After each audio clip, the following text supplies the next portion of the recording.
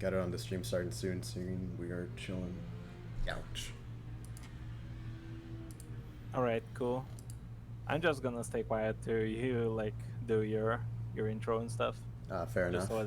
so I don't speak over the whole thing.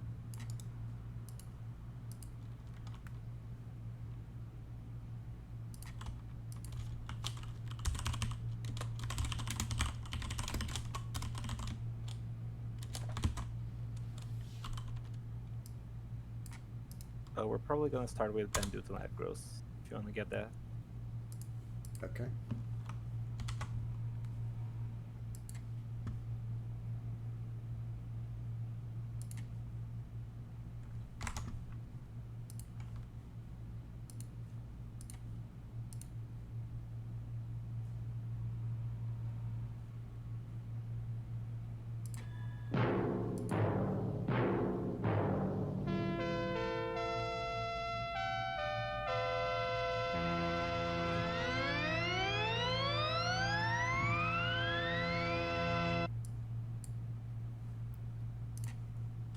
Ladies and gentlemen, welcome back to the 21st Tenkaichi Budokai PC Tournament. I'm your host, Multi, and joining me today is the World Tournament Organizer and my co-commentator, Psyker. Hello everyone. I'm very happy to be here yet again with all of you to figure out who is the greatest under the heavens. Very excited about this tournament. We are finally on the 21st Tenkaichi Budokai. We're finally in the canon number of tournaments.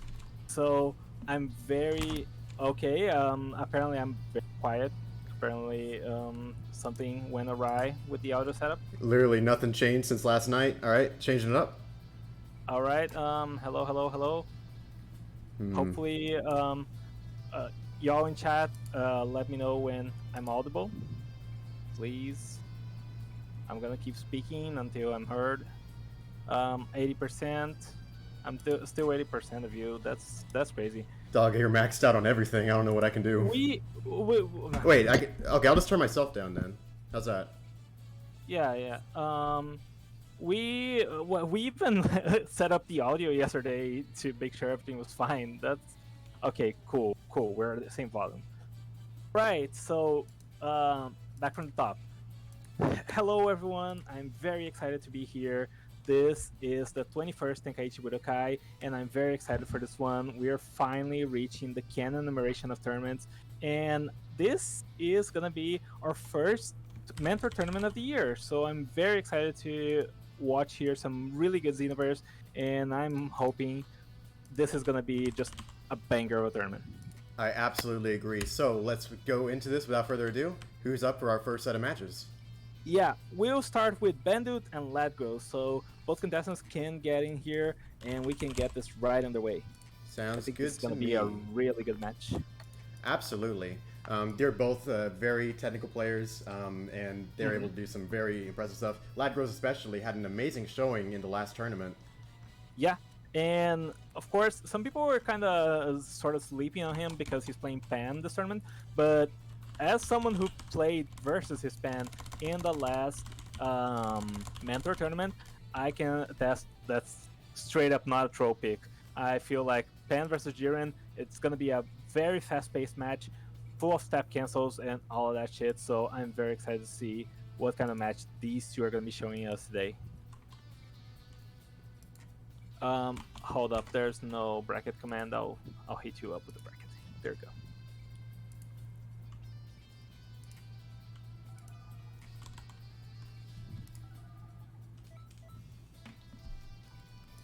All right.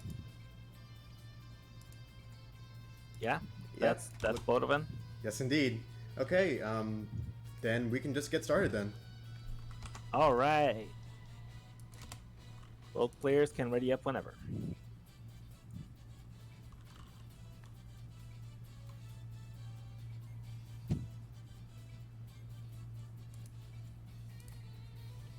Now, this is going to be an interesting tournament to see. We have a lot of interesting character picks. A very stacked tournament, to be honest. Yeah. Didn't seem so at the offset, but over time, as people have changed their picks, things have been really interesting. So yeah, Go on. The tournament, these guys are bringing in their characters, Jiren and Pan. Both very fast characters. Absolutely. We're already off to a start of the match. Yeah, yeah, very true. Right out of the gates, already a lot of step finishing. Very, very fast interactions here playing out between these two. So, specific to Jiren himself, I believe we've had a new rule change regarding the character when it comes to these Metro tournaments. Right.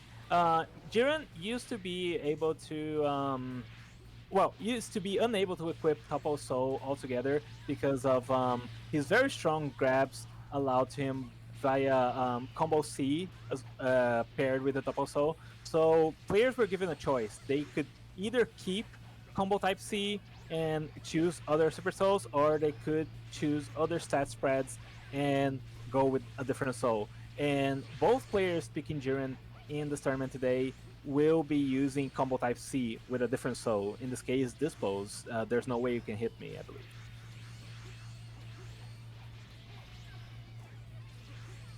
Oh, Ladgro's at a dangerous stamina level. Here, Bandu goes for the same combo again that he tried earlier on in the match, and I'm very surprised works. Burning Strike off of a very long knockaway allows him to connect the hit for a very nice amount of damage. Yeah, no, that's just devastating. For Ladgros, you're definitely feeling the pressure here, and it's just so rough to be in a position where you're just like over a bar of health, lower than your opponent, and lower stamina situation as well. Ladgros is gonna have to pull off a miracle here to even up the score, even up the situation. I see him trying to go for some eagle kicks. Very nice option typically to help get some damage in neutral, but definitely not enough damage to help him out clear this gap. Bandu takes the first point of the set. Yep, this is definitely like so tricky. Eagle kick, of course, very very good, very neutral safe, very good for sort of reversals, so to speak. But it's just Mentor Jiren is just so safe and he's so strong, and Bandit is doing a great job just showcasing that. He just keeps dealing a lot of damage, and Ladgros had no stamina to work with throughout that match, so it's really going to be an uphill battle for Ladgros here.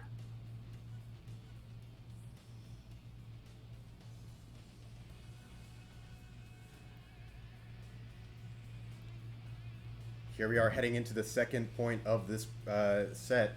If I'm Ladgros, I'm possibly hoping to score some more perfect blocks off of those dashing light lights or that Jiren seems to be throwing out a lot. Absolutely. We'll just have to see how they adapt. Definitely so. Like, once Ladgros can get a good reserve of ki, he can definitely rely a lot more on those eagle kicks, on the iframes, and on the damage granted by them. So, of course, Bandut's just going to try to blitz him, try to force his stamina out as early as possible and just deal ludicrous amount of damages. And yeah, we see the eagle kick works like a charm, but Ladgros only has 2 more of those in the tank and very little stamina to work with, so it's just such a tricky situation to be in. Unfortunately, uses more of his stamina, isn't able to score any kind of self-break, allowing Bandu to just be very predatory with these high damage grabs. Yeah, absolutely. You can tell that maybe he was thinking of going for a self-break, but Bandu's just not giving him enough space to go for it. So it's just so tricky to be in this position, and maybe he'll go for it now, does not get an opportunity yet again. He's trying to bait Bandu with those eagle kicks, not working unfortunately for him, and now the limit burst comes out, but does not get any sort of knockback. This could be it. Ooh, that might have been a case of unfortunate timing there. Yeah. Just doing it a little bit too early so that Bandu's able to get right on it. Right, but like it's so hard to. How do you time the limit burst versus Jiren? Right, that guy is constantly moving. He's constantly able to step cancel. So definitely don't blame Ladgros for just going for it in just such a tricky situation here. But definitely Ladgros showing some signs of life, still does not let up, but unfortunately for him, will get caught on 0 stamina, and that's all she wrote. Bandu takes game 2 very decisively. A big one to watch for the rest of this tournament. Absolutely. Ladgros will have his shot again in the losers bracket. Yeah, of course. He'll have his shot going straight to losers round 2. So very, definitely still a chance, and excited to see what he'll come up with in the remainder of the tournament. Up next, we have myself and FJ. So we're gonna be seeing two Mentor Jirans fighting back to back. Let's see if we see any interesting differences in the way they play with the character. FJ and who? Myself, I'm joining game. Ah, okay. Sounds good. Yep.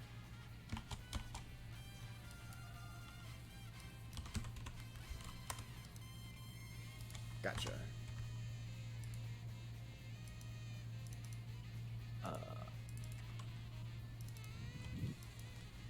Saki, you've had a bit of a journey, going through a different couple characters on the way to landing on the one you're entering this tournament with. Yep. Yeah, definitely. So, initially I signed up as Kid Gohan. I was really eyeing just like the fast damage potential with just those very safe tap cancels. But as I played more of the character, I just realized his neutral was just not quite up to snuff. So, okay, thank you. But his neutral was just quite not up to snuff. So I decided to go through a character change. At first, I was thinking GT Goku, but I really wanted those key components that I saw in Kid Gohan, just those fast confirms into a lot of damage. So I went back to a classic pick of mine, the Turles Mentor. I haven't used him very seriously since 2019, basically. So I'm very excited to be playing him again, and hopefully me and FJ are gonna make it a good one. Taking a look at FJ's preset for Jiren, interestingly, I see a lot of similar DNA between his and Bandit's picks. They opt to keep combo type T and in favor of, foregoing it or something like that when it comes to the topical soul. I see he's going for the same dispo soul as well. Yeah, when he signed up, actually, I thought he had straight up signed up with the same preset as Bandit, but the more I looked into it, then I started spotting the differences. But definitely goes to show how strong the meta is for Mentor Jiren. Very defined options, and these two, of course, also play a decent amount together, I believe, as well with Jack. So it's small wonder, really, that they're gonna be going for sort of the same supers, but still, it's just goes to show how strong those options are on Mentor Jiren. No signs of FJ, however. So, well, since we aren't hearing from him, I'm just gonna back out and we get on with the next match. Sounds good to he's me. taking a shit. Okay, up next, Bruno versus Barlos. Let's get them both right in here. Alrighty. Bruno and Barlos? Yeah, Bruno and Barlos. Correct. Alrighty. He was Gladgross, right? Yeah, Barlos Gladgross, yeah.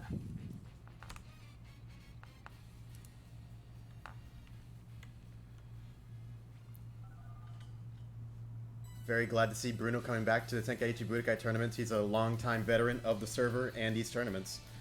Yeah, definitely someone we haven't seen very much in tournaments in the past few years, honestly.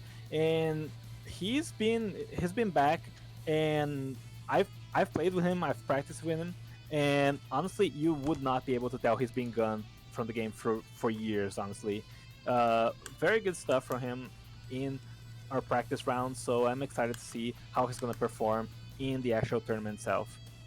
He supposedly joined with a more try-hard character, a more try-hard preset, because he's interested in the prize. And so let's see, maybe he will just make it all the way through. Let's see how this first match will go for him.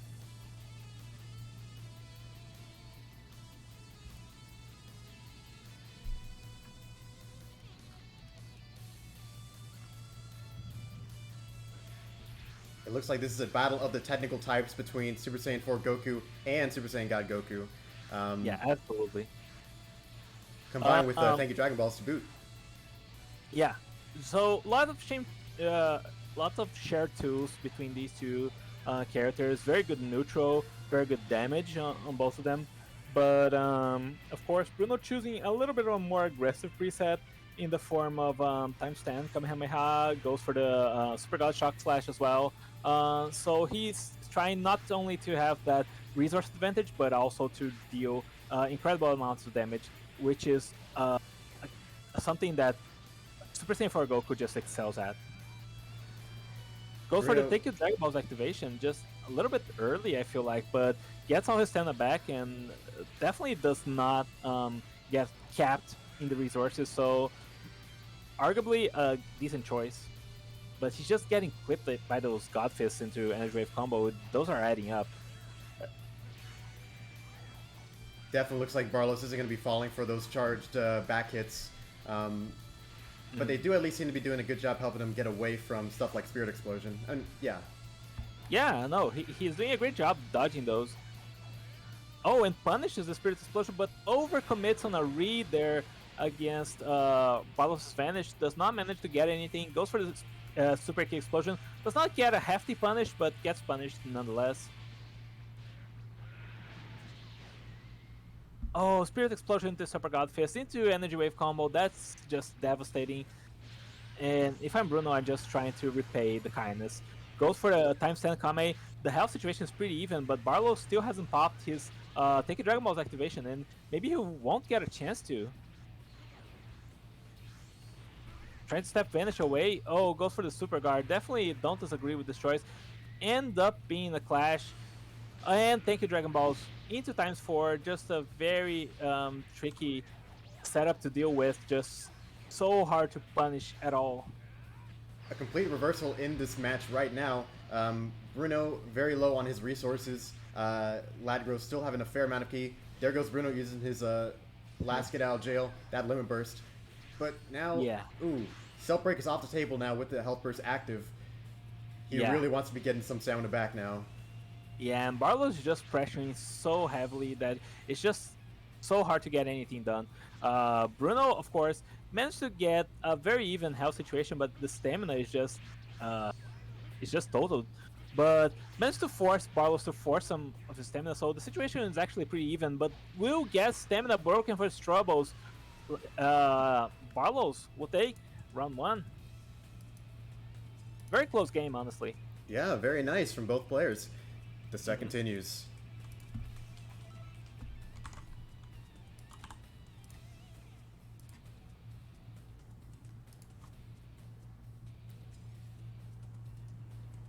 I would say there's definitely some worthy adjustments that might need to be made by both of these contestants going into the rest of this set. On Bruno's side, you know, there were some dashing lights, I believe they were, the multi-kicks that kind of cost him a little bit going into that neutral.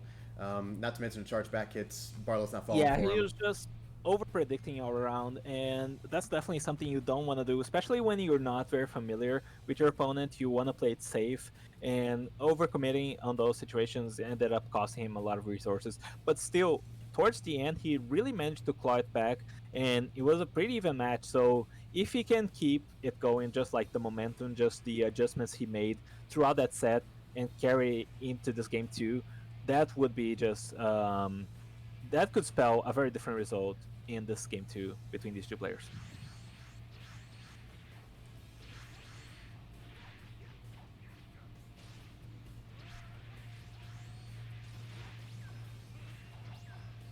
Oh, misinput there by Barlows.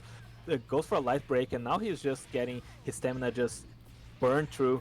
But Bruno's gonna waste a little bit of his zone as well. But confirming the God Fist, very potent pressure, forces an evasive, dodges the God Fist, goes for an empty break, does not manage to get anything, of course. A bit of a misinput. He says, I made a mistake, and indeed he did. The God Fist will eat his stamina on top of it, so it's just a very devastating situation. Gonna eat another one, but thank you, Dragon Ball's activation. Definitely don't disagree with that. And now he holds the advantage, but of course, Barlow's still probably looking for an opportunity to activate his own zone. A little too late for a self-break now. Oh, vanished in front of him, only to get God-fisted. You hate to see it. Yeah, you definitely do. And it just sucks to be in that situation, because now Barlow is able, especially after a clash, is able to regain so much stamina. Tries to go for a self-break, does manage to do so. Will go for the super guard. Does not get punished. Oh, this is just Bruno's game to lose all of a sudden. Both contestants still have their burst in store. I believe Barlow still has his Thank you Dragon Ball's activation. So this is just so much to claw through for contestant Bruno.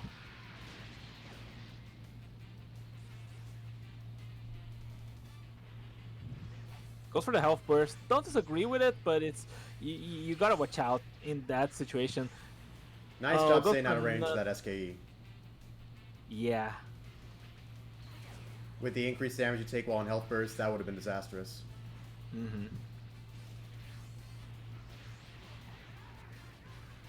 Another clash is gonna give Bruno a little bit more respite.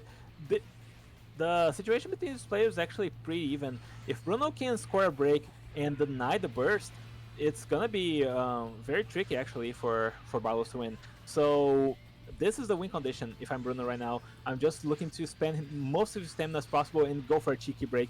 But a super key explosion will definitely not achieve that. Barlos ends up punishing it and gets a little bit of respite on the ground, goes for a grab, and now Bruno on a tight spot back against the wall here, goes for the ×4, gets super guarded, and now just, oh man, I don't think he can win it anymore, but there's still a possibility if he's able to win every single interaction from here onwards. And he's already doing a pretty, he was doing a pretty decent job at it, but Spirit Explosion into Godfist will seal the deal. Barlos advances 2-0.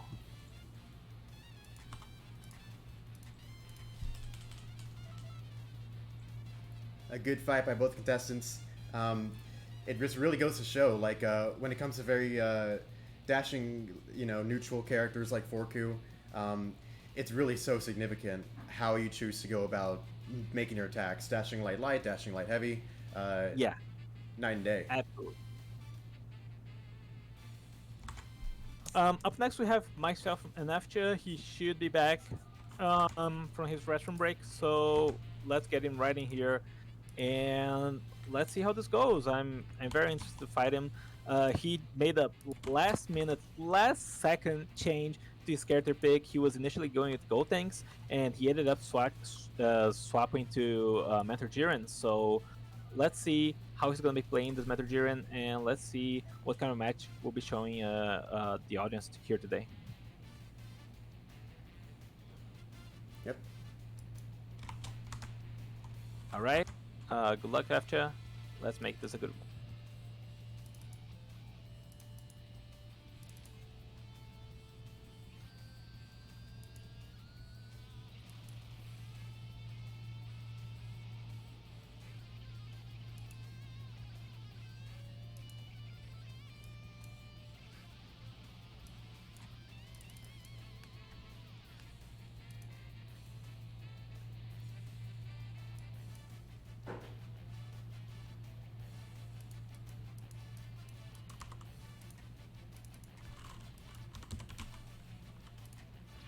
Our match opens up.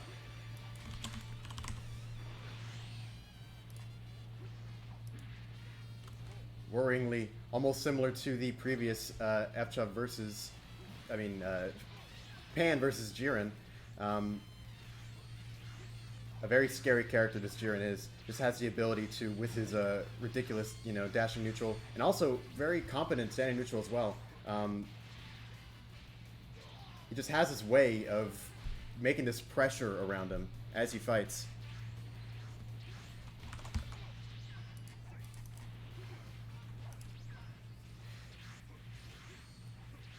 The key has got to be getting your P blocks when you can on his entrances, and just making sure that he knows that the game isn't going to be completely dictated by him.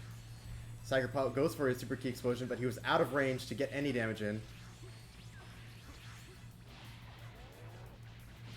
He's probably very thankful for this clash. It's given him enough ki that he could potentially go for some super guards if he were to break himself. Oh, but he's not able to. His stamina regenerates a little bit too much for him to go for the instant rise self-break there. Saka doing a good job whittling down Efcha's health, but his Super Soul, which allows him to get an extra bit of stamina recovery off of his evasives, proving to be pretty dangerous for him. Saka tries to pester with that super attack, dangerous for its low block damage. But then out comes the double Sundays, very nice, very high damage. Efcha forced to use his limit burst early. Unfortunate since he does not have the ability to easily self-break as much anymore. But oh, it does not matter. With a heavy break, with a charged dashing, my goodness, with a dashing heavy, Efcha's able to take this first point of the set.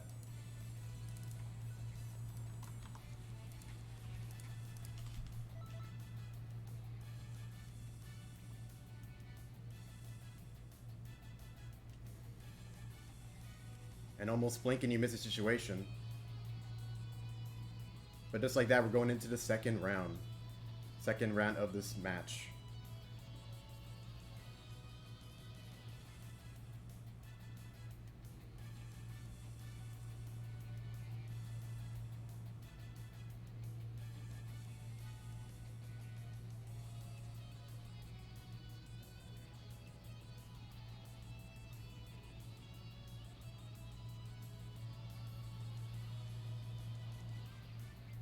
Efcha is quite famous for his incredible efficiency with his perfect blocks. We saw that just in the previous match when it came to his very nice handling of Super Key Explosion.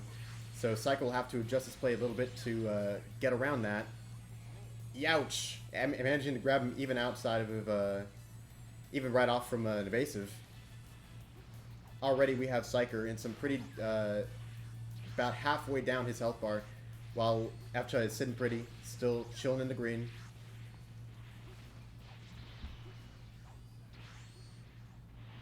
I see Psyker trying to go for some unblock, reblock tech against Jiren's neutral, but he's getting tagged when he unblocks. It's really just this case of trying to be as careful as you can with the timing, or just try and stay blocking if you can. But despite it all, Efcha down to half his stamina, Psyker at the same, but with some nice aggression, he could turn this around in his favor. These very high damage double Sundays that Psyker is able to put out cannot be overlooked here. Ooh, but he forced to use his Limit Burst early. Could be an opportunity to do some incredible damage. Psyker wisely disengaging instead of trying to do a Hail Mary double Sunday against that block. Oh, and in this clash of dashing neutral versus dashing neutral, Efcha comes out on top.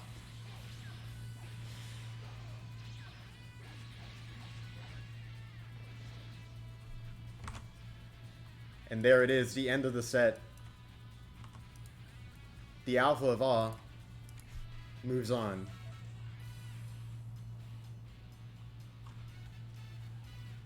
Man, that's a scary character. Very well done to Efcha, but a tournament must go on.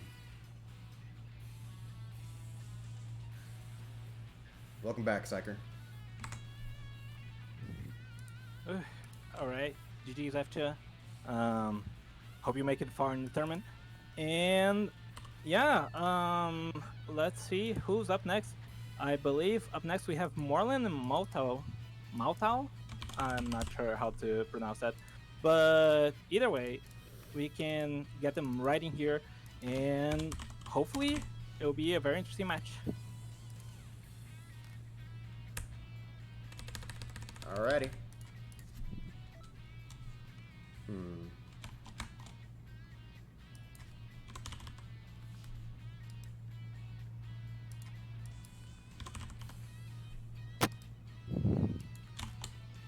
The invites are sent. Good stuff, good stuff.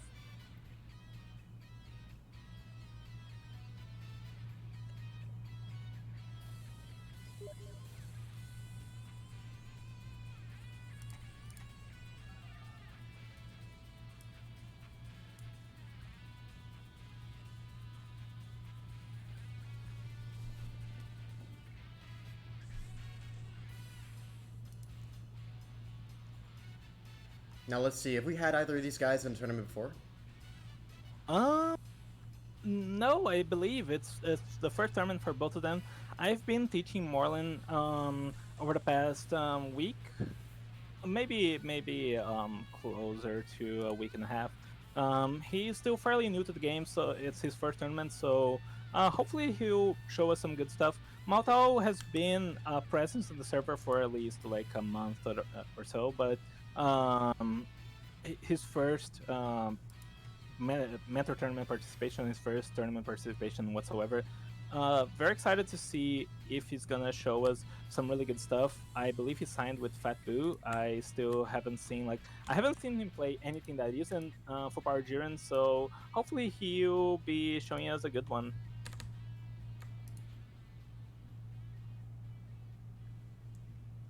Oh, good. And with Morlin loading into Kantan Nord to join into the lobby, All right. we'll be able to get into the match underway pretty soon. Yeah. But yeah, definitely interested to see. Maltao should be a pretty competent player from what I was able to see from his clips. So maybe we've seen some really good stuff out of his mentor Majin Buu. Morlan is using Mentor Piccolo set with Kamiklo with Endurance B, and he's going to be trying to make the most out of that regeneration. But it's, of course, Fat Boo, especially with Little Nap, is a character that just can output a lot of pressure. And a very blue Majin Buu will be showing his face here today versus Piccolo.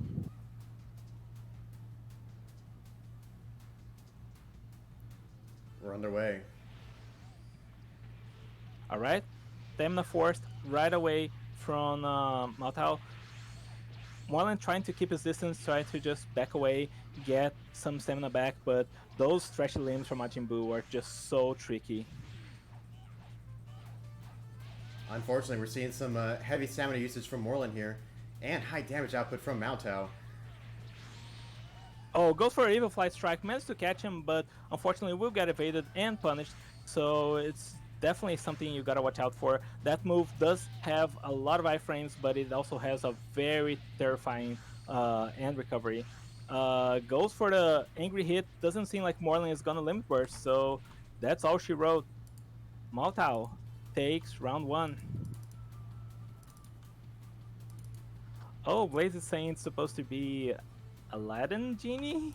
I'm not too sure I see it. I think he could have gone for a different shade of blue if that's what he was going for, but still valid, I guess. Fat Boo's probably one of my least favorite characters to fight. I would say the key to it is there are some situations that happen a lot of time in a match, right? Where both contestants are like, they just stop an interaction and one step vanishes backward and then tries to step vanish back with a light attack. That situation, Fat Boo is able to so nicely take advantage of through the use of Super Boo Boo Punch and other supers of his, that it is just, it preys on your habits. You just have to stay away from him.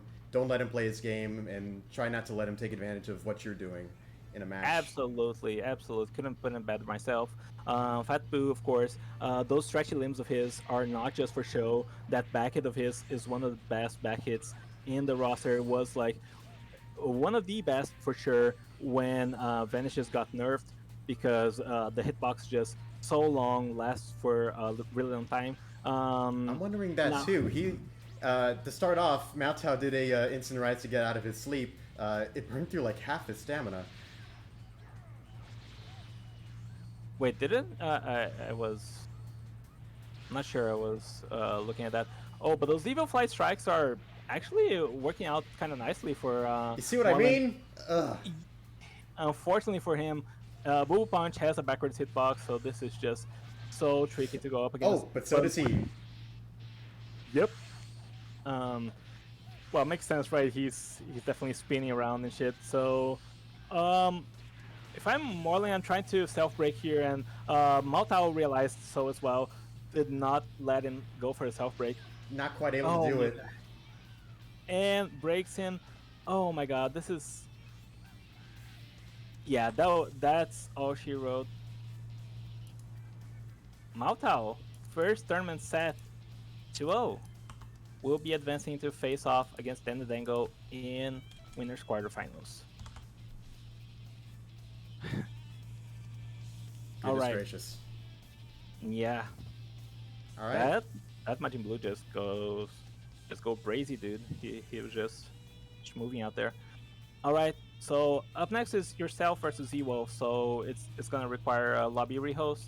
Got it. We can get that right underway, and let's make this a good end to winners round 1.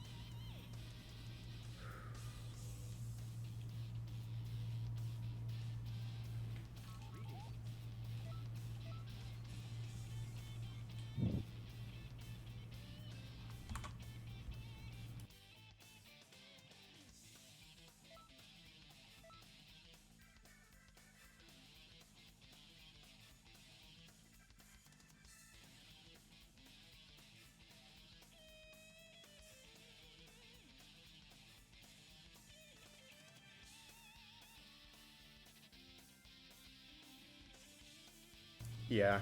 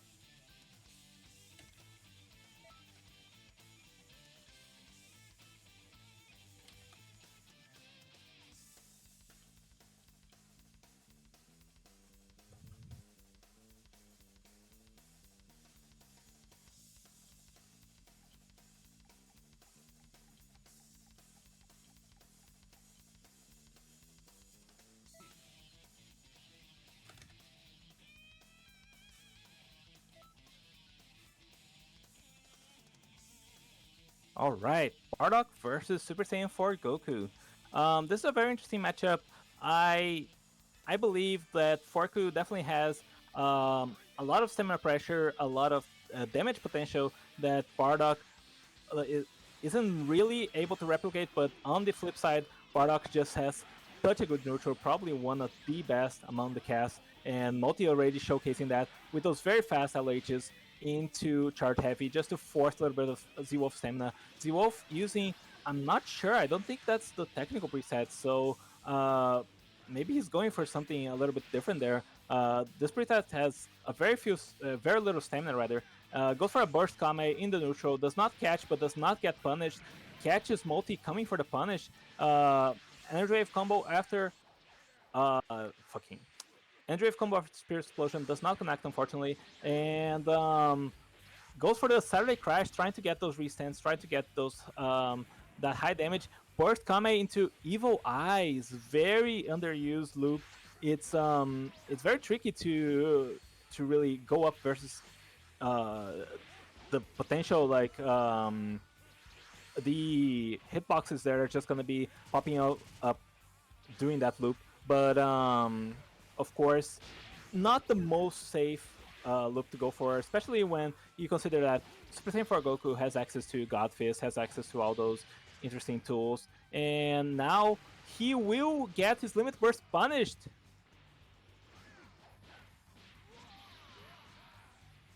Multi gets a really nice reset here on Z-Wolf. Z-Wolf now in a very perilous situation, but does manage to get a nice chunk of damage, honestly, off of that Evil Eyes. Health situation, not that much different anymore. But unfortunately for him, Multi still has that health burst in the tank, so he could pop it at any moment and just increase his lead substantially. Z-Wolf is gonna have to play very sharp if he's gonna have something happen here, and he does managed to punish the burst. Multi just bursting at the wrong time there.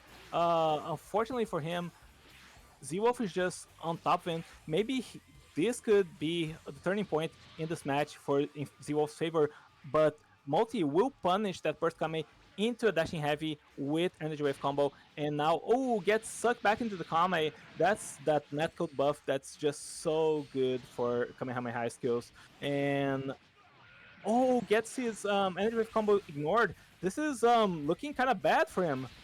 Oh my god.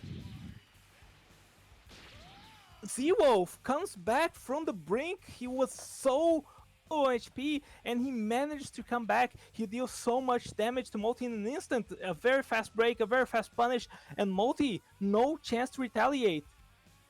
Z-Wolf takes game 1.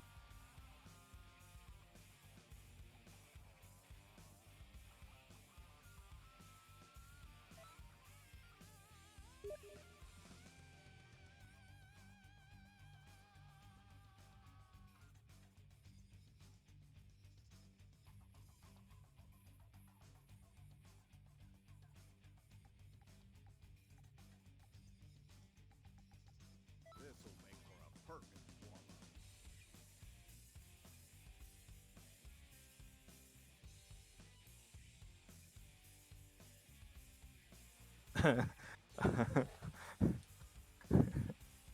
some noises there by Multi. Well, he's going back in, trying to be as aggressive as possible, I assume, just really trying to make up for that game 1. I definitely believe that he plays a little bit cleaner. He can definitely manage. He had the upper hand for most of that previous game 1. So let's see if Multi is able to sustain another lead here, foster big difference between their HP, their stamina, especially with that Super Soul activated, which will mitigate a lot of the incoming damage. But yeah, Z-Wolf stamina not looking too good. If I'm him, I'm probably thinking of going for a self break. Unfortunately for him now, his stamina is a little bit too high, so can't really go for that. Last bar of stamina, he could be getting stamina broken, and he does. Forced to limit burst, gets his burst punished by the Spirit Explosion. This is a pretty awful situation to be in if you're Z-Wolf. Goes for the Evil Eyes, does not manage to get it. Multi is able to attack back in time, and now the situation is looking kind of grim. Both players here, Multi still has his burst in the tank. Z-Wolf does not anymore, so he's working with the last bit of resources he has.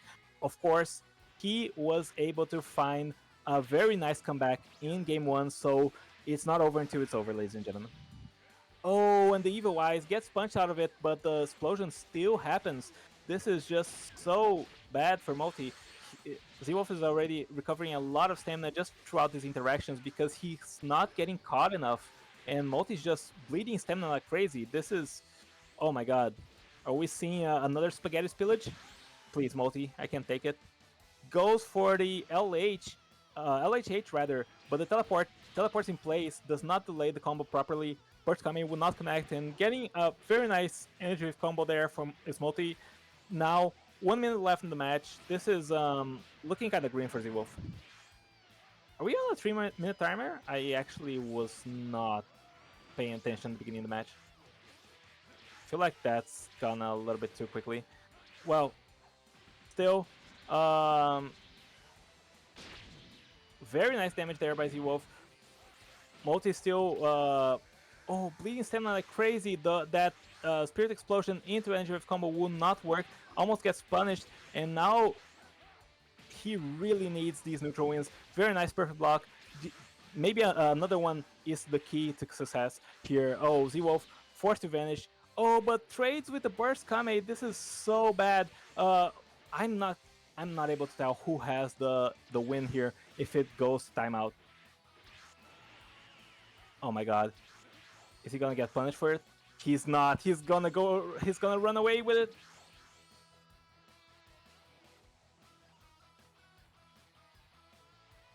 Multi wins on time. Yeah, that was a 3-minute timer, so I'm not too sure what's to be done. about the situation. I don't know if Z Wolf is just gonna accept that, if they're gonna rehost the lobby. Let's see. Z Wolf.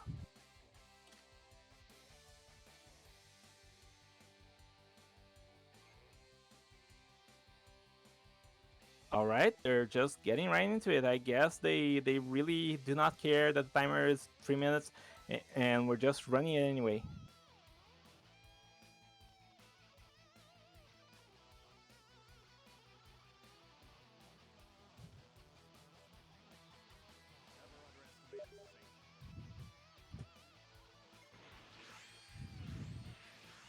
Don't underestimate the Saiyan. And Multi getting a good start here. Burst dash into dashing heavy. Not a lot of damage, unfortunately, but still doing some decent stuff here.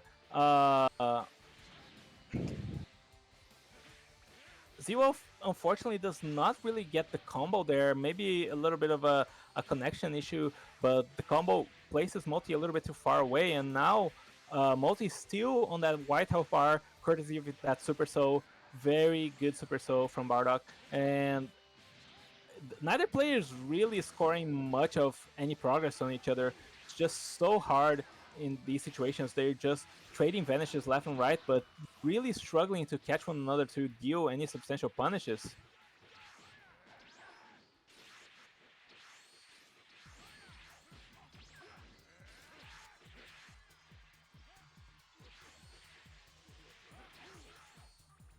Z-Wolf's stamina situation is looking kind of grim, but we've seen him claw back from these situations before, so let's see who's gonna come out on top here. Oh, Multi gets clipped by the Burst Kame, does not get hit by the Evil Eyes though, so definitely very lucky there for him. And now he just needs to win neutral one more time, but he backflips even though he had the combo starter. Oh, Z-Wolf is gonna get another Evil Eyes into... Oh, just tries to get a combo extension. He didn't have enough key there.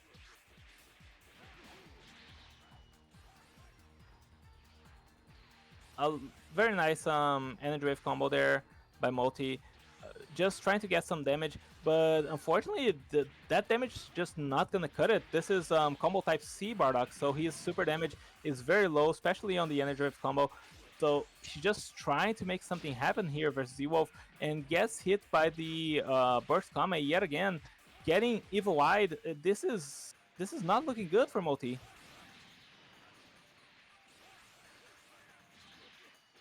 Oh, until suddenly it is. Now Z-Wolf's trying to go on the offensive. Last 2 bars of stamina. Multi will elect to limit burst, definitely in his favor here in a 3-minute timer.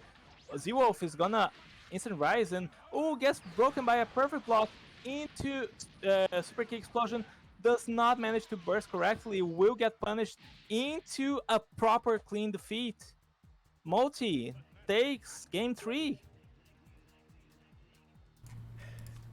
Yeah, those step vanish lights were really killing me there, but it's just a habit I gotta get out of, you know. Oh man, that was so fun, dude. Yeah. All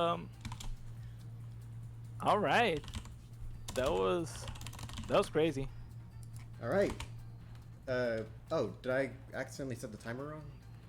Yeah. Well, Oh, but no.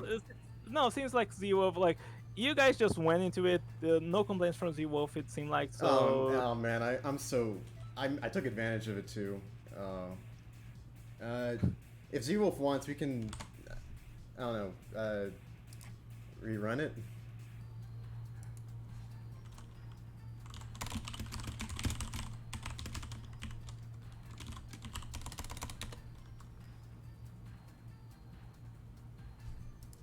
All right. Does not want to rerun. Let's see. He'll come back in loser, says Z-Wolf. Very dignified attitude. So Multi will advance to face on versus Felix in the next round. So 600 seconds, right? Or what? 300 seconds. 300. 300 seconds? 300, yeah. 300 seconds. Yes. 300 seconds. 300. Yeah. All right. Up next we have Jack versus Bandit. Very excited to see how this one's gonna turn out. Bandit had an explosive round 1, so maybe he'll just take down Jack. Be done with it. Let's see what kind of mech these two are going to be showing us. Let's see. Was he Sadros? Benut, Sagros, yeah. There we go. I'm just going to get a drink real quick. All right, sounds good.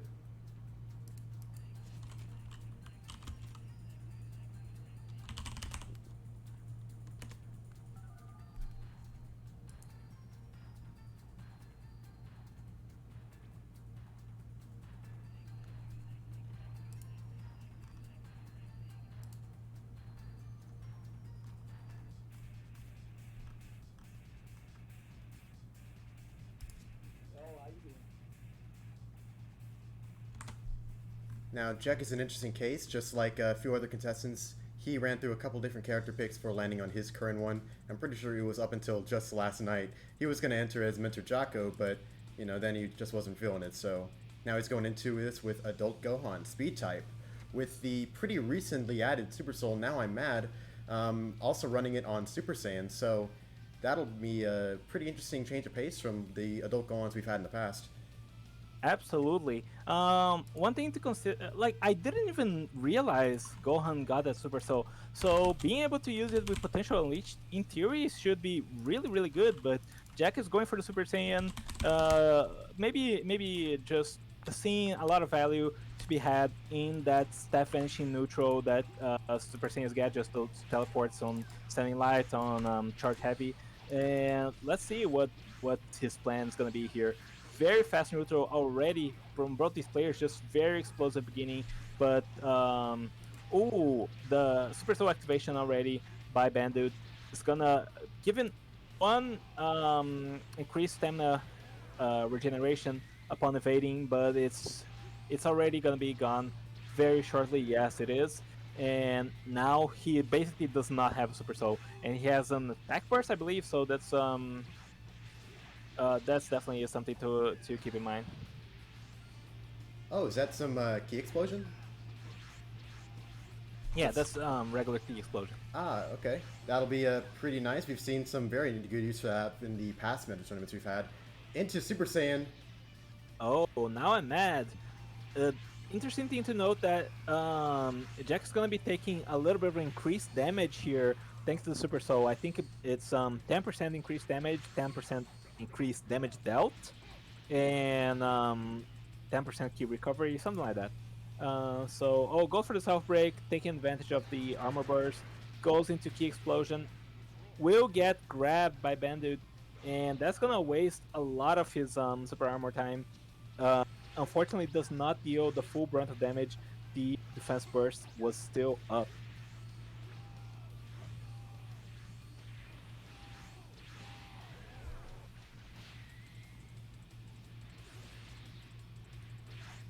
I might be wrong, but I'm pretty sure that Now I'm Mad specifically works with the Super Saiyan Awoken, right? No, it works with all Awokens, which is why I find it very interesting that Jack chose to go with Super Saiyan. I definitely think he's placing a lot of stock on the teleports that happen on your Standing Light, but I'm not entirely too sure. Especially as most of Gohan's neutral is in the form of dashing, so it's definitely an interesting choice. But maybe he was just feeling a little zesty, a little creative, and goes for it. So far, however, Bandit's just managed to keep a lead, a very substantial one at that. So Jack's gonna have to make something happen and quick if he wants to win this match. Interesting what he's going for. A lot more energy wave combos, a lot more of these kind of supers than we've probably expect from Jack. I guess it's probably a nice way to try and bypass going up against Jiren close range, but for this particular point, it does not matter. Yeah. Breakler's Burning Strike will definitely do it. Definitely, definitely one of Jiren's strongest tools. He didn't even need it either. Like Jack was dead to rights, but goes for it. Very stylish, very nice way to guarantee a W there. And Bendu up 1-0. He just went Super Saiyan because it's fun. I see. Yeah.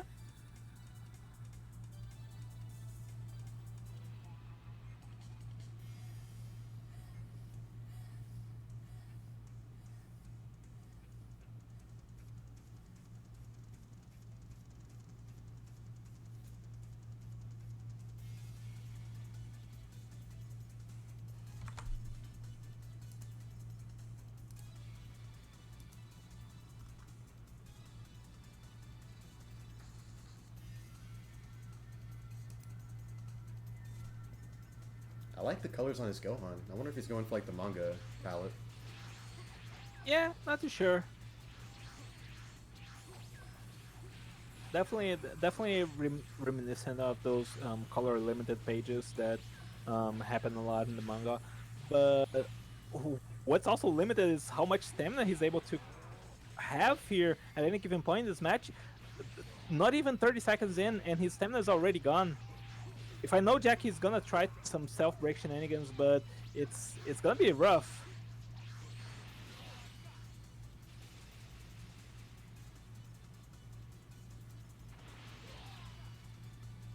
Well, seems like he just might be able to pull it off. Definitely someone that I trust to get self-breaks unpunished is Jack. However, that doesn't really help his situation so far. Bandit's just making quick work of his stamina yet again, and now already sub 2 bars. It's been a minute and he's been at 0 bars twice already. You can tell Jack just really does not want to be close range anymore than he has to be, but with low key and a limited ability to recover it, he doesn't really have too much of a choice now. Yeah. Ooh, will get grabbed there through the energy wave combo. Not a lot of damage, but still not the situation you want to have happen to you.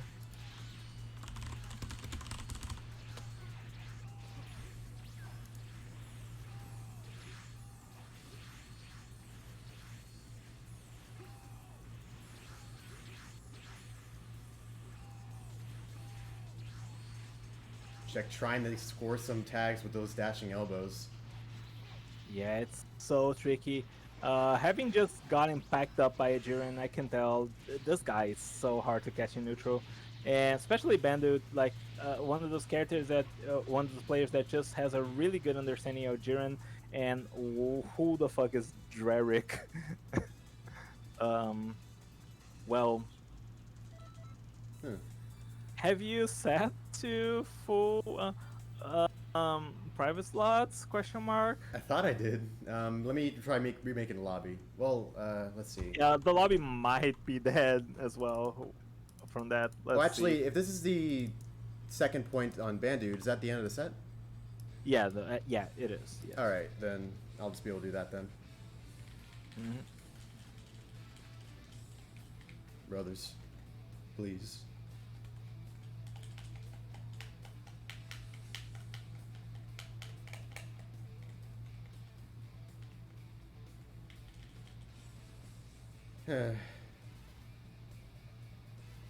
You know, it's one thing if it's like, we usually have to organize it when we're doing our friendly endlesses in order to get people in without crashing the lobby.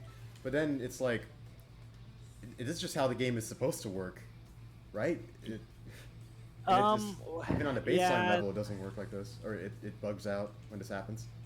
yeah, it's a. As far as I know, it's a PC only thing too, so it's. Okay, only, probably there. Missed that. level yes, items no, 300 seconds, yeah. Got it. Cool. Who's up next? Up next, we will have. Oh, dang it, I put myself in.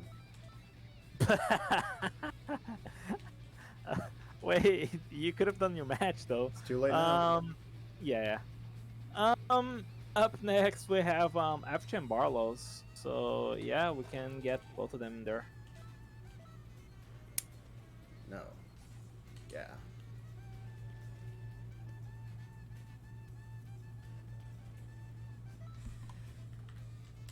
F-Shot Barlos. Correct.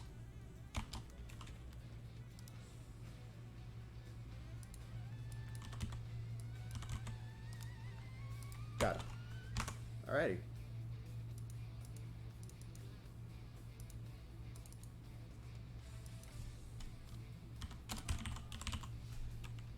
So far, we've had a very threatening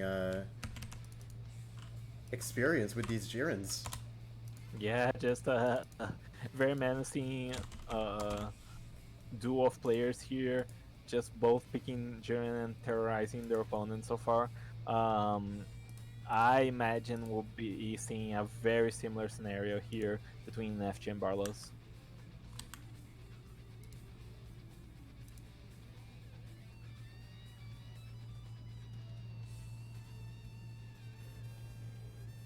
Hold up. F just said hold up. Okay. And yeah, Barlos, that's what's been happening to you when you're with multi in lobbies the past few days. He's fighting a noob in Konton and he's pissed as fuck at him. That's just that's honestly exactly the kind of behavior I expect from FJ. So yeah. Well, what are your thoughts so far on the tournament, Multi? Like anything really surprise you? Any unexpected results? Any expected performances? Um, Uh, Definitely. It's always a surprise to see JJK, usually like a top rank in this tournament, in these tournament series, knocked into losers by this Jiren player. yeah. I'm worried about fighting him, going up against. Oh, not him, Barlos. Speaking of Barlos, because in training I was having trouble when it comes to connection with Barlos, but Yeah. aside from that, Mhm. I'm very impressed by the character picks though, all around. A part of me though sort of wishes we were living in the alternate universe where I was entering with Krillin, someone else is entering with GT-Ku, and we can just have a pure, just like a 21st Tenkaichi Budokai feeling going on. But Yeah. A truth to the anime match, but still, this has been a very interesting tournament so far, especially as far as character picks are concerned. Of course, we had some last-minute changes. We could have had some very unusual character picks in Jacko and Gotenks, but defaulted to more regular characters. Jack went with Adult Gohan, and Efcha, who's about to fight, changed to Jiren. So let's see what kind of match this is going to turn out to be. Of course, Goku has a lot of tools in his arsenal to be able to contend with Jiren, but it's rough. I would not hold it against Barlos to just get packed up in this match. So let's see just what's going to go on between these two players.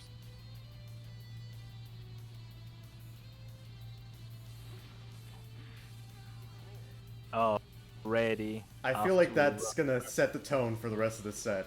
Uh, Yeah, that's the thing, right? If you hold your block too long, trying to fish for those dashing light perfect blocks, you can just grab, and you don't want to get grabbed by combo type Managerian. He doesn't have the top of soul, but those grabs still hurt, man.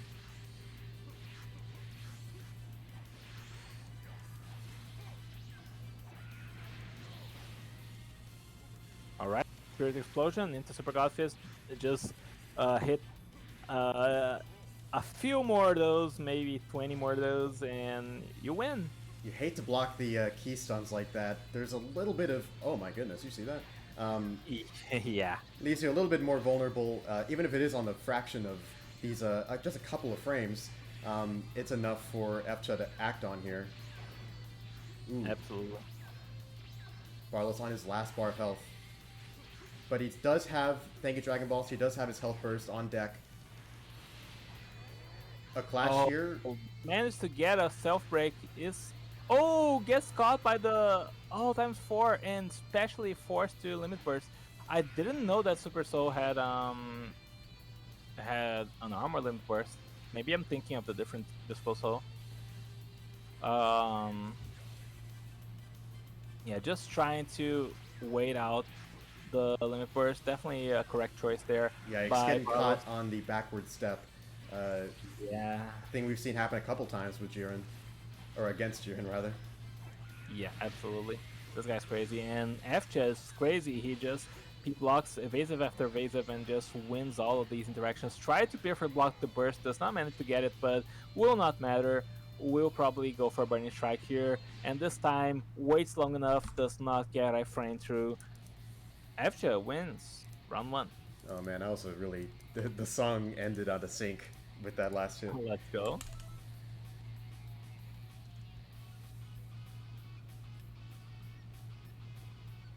I would say this was a good match for learning from Barlos. He's kind of hopefully he's able to see like what stuff he can't quite get away with against Fcha's Jiren here. Yeah. It's tough because obviously he doesn't want to be holding his block too much to risk getting grabbed out of it. Yeah. And he has to be kind of really careful with his neutral so that he doesn't get sidestepped and pounded on by Jiren as well. So Yeah, it's so rough. without very much ki to use in the way of like some kind of neutral tool, Mhm. he's Yeah, definitely no, just all gonna he has is struggle Super to find God his Fist, balance. and yeah, and Super God Fist, of course, presumes you have one neutral in the first place to be able to be accessed. You can, of course, toss them out in neutral, but against a player of the caliber of Efcha, you're just not gonna find anything there. So it's just a very tricky situation. Not much he can do to really deter the advances of this force of nature that is Jiren, honestly. Gets a very nice perfect block, but will get perfect block back into a keystun, into a combo starter. So you see how hard it is to win out these interactions with Jiren. He's dressed as Omni-Man.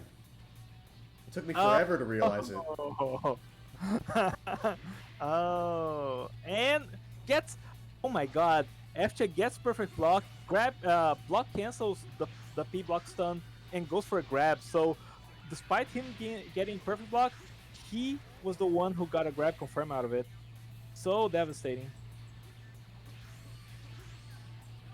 Barlow's trying to go for a few cheeky neutral God Fists. He's done that a few times. Ooh. Getting a few clashes in. All it's really doing is giving these guys both back their stamina, and especially ki. Helpful for both of these guys, but ooh.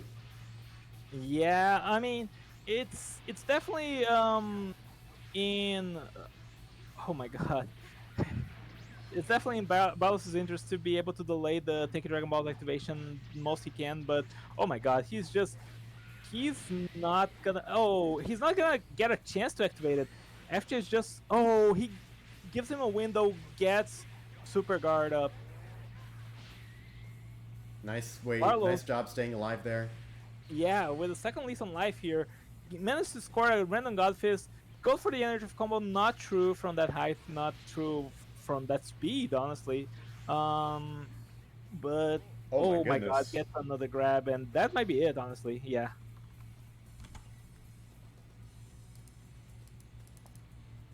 Fcha takes the set. Yeah. Very convincingly so. Oh my god. The Baron of Brawn. Yeah, the alpha of all, the Duke of Domination. We will have a Jiren mirror in winner semifinals, interestingly enough. So looking forward to that. But Who's up next? before that, we will have Dan Danko versus Maltao. So let's try to get them both in here and cool. see how that goes.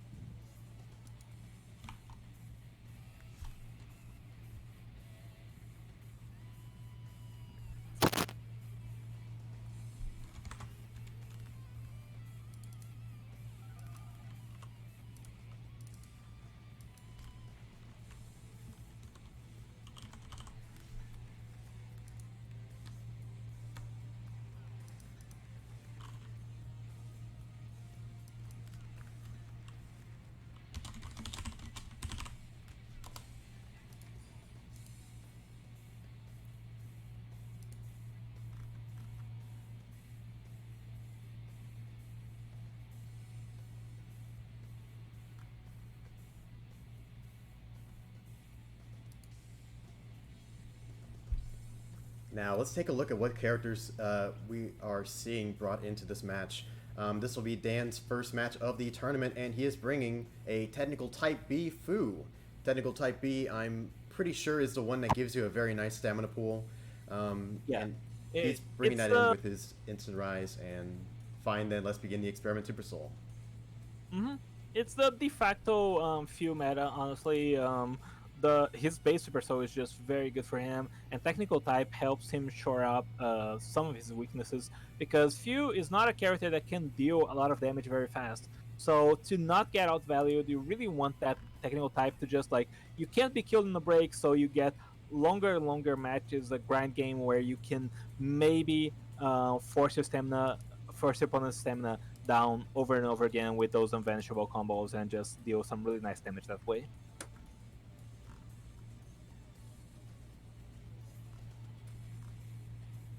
Um, no signs of Dango so far, apparently. Doesn't seem like it.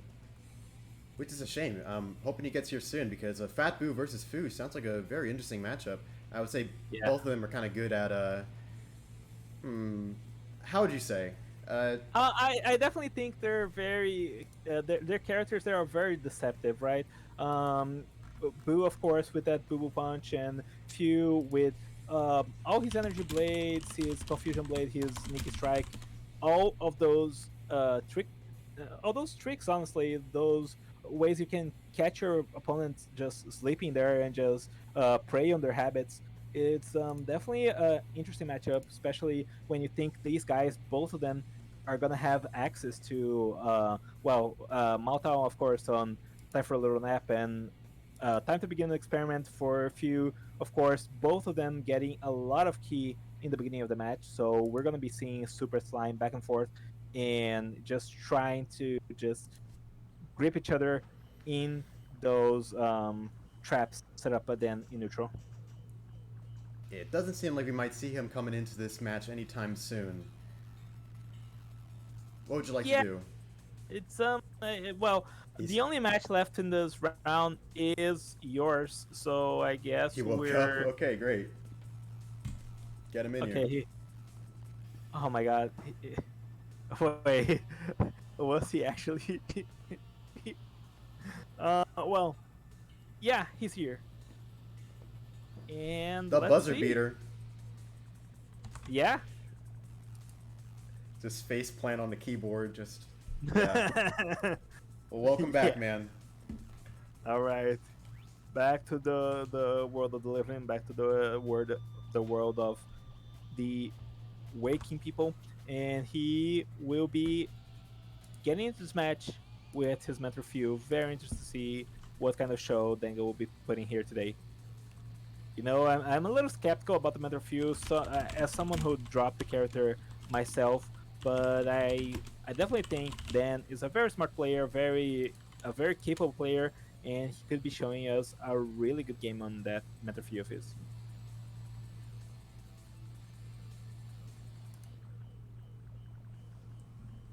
So, as something of a specialist on Fu, what might Mao want to be trying out when it comes to this matchup?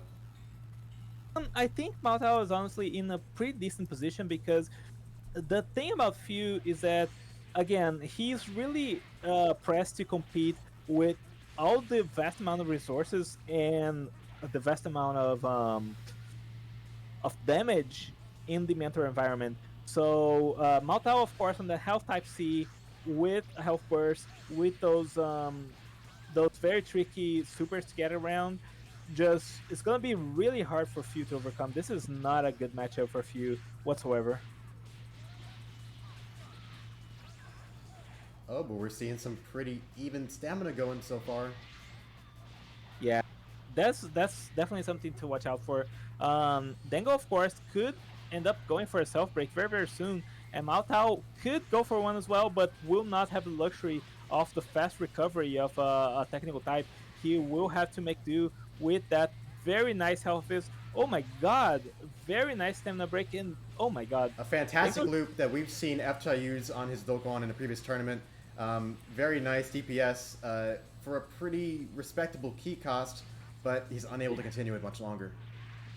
Yeah, well, it's something to keep in mind, right? Few is definitely one of those characters that has access to a vast amount of key when his Super Soul is up. Unfortunately for him, he's already taken far too much damage, so Super Soul not in effect right now, but definitely was the case when he got that punished. And now he goes for the health burst.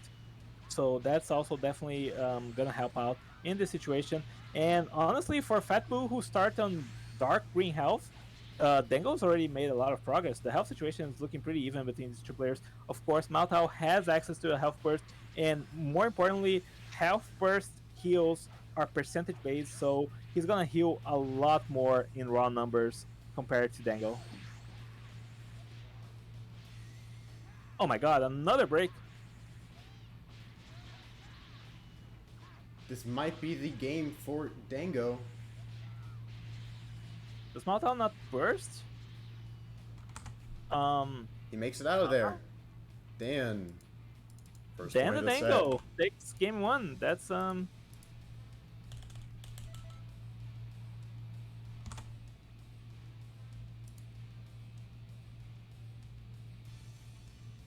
Did he actually?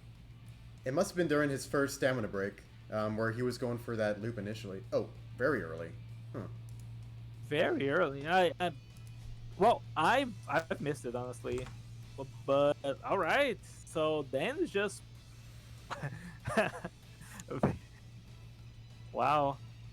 He burst on the first break. He didn't get anything out of it, huh? All right.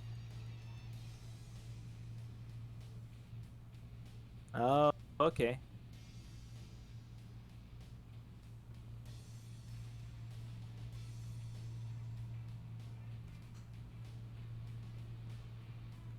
All in all, a close match from the contestants. Yeah, Dango definitely showing up here, proving he can overcome the difference in resources between these two players. And of course, Maltao a little bit lost on how to deal with you, not very used to this matchup whatsoever. So that's also definitely gonna go in Dango's favor. When you don't know how to play against a character, that's definitely when that character is gonna be at their strongest.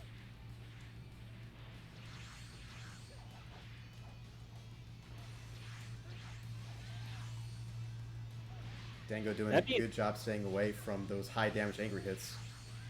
Absolutely, but Maltao is actually making decent progress through his stamina here. If I'm Maltao, I'm not bursting this one. You have Dark Green health, you just don't need to. If I'm But Dan, that I want to is- just keep doing those key cannons forever with how much key I got.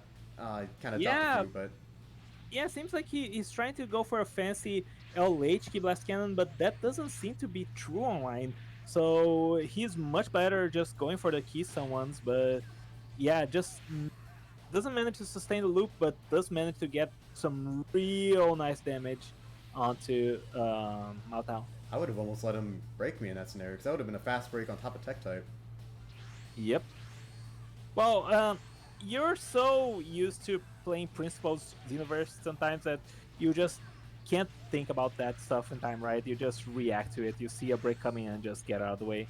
So it's tough. I definitely understand why Dango didn't eat that up.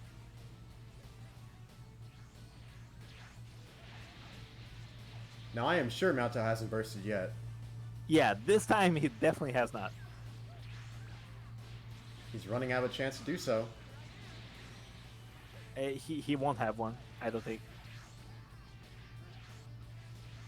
At this point, it's way too vulnerable for him to go for a break, but for a burst at all. And we'll get caught by the energy minefield. Then the Dango takes game 2, clean 2-0. But well played by both contestants. You know, a bunch of damage being put out with a few more, winning interactions and with some more play around his burst. I could definitely have seen Maltao taking it to his side. Yeah, no, definitely some he let the control of the match just slip too far from him there. Did not manage to get a good opportunity to burst him, even though he had his burst.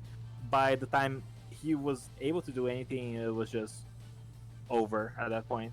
He was dead lost. So yeah, great job on Dango to keep up the pressure and not give his opponent an opportunity to breathe, really. So yeah, up next we have you versus Felix. So let's get that underway. 300 seconds and all that good stuff. All right.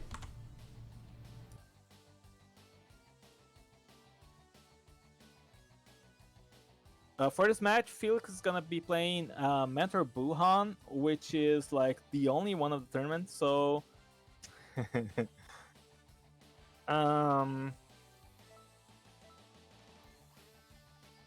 Maltao apparently thought he had bursted in that game too. So that's kind of funny. It's crazy how in fast-paced matches you just can't can lose track of that information, even though it's supposedly obvious. It's just so hard to think about it. But yeah, back on track. Felix is bringing us Mentor Buhan. He is going to be on Speed Type C, time for a little nap, and he's going to be doing a little bit of those shenanigans he was already up to in the previous Tenkaichi Budokai with Masenko, with Evil Whirlwind, but added benefit of Ill Rain, of Key Explosion, of Evil Blast. This is just a very menacing Mentor Buhan. So very interested to see what he's gonna have in store for us. Multi, of course, on his trusty Bardock, won him his first game, and let's see if he's gonna be able to make it through his game 2.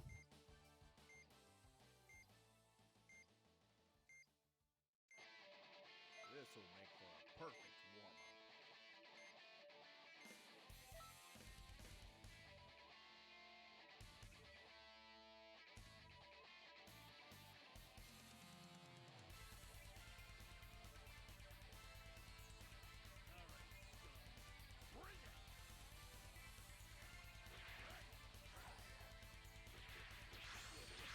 Time for a little nap activated. Felix just evades out of it and already got most of his stamina back, of course. Oh, and there are the evil whirlwinds. Just gotta watch out for those. So punishing.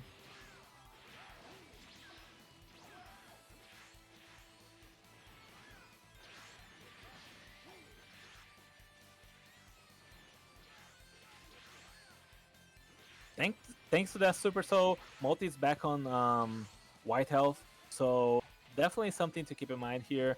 Not trivial for Felix to get that early game lead, and will get perfect blocked and punished for that Masenko.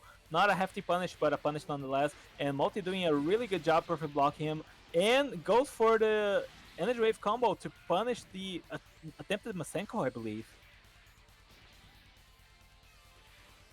He's taking a decent amount of damage, but you can already see the differences are stark between Mentor Buhan compared to what we've seen before from Felix in that Team Gohan. Those Masenkos are not dealing nearly enough damage compared to the previous tournament.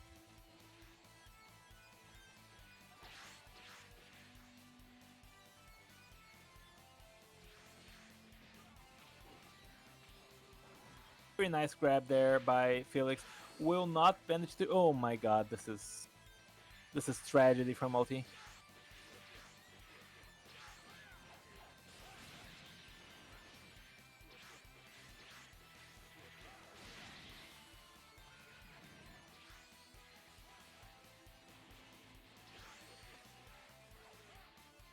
Oh my god, this is Multi is just trying to play around all of the barrage of stuff that Felix can just throw out.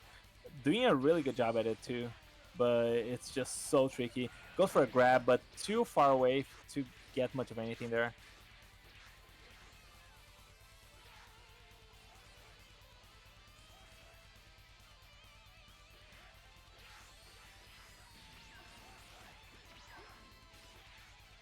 Gets a very nice punish there. Gets hit by the U-Rain, but still holding a decent advantage here. Both these players still have burst in the tank, so we'll see which of them chooses to pop it up first. But they're quite content to just trade those very fast super neutrals, and backflip is just doing so much work here for Multi. And very nice perfect block on Key Explosion, just a potentially game-winning scenario there, because Key Explosion, if you get hit, it's just a confirm for so much stuff and so much damage as well. Oh my god, and 2 Evil Whirlwinds in a row. Felix is just trying to bait Multi again and again, and it's just so precarious to challenge that block.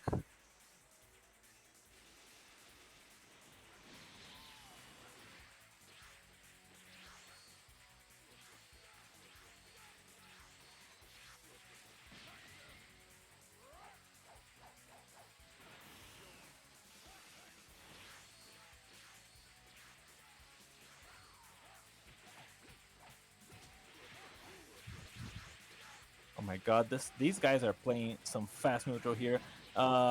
Multi is really trying to get some respite, but it's so hard versus Felix the way he's playing right now.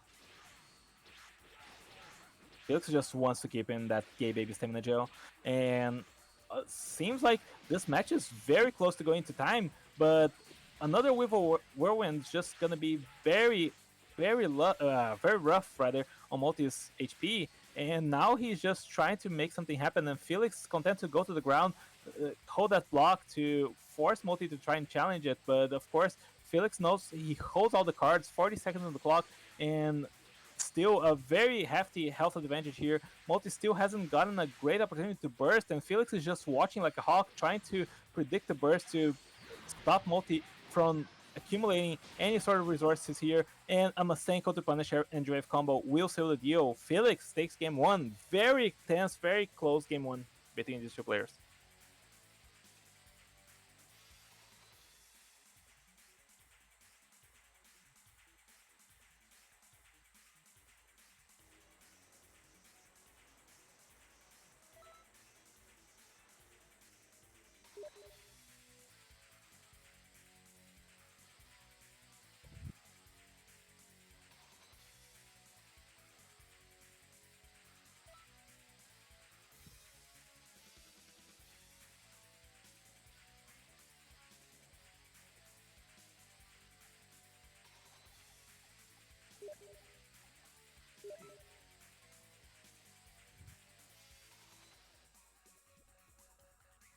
All right, time for game two, and very interested to see what kind of match these guys are going to be showing us. That was a very explosive one, a very grindy match, but like very high, a very fast tempo kind of match. Neither player was really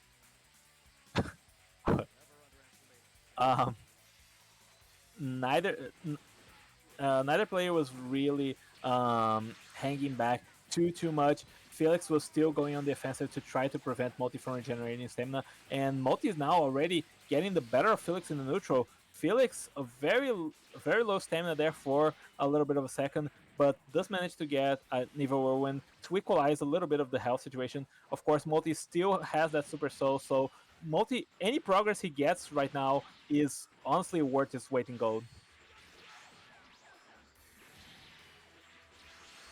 Rain will connect twice. That's unfortunate for Multi. And that Super Soul, of course, not in effect anymore. Another Rain will block the Masenko, tries to grab, but does not manage to reach. And Felix now turning the situation around. Multi letting it slip away from him. Oh my god, he's just not watching these Rains, dude.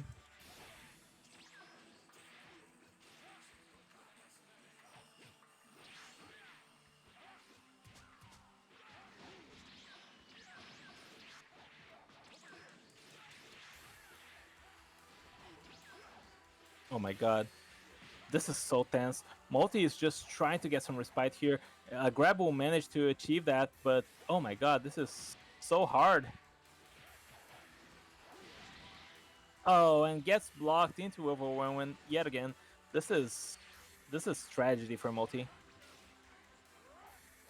That game one, he had at least forced Felix to use his burst, but now he's gonna have to find a great opportunity to use it on his own. And both players are gonna pop the burst at pretty much the same time, but Multi on a very hefty stamina disadvantage, he's gonna get stamina broken, and that's it. Felix will win game two. Special Beam Cannon to seal the deal.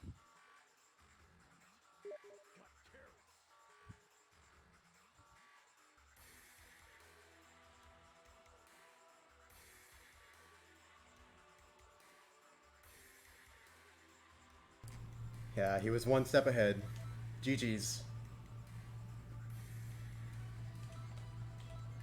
Honestly, not a bad showing from you. Just so hard to play perfect against that the threat of the evil woman. So do not hold that against you at all. There are still losers, so hopefully you have an opportunity to come back and rematch Felix later on. Whoops. Butterfingers, hold on. All good, all good. So does that mark the beginning of round 3? Yes, we are moving on to winner semifinals. Bandit versus Efcha and Felix versus Dandadango. We will begin with Bandit and Efcha. Oh boy. Yeah, the Jiren mirror is real, and well, they're gonna be fighting for supremacy here. Um, and yeah, I cue the copy pasta, just some G the Chad the Rain, G Chad Ren, enter Chad Ren. Yeah. Oh, chat. Wait. Yeah. Can someone actually drop the copy pasta? Because I don't remember all the letters. Dude, yeah, okay. Let's see. Sad Only Bros, because, I think. I'll only send it because I think it's funny the way that it cuts off. Hold on.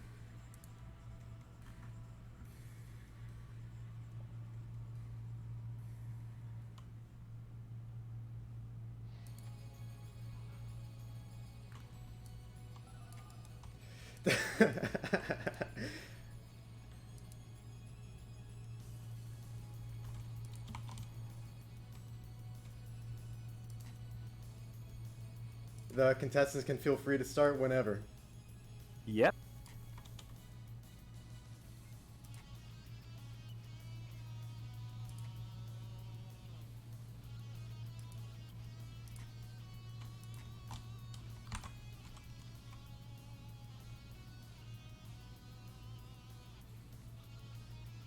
Lego saying he's gonna change his name. That would actually be very nice. Thank you.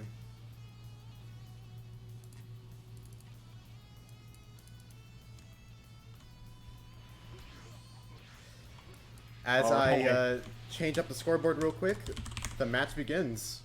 Yeah, very quick clash, very quick perfect block here in favor of Bandit rather, and Bandit seems to be getting the better of FJ here, but these interactions are very fast paced and there's no way you can hit me, says FJ, getting hit, and well, seems like it's a very tricky situation here to be a part of.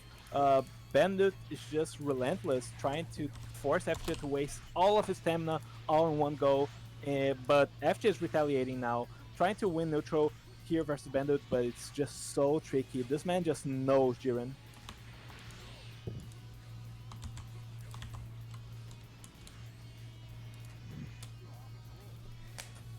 Very, very nice grab there by FJ. Will do a hefty amount of damage and give him a little bit of a moment to breathe here, but unfortunately not very long, as he's now on 3 bars of stamina versus Bandit's full stamina. This is just so rough for FJ.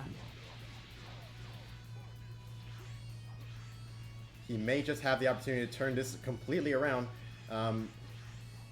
Very nice to see like these two very similar builds going at it face to face. You really see, well, I would say you would see a difference in the characters, or at least a difference in the play styles between these two players. But yeah, it's kind of like a very much of a ditto match as I've ever seen one. That's what I'm trying to say. Yeah, well, I very much enjoy this sort of mirror. You can see it's very skillful, and it's just boiling down to who can get the better of who in neutral, who can find those vulnerability windows, nail those perfect blocks, and so far it seems to be Bandit.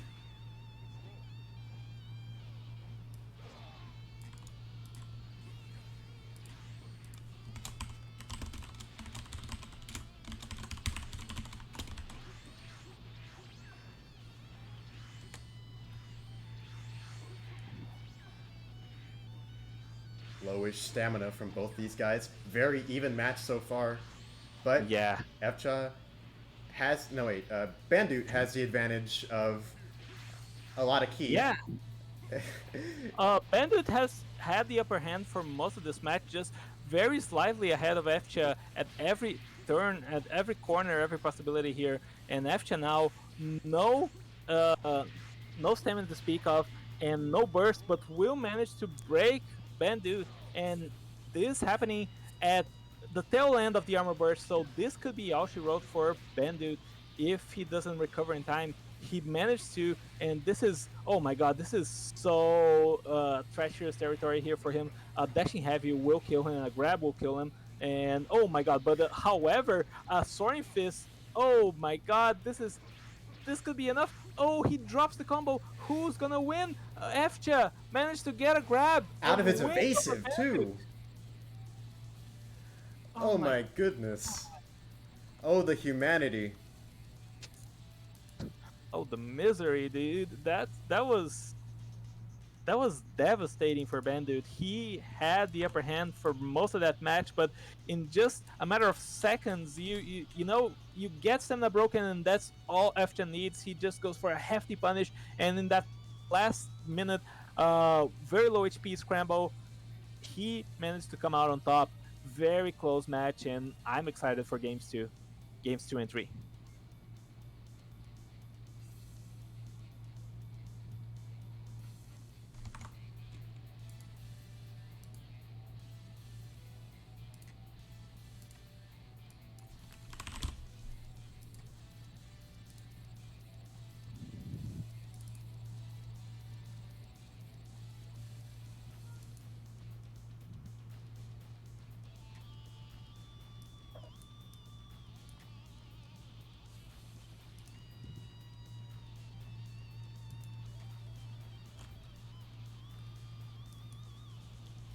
And we're back into it.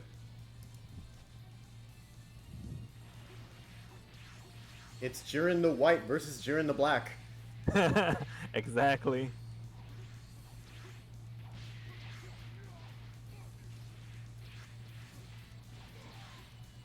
Yet again, Bandit seems to have a slight edge in the beginning of the match, but this time F just seems to be playing a lot more sharper.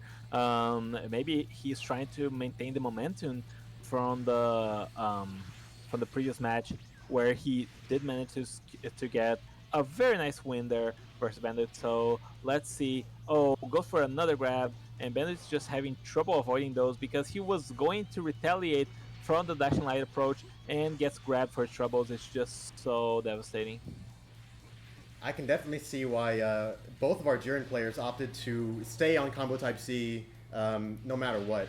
There might be different advantages to some of the other stat sets he has, but you can't deny, Yeah. when it comes down to it, that's a nice grab. Nice grab, nice stamina, nice health. Combo type C has it all. Very nice perfect block there by Efcha. And this time around, Bandit's just in a very bad stamina situation compared to the previous round. Efcha, however, drops his combo twice in a row, gives Bandit a little bit of respite, but a clash will also help matters further. But he's just back against the wall here. Gets perfect block very quickly. Oh my will god. we see a break, or perhaps like a breakless ultimate? Yeah, that's most likely the case though. Goes for the Very fair. You want to keep on to your health. yeah. I mean, your key rather. Bandit tries to go for a self break there, I believe, but Efcha was already on his tail to stop it. And now Bandit on the outside looking in here, trying to make something happen, but does not manage to get much of anything.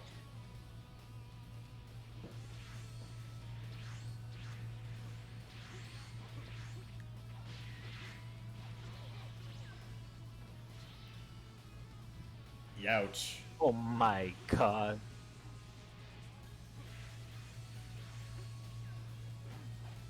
Yeah, this is looking pretty much over. A Hail Mary? Not quite. That could have been pretty bad for Efcha. Still not out of the realm of possibility for Bandit to come back here, but he will have to win every neutral exchange, including that one, which he will get tagged by Andreev combo and lose the match. Efcha advances to win the finals. The point goes to the fiercest of fighters, Exactly. as opposed to the Brutibron. Yeah. The cultivator of class, as they say. And yeah. Alright. Good stuff from Bandit from Efcha. That was a very explosive match. I really enjoyed that round one. And let's see what our other semifinalists have in store for us. Felix versus Danadango coming up next. A matchup as old as time. Can't wait to see this.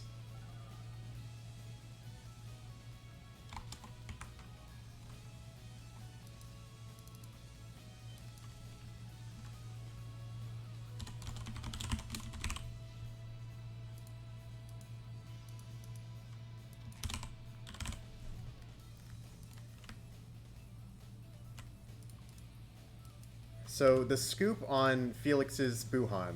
Probably not the best person to talk about it, but um, let's see. It doesn't really do to try and play a very patient game against him, because obviously he can just keep on throwing out his little, neutral supers and whatnot.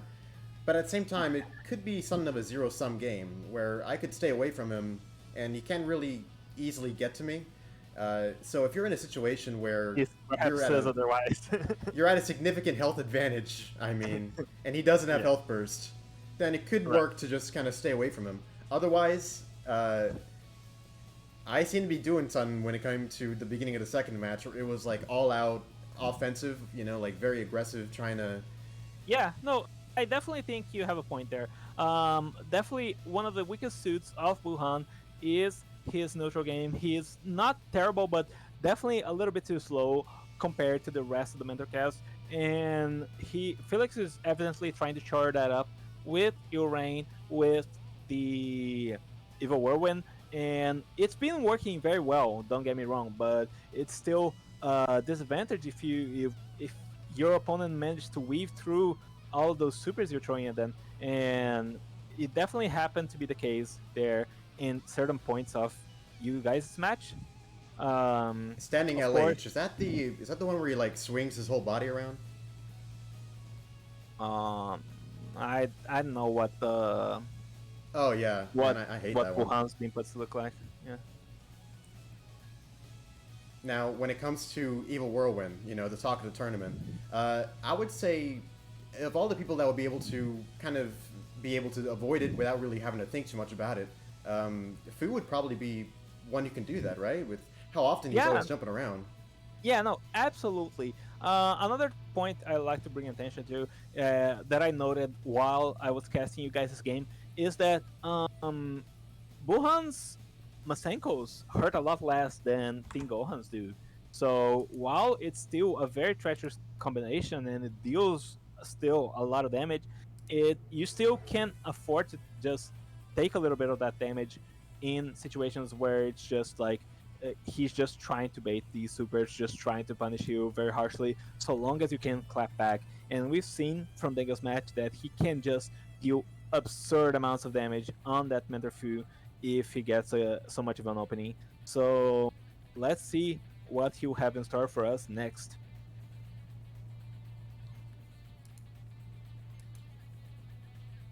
I wish I was sleeping. Was he sleeping again? But he's awake now, going into this winner's semifinals. Let's go.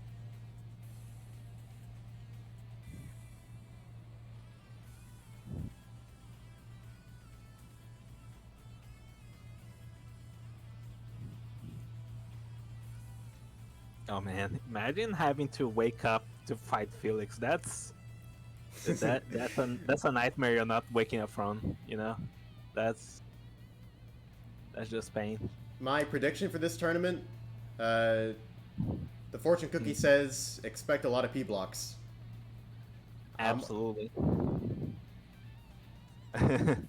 That's a very interesting fortune cookie you got there. But that being said, very, very interesting matchup here.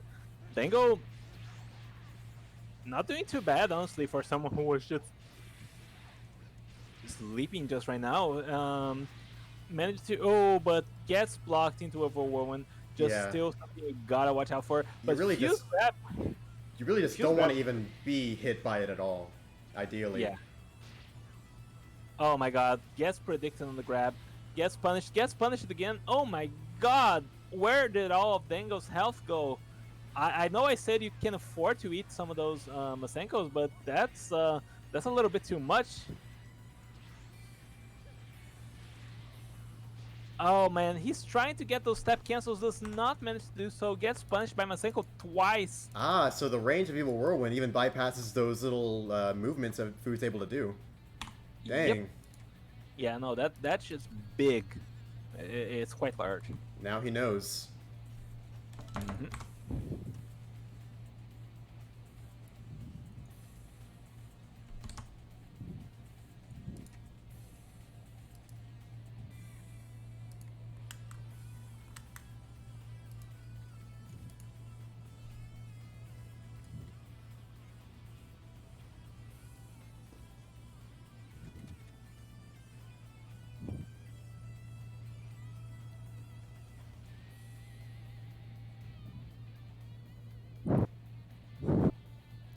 Keep it in the pocket, Fu the Fungo. You can do this.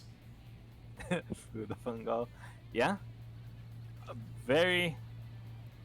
It's still definitely very possible for Dan to come back into this, but he's gonna have to be wide awake to be able to do something against this Buhan Felix. Very nice grab there. A Fuse grab honestly deals a disproportionate amount of damage compared to the regular grabs of the cast. Even though he's not on a combo type or anything of the sort, it still does a very nice amount of health there on Buhan. Dango's got the health lead. This is a very good strategy, but possibly could be worked around. Oh, wow, the energy minefield's putting in work today, isn't it? Yeah, no, Dango, I know what it is about him, but he definitely has the sauce when it comes to that move. Oh, but Felix intentionally blocking that move to try and use Evil Whirlwind on. Very, very deceptive. Dango tries to do his self break. He's still trying, but he just can't do it. Yeah, now he has no choice on the matter.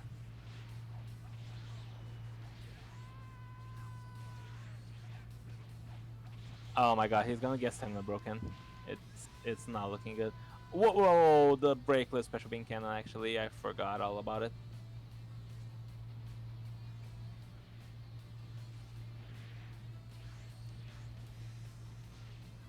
Youch.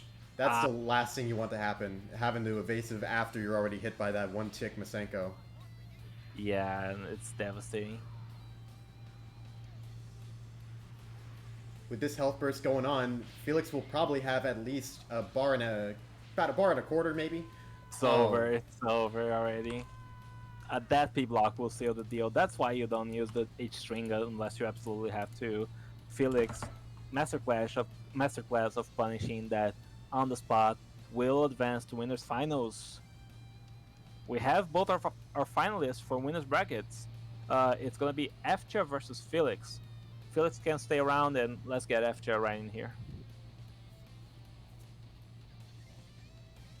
And while we get FJ in here, I'm gonna go to the bathroom.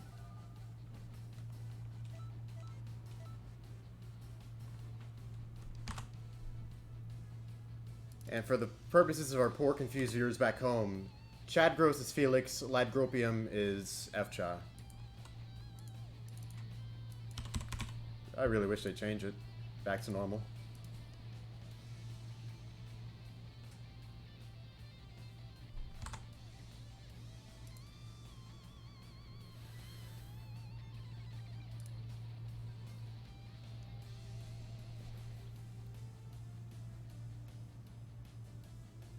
If anyone's gonna do it, I have faith in Fcha's Jiren.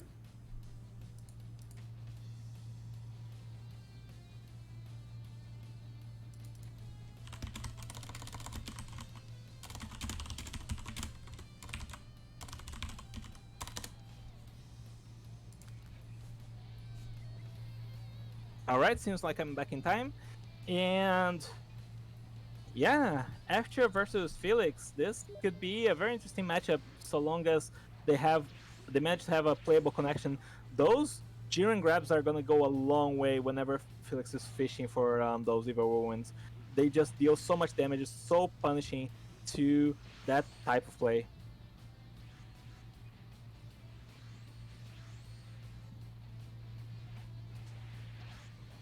I think you can tell that Fcha's trying to kind of scope out what he can do here. And managed to perfectly grab through the Urain to not have to deal with it whatsoever. Fcha already holds a substantial health lead here, so he can just play passive, honestly. Even through the Buhan's grabs it's just fine, honestly. You're gonna eat a few of these, but it's yeah, key stuns, the grab startup. That's one of the big vulnerabilities of that grab in the first place. You just gotta have to hold that reflex back to evasive after that, because there's just no time. You can't ever evasive before the Masenko hits. Yeah, absolutely. It's just especially like muscle memory when it comes to energy wave combo, which is like the most ubiquitous being super in a mentor environment. So it's just so hard to not have the instant to evasive once you get hit. FG is doing a really good job about avoiding Felix so far. Not able to capitalize on that stun there. Yeah, he realized the Ilrain was about to fire and he could not he couldn't have been able to do much of anything there, unfortunately for him. And oh, but the lingering hitbox on the energy wave combo was gonna put in work there. And another nice grab. This is looking kind of grim for Felix. Oh, this is gonna deal so much damage because of the health burst. Oh, Jesus. Oh my god. Very nice backflip Masenko there, but it's still... Felix is a little bit pressure here. Even through the grabs, it's like, it's fine. Buhan's grab deals like a third of the damage that Jiren's grab does. So it's...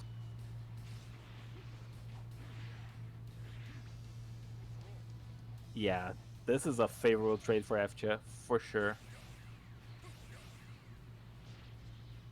Oh my god, but running straight into Masenko is definitely not the way to keep further trades going. This is... Oh my god, this is so grim. Oh, but managed to dodge the grab. He's so afraid of the Buhan grab right now because of this low health situation, but He managed grabs. to... Oh my god. Grabbed him on the stab vanish. FJ will take game 1.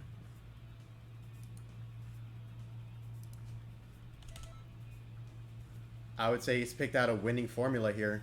Absolutely. His grabs do about as much as Felix's Masenko's, come to think of it. Yeah. No, well, not as much, but it's still close enough. The thing is, the grabs not only perfectly counter the idea of fishing for those block stuns to use Evil Whirlwind on, but also it's just the fact that whenever Felix has to resort to using his own grab, he's always at a disadvantage because the grabs from Jiren just hit so much harder. So if he wins that interaction, it's just not enough health in favor of Felix to be taking those trades. Even though he can grab him very well, chain grabbing even through the connection, he just doesn't deal damage very quickly.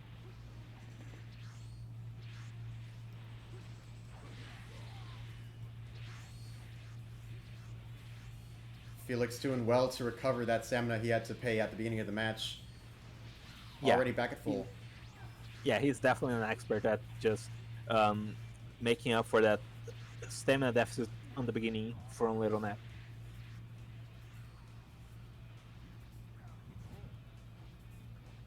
A very nice grab there by Efcha, furthering his health lead even by a little bit. So significant in this match is the effectiveness of conditioning your opponent. Absolutely. If he's able to successfully get a grab off, Felix is going to be more wary of that particular situation in the future. Yeah. It's like these guys are just replaying these interactions in their heads of that they've already seen, and it's educating every single one of their further decisions. Absolutely. Very nice grab there by Felix. Unfortunately, not a lot of damage to be found there, but he is able to set up those U-Rains. FJ forces him to vanish and goes for another grab. Oh my god, this is just misery.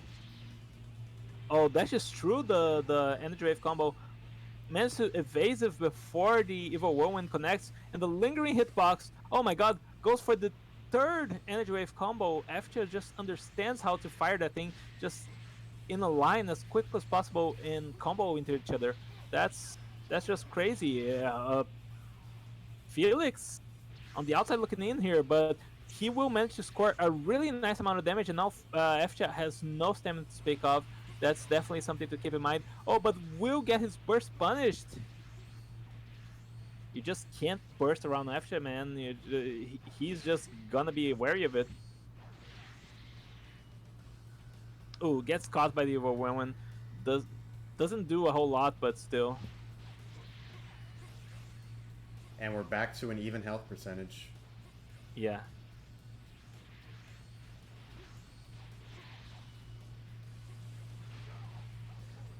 Doing a really good job coasting by those EWCs. They are just not Oh my God, able to this do the is trick in not- neutral. Oh, this is not good for FJ. Yeah. A hard knockdown into Masenko will seal the deal. Felix takes a game off of FJ. We've seen it in all of Felix's matches so far. Even in the lead situation, there is just like no underestimating what this guy can do when it comes to like coming back and especially hitting these big punches, Masenko's, grabs, and Yeah. heel reigns. Absolutely.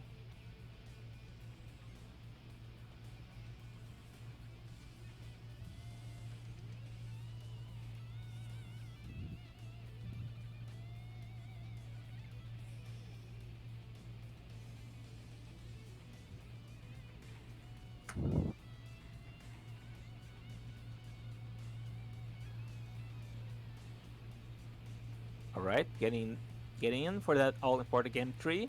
Of course, not the decider of the match still, no matter who wins, but still, this will be very important for either player to be able to secure a match point.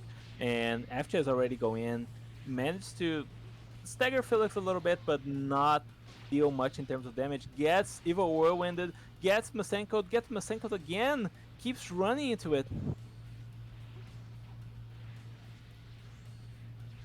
Oh my God.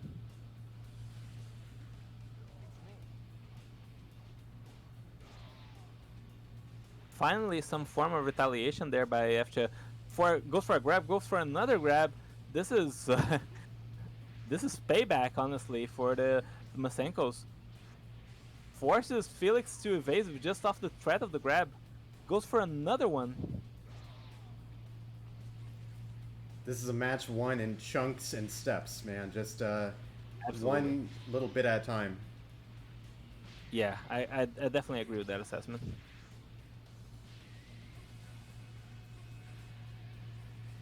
Ooh, gets turned around on the second range wave combo. That's not the situation you want to be in if you're Felix.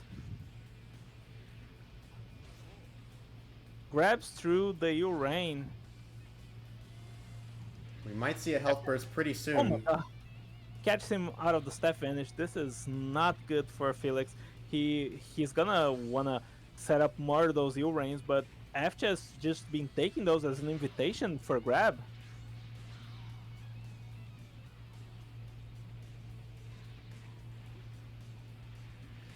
Oh, able to catch Oh him my out God. of that burst. Oh, this is gonna deal so much. Felix is not going to let him get that last bit of damage off that he would need until he gets his health back. Yeah, absolutely.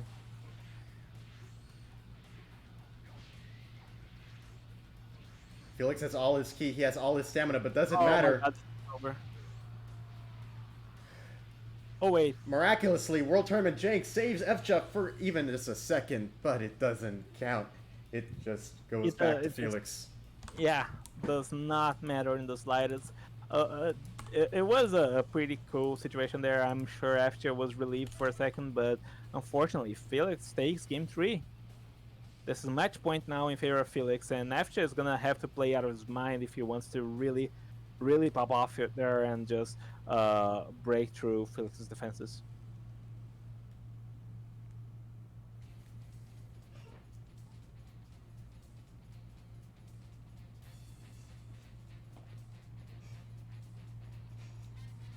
So far, FJ has been doing a great job taking advantage of when Felix wants to block, such as when has Ill Rain out and he's kind of hoping to get off a Evil Whirlwind.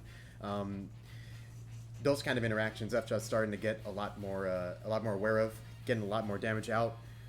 It's in Felix's court whether he's going to be able to just keep up his momentum, stay on top of it, take this set. We shall see. Yeah, definitely so. Let's head in for that very, very potentially decisive game 4. Let's see what these players have in store for us.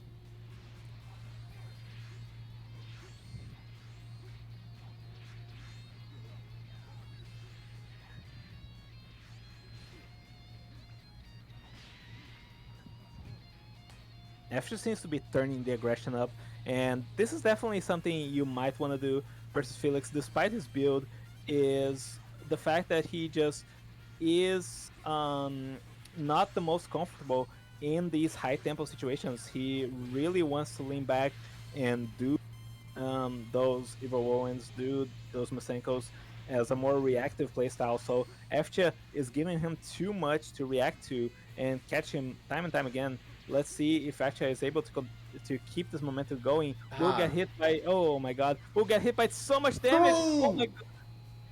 3, my goodness. Oh my god. Oh my god. The spaghetti, all of the spaghetti, it's just on the floor right now. This is the pasta factory incident. Just, oh my god. It goes for the raw, gets punished, of course. Wait, does not get punished, however? Oh, but does pop his burst. He goes for it again. Well, doesn't get truly punished for it. Maybe there's something there. If he managed to get just one of those, that could be enough.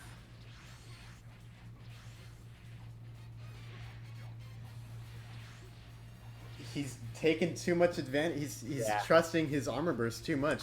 He still is taking that damage. Oh no. Yeah, no, that was a throw and a half from FJ, honestly.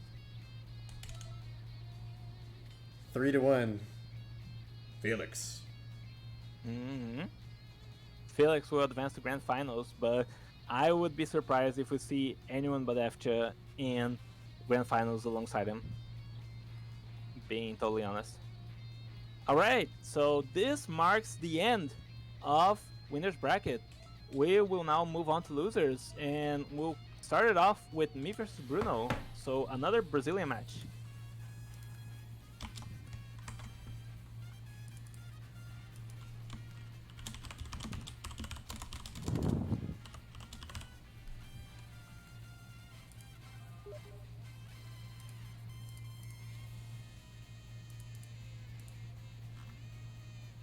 Alright, gonna be muting myself. Good luck, Bruno. Let's make this a good one.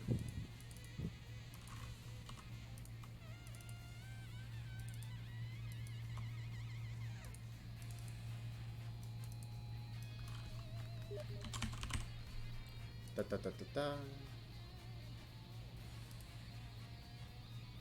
Our scorecard is set.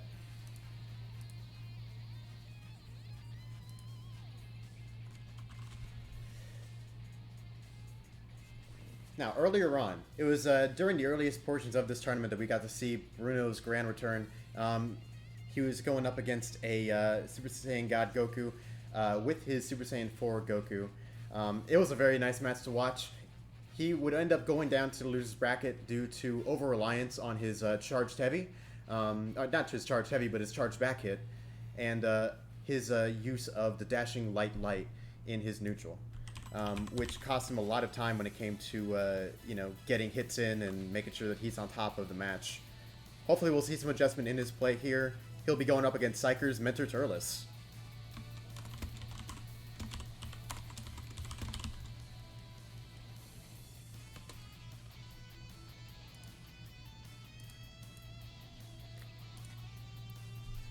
I had the opportunity to practice with Psyker's Mentor Turles quite a bit before the start of this tournament. I would say he has a very nice chance of making it far in this loser's bracket with the use of his Super Soul Enhanced Double Sunday. I am sure that he'll be able to do some ridiculous damage on par with, Masenko on Teen Han. Just like that kind of very high damage, single tick damage. That's what we're looking forward to in this match.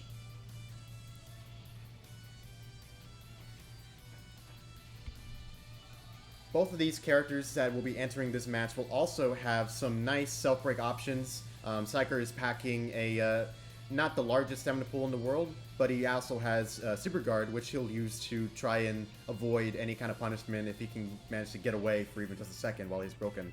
We'll probably see some self breaks, in fact. On Bruno's side, he has a technical type preset, or a technical type stat set, which should allow him to recover from a self break if he were to go for it. But anyway, here we go. Goku versus some dude who looks like Goku.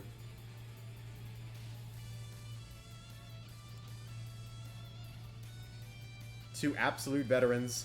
One still always been here, and one a nice returning player. Starting up this match.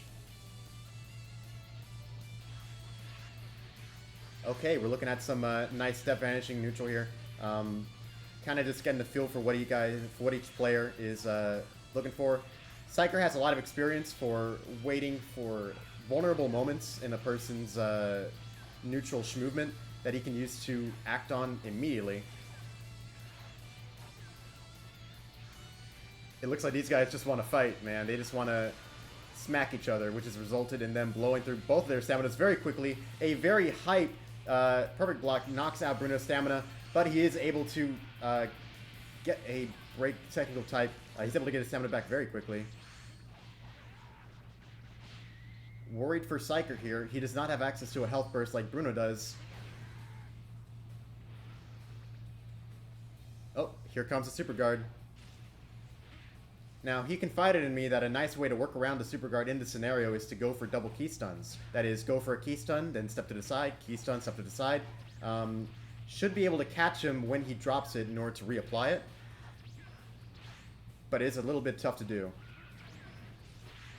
Bruno, down to a pretty low amount of stamina. He does not want to run out here because he does not have very many options should he be completely out. Granted, I don't think Psycho will be able to go for it. Oh! Bruno activates his Senki Dragon Balls, completely reversing the state of this match. If I'm Psyker, I want to be very careful now. Oh, but Bruno catches him, and with a double input times 4 Kaioken Kamehameha, Bruno taking the first point of this set. We are into the loser's bracket, so whoever loses this is out of the tournament. I'm hopeful that we'll see more careful play from Psyker, and more use of Double Sunday when he can.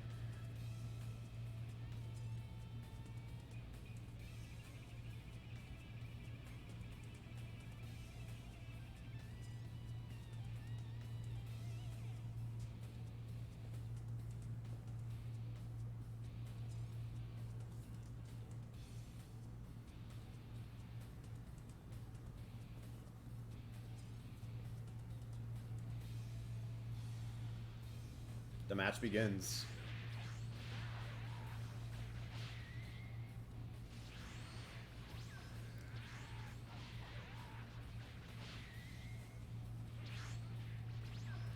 Felix still using a lot of the dashing light. Oh, and the Super God Shock Flash. Almost nailing him at ×10, but Psyker's able to evasive out in time. A very nice unblock, reblock, P-block from Psyker. Going into a grab, going into the double Sunday for a massive chunk of damage. And with a P-block, Psyker's stamina is broken. Bruno wisely holds back from going for that double input ×4 Kaioken Kamehameha. And with the use of Super Guard, Psyker is able to get his self-break off very nicely. Now, he Super Soul boosts his double Sunday to an even further degree. So the last thing Bruno wants to get hit by it, but he could afford to. Oh, Bruno doing a good job. Oh. Psyker unable to P-block the entire SKE, gets his stamina broken again, but luckily he has plenty of key to use for his Super Guard, get his stamina back, and he's back in the fight just like that. This is absolutely winnable for Psyker. He's just got to be more careful about what recovery options that Bruno still has access to. Any of these could be happening. Ooh, Bruno kind of fishing for some P-blocks there. I see that Bruno's doing usually a better job staying away from the charge back hits, but when he does go for them, they are very effective against Psyker. Oh no. Psyker does not go for the self break there. Oh! Could we see a break from Psyker?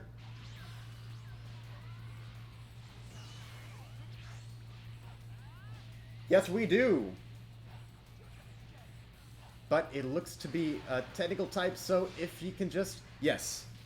Psyker's able to use a clutch super key explosion, clear out Bruno's health just in time. Back in the running. The set goes 1-1.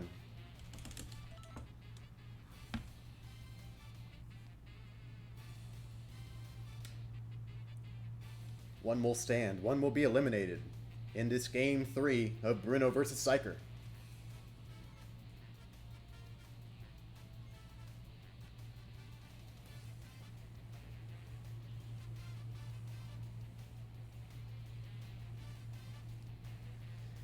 It might be a little bit tough to adapt to Bruno's playstyle. He does not play a very conventional Super Saiyan 4 Goku.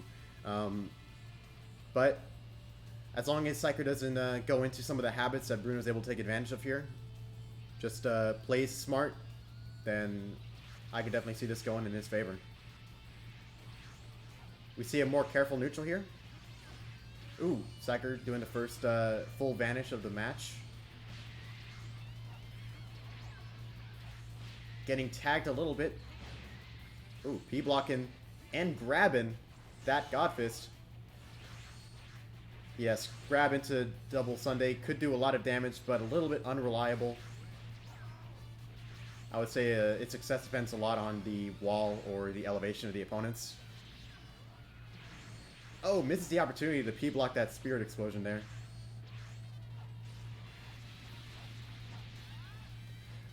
Nicely managed to get a block there. Oh, but is not able to do the Saturday Crash Limit Burst deny. And here we have Bruno healing with all of his stamina. Out comes a Sudden Storm. Pretty good source of damage, forcing a little bit of stamina out of Bruno. Ooh, I'm worried for Psyker here. If he chooses to go for a stealth break now, which he does, oh, is not able to get off the super guard. Even if he did, I'm not sure it would have been able to last up the entire time. Smart of Bruno to try and go for that Godfist there. Would have been able to catch him, possibly even if he tried to evasive out.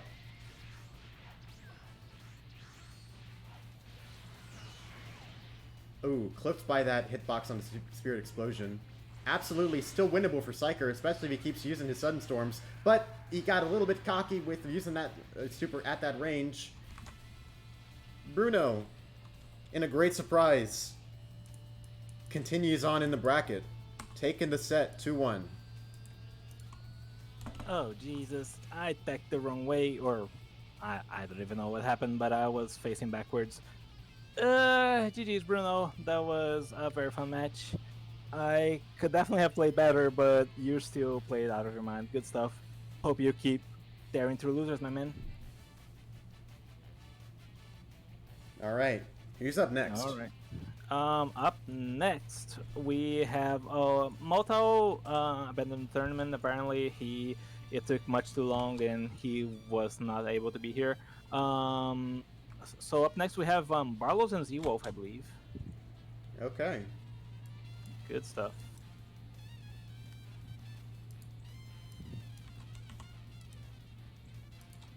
The invites are sent.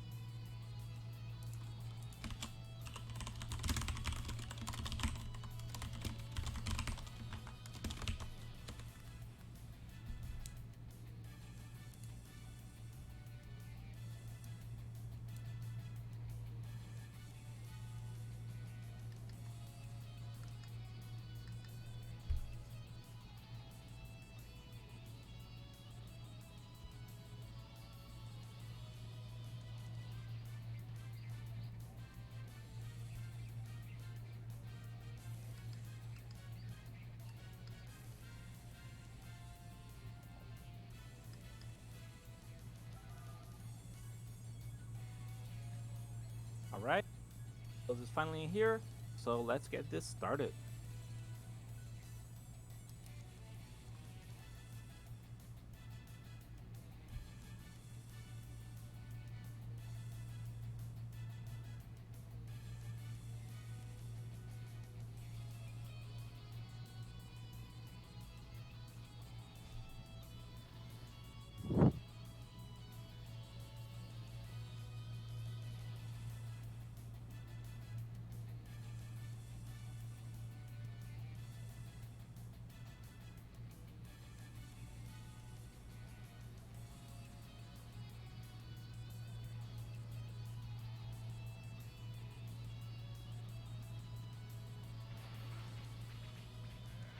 All right, this one for Goku versus between God Goku.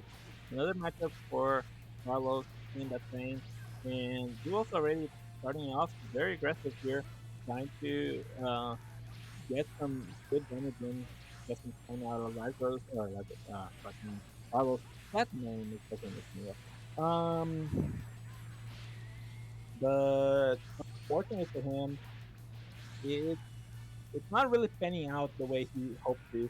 All he's done really has was burn his stamina with those manual vanishes, with trying to be as aggressive as possible. And now he's on his last 2 bars, and they haven't done much in terms of damage. Z-Wolf had a pretty concerning level of stamina. I didn't realize until now he doesn't have quite a massive stamina pool himself. Hopefully he'll be able to take advantage of that, or at least make the most out of that situation as he makes his decisions for this match.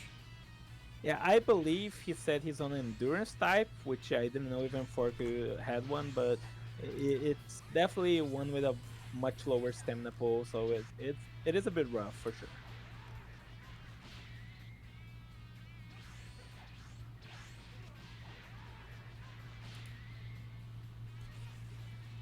Z-Wolf going for those dashing lights as well.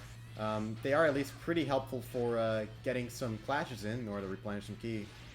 Yeah, no, it's very likely to clash, and it actually tracks your opponent kind of decently. Your problem is if you get, uh, if it gets dodged, if it gets blocked, you're suddenly in a bad spot.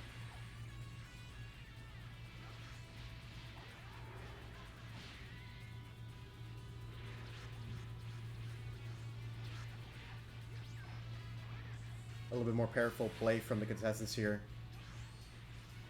Z-Wolf really hitting there with these burst kames. Not able to get the combo starters or extenders that he's hoping for.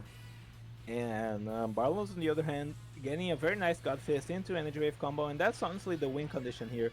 Just go for those amounts of unvanishable damage there onto Z-Wolf, especially since he's very low stamina, and just keep pressuring until he just crumbles.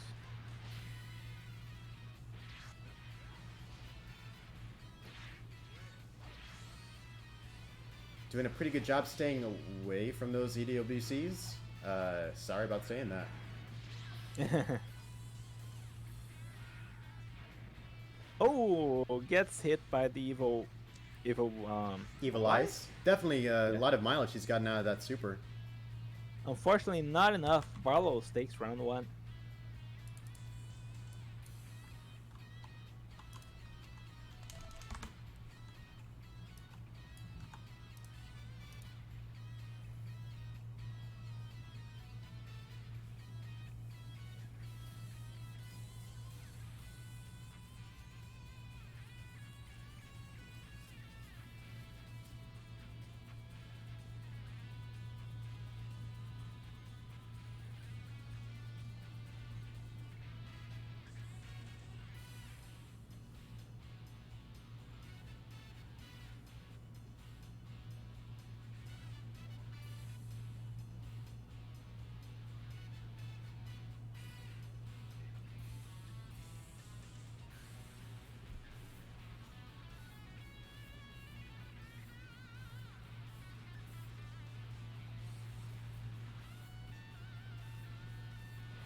Match 2 begins with an early advantage from Barlos.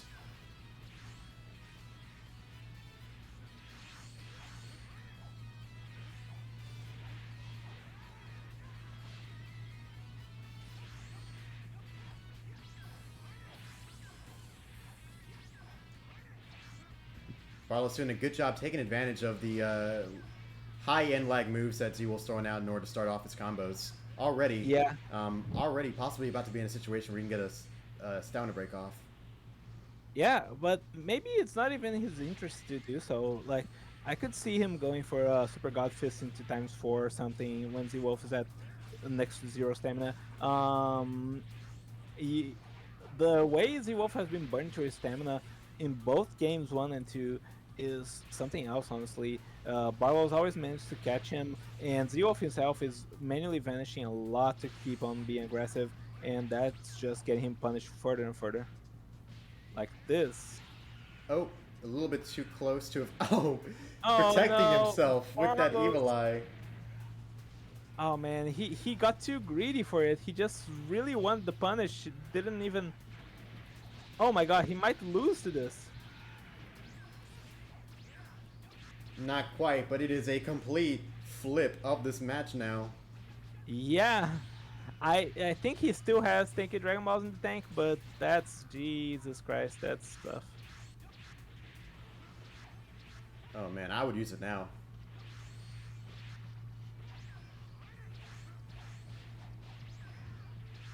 But he seems to be having a pretty good time whittling down Z-Wolf's health. Very high on-block stamina damage from that EWC there.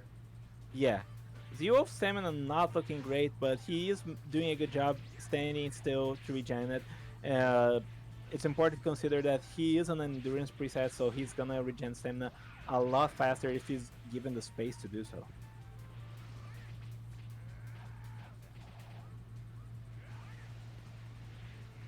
Oh my god. I think Z-Wolf thought that hit. From the sound of it, it really felt like that. Barlow's being very careful in this scenario, but Yeah, he really wants the perfect opportunity to score a break or score really high damage.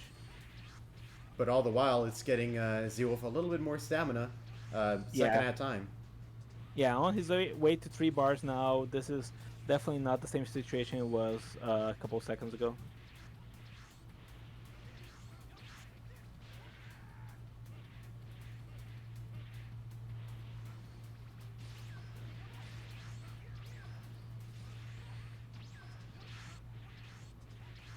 Oh my god, Barlow's so Ooh. little HP to work with Snipe here. with that burst kame.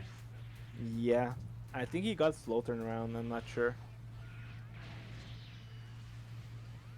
Oh, the Thank You Dragon Balls. I even forgot that was in play. He saved this for so long, but managed to score at least a little bit of damage out of it.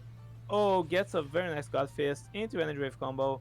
Goes to the ground. Still full stamina, so no real reason to, but he really wants Z-Wolf to be forced on the offensive. A minute 20 seconds remained in this match, as both contestants are possibly on the edge of a very close finale.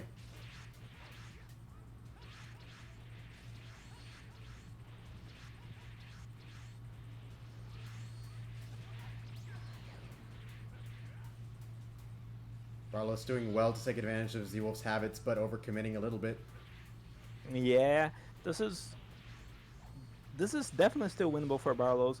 The difference in health is definitely not very great, and the clash is gonna just make their stamina completely full. But delayed Evil Eyes will give Z-Wolf the game here. Z-Wolf goes up 1-1. Yep. Is this wow? This was a long game too. This has been a long set, honestly. But one way or the other, it ends with this next battle.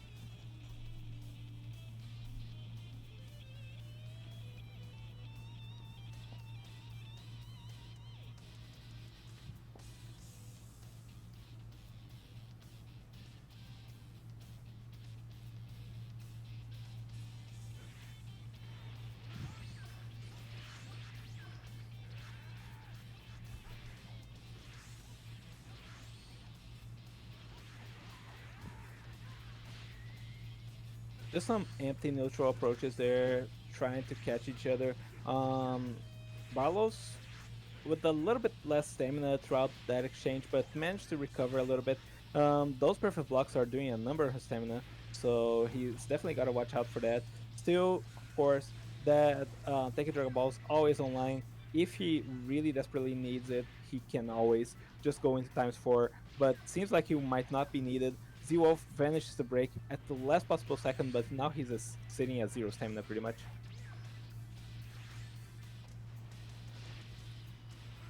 Decent damage coming out from Z-Wolf. Oh, possibly almost able to punish that stealth break.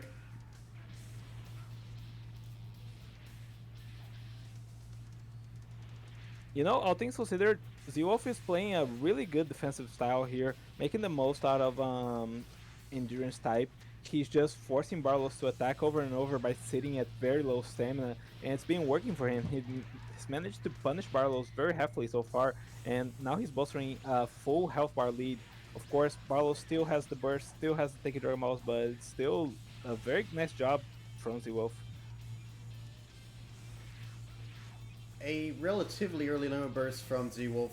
I could possibly understand it though, with all of his key on deck. Otherwise, Z-Wolf probably would have been in for a whole bunch of Godfists. Yeah, no, absolutely. He just wants to keep the status quo of the match in the way that it is. Didn't want to be forced to use stamina, but now he has no choice but to. Oh my god, he's gonna fall into a stamina break. Oh, this is gonna be devastating. This is death. Without a burst, this is just over.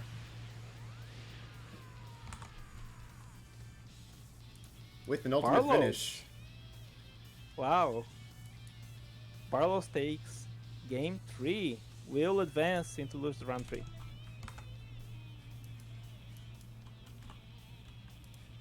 Well done to both contestants. We'll catch you around. I'm not sure if Jack is still around. I heard through the grapevine that he might have dropped out this one as well, so I'm gonna check.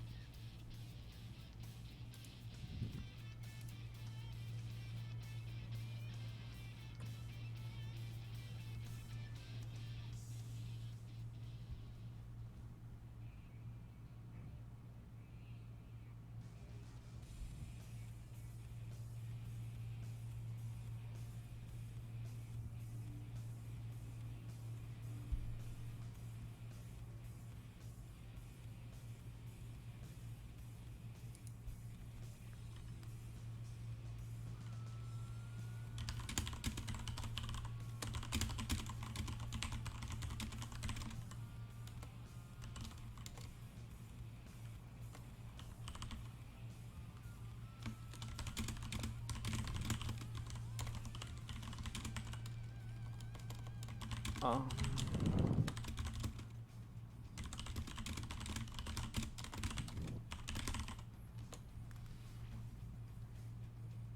Alright, seems like no sign of Jack. I'm not gonna expect him to show up. I think we move on with yourself versus Bruno. So let's remake the lobby and get him in here. All right.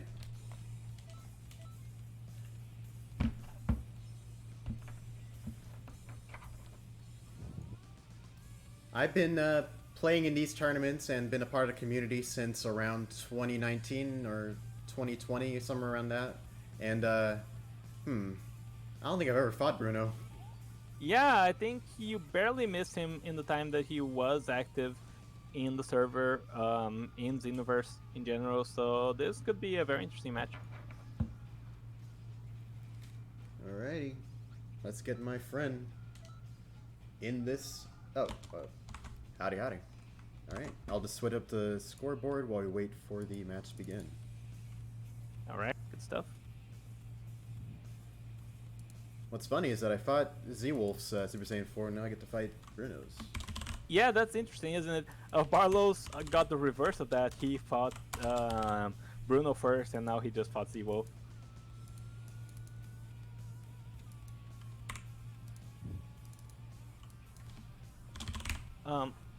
I'm gonna be right back. I'll pick up on commentating in just a second.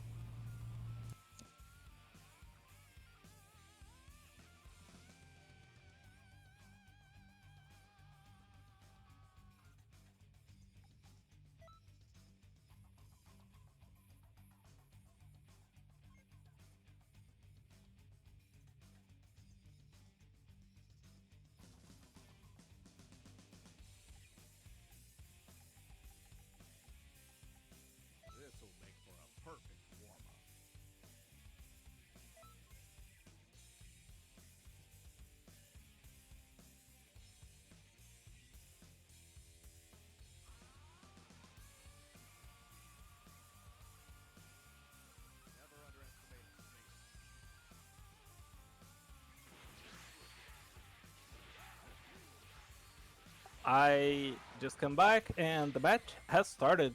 Early clash, of course, Bruno not in his best interest to just try to be too aggressive here with that Bardock Soul in play still for another 15 seconds. Goes for a God Fist, does not manage to score it, and now his stamina is looking a little low, managed to get a nice grab, and if I'm him, I'm just going to the ground to regain some stamina. Yeah, exactly. Ooh, almost gets a very nice Super God Shock Slash there. Does not manage to do so, however. And Energy Wave combo will punish him for his troubles. However, it's still not very clear here who has the upper hand because neither of these players are really getting to tag onto each other in neutral that much. Bruno now on a pretty nasty health deficit here, full bar over multis, but Super Saiyan 4 Goku definitely has damage in spades, so if he's able to catch him just a few times, he will be able to equalize. Goes for the Thank You Dragon Balls, helps him recover a lot of his resources, and now a clash, of course, is not going to be in his favor. Multi is going to regain a lot from it, but after Image Strike into Super God Fist will catch Multi off guard and will be a very nice combo starter there for him. Unfortunately, those God Fists on block are not paying up. Are not paying off for him.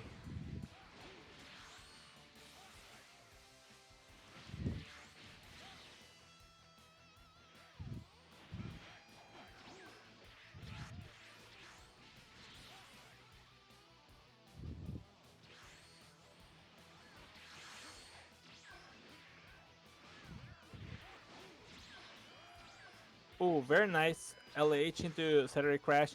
Does not get caught by the Super Kick Explosion. Goes for Energy Wave combo. Does not get a lot of damage out of it, but still gets a nice little punish. Forces out some stamina out of Bruno. And after that Super God Fist works for him, suddenly the second one does not. And he does get caught by the LH. Will get broken now. And get his burst punished, question mark? Will not get a lot of damage for troubles, but will still get some damage in, especially against that health burst. Every bit counts, you know. Ooh, using Times 4 Kame as a reversal there to armor through the dashing heavy. Very nice tactic there by Bruno. And now Multi, despite the health burst, is on critical stamina. So if Bruno can win even a couple more neutral interactions, he might be able to pull this through. However, dropping his combo, going for the time stand, does not manage to get much of anything, and now the situation is getting reversed. Multi on the health lead, very even stamina, and definitely on the upper hand here. Will get a charge heavy. Oh, but Spirit Explosion into Super God Fist will force him out a little bit further. Oh, perfect blocks the back hit. Bruno now on the outside looking in. No Thank You Dragon Balls, no Super Soul, no life left to win this match with.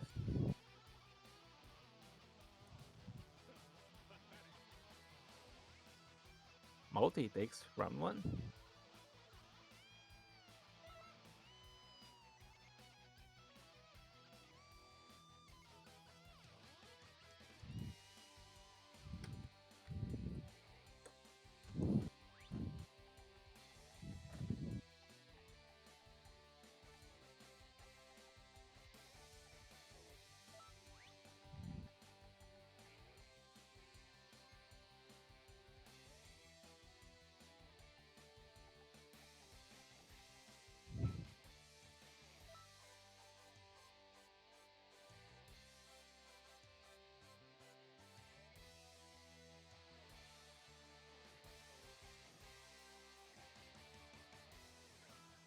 All right, time for that all-important game 2.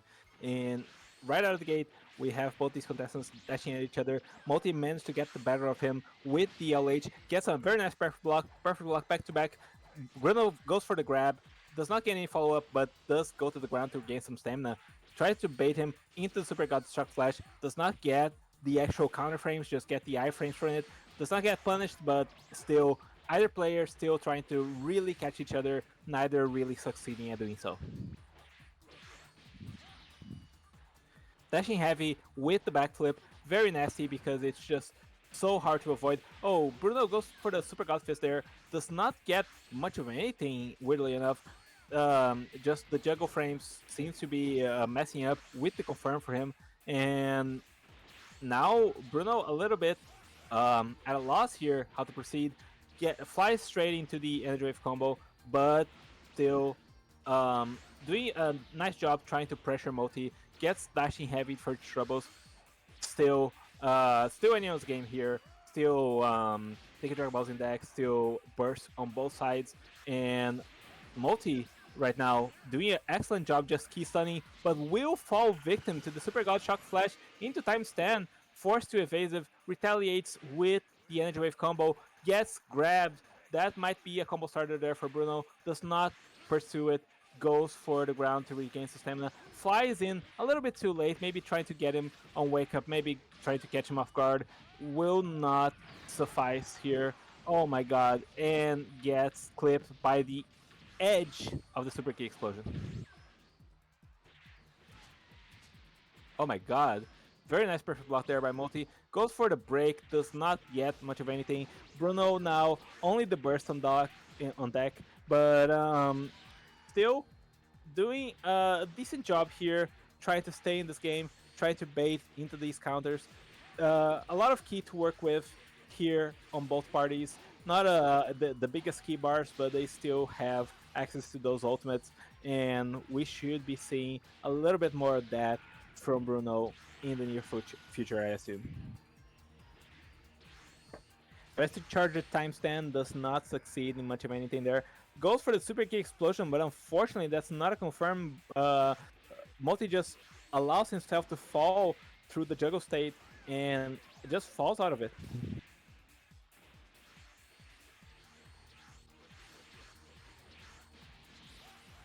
Bruno goes for the F3 strike into the God Fist, does not succeed, and now his health burst activated, but not looking good for Bruno right now. Ooh, the God Fist gets stuffed by Bardock. Oh my god, this is just tragic for Multi, or for Bruno rather. Multi is sitting pretty here on the stamina and health advantage, clips in with the lingering hitbox off the Energy Wave combo, gets caught in neutral twice, but no follow-up. Still forced to use a little bit of stamina, but it's not looking good. Oh, very, very, very nice Super God Fist there to prevent Multi from really punishing that after every strike. Multi is considering the burst, but does not elect to go for it. And now it's suddenly a lot more winnable for Bruno. Gets a combo starter off the burst. Multi now on very low stamina, and it's anyone's game. This is so tense. You know Multi's feeling the pressure, especially with his stamina so low. But blocking the Super God Fist might just give him a good opportunity here to get back in this game. The timer is approaching its final minute. And now Bruno, on his last tick of health, goes for the break. Oh my god, heavy break. This is... Oh my god. Multi gets knocked out by Bruno.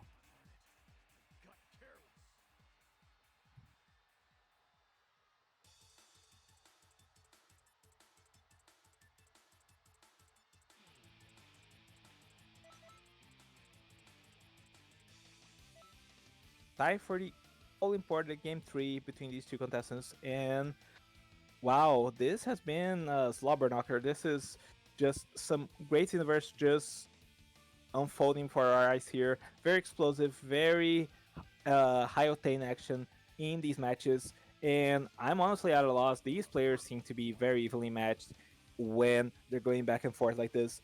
Bruno seems to be fumbling a little bit with the stamina game, but he always managed to get back in, and Multi just not clean enough towards the end game. But let's see how both these players are going to approach this very important Game 3 match point back against the wall. Let's get right into it.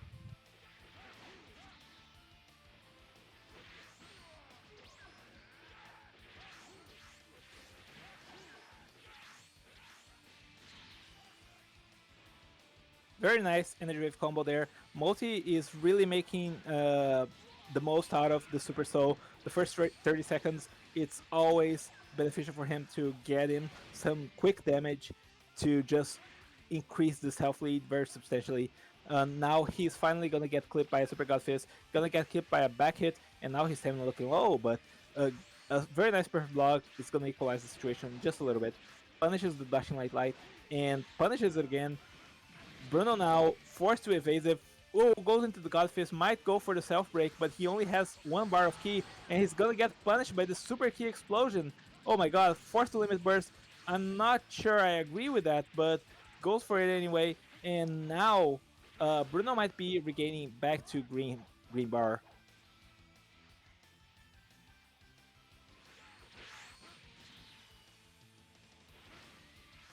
Ooh, very nice perfect block. Well, that dashing light grazed on him, and now Bruno, no burst on deck. If he wastes his stamina now, that could be the end of the match.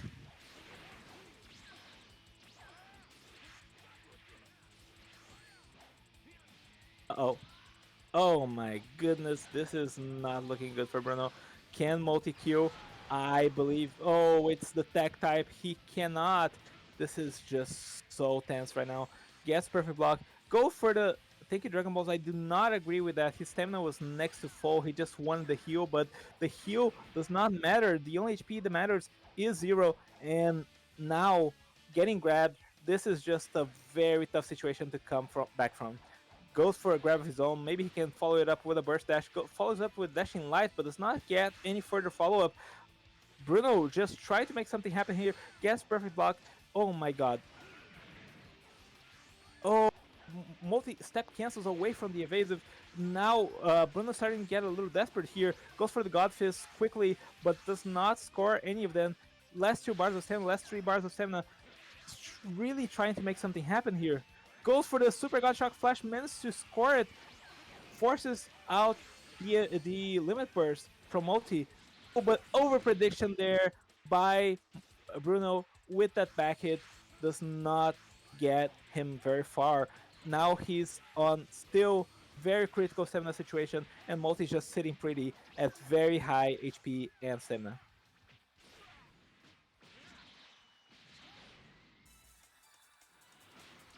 Nice little God Fist. This is what comebacks are made of. And this is definitely still in the realm of possibility. But a grab into burst dash, into energy wave combo, forced to evasive. Another grab will seal the deal. Bruno is out of the tournament. You're not even in my league.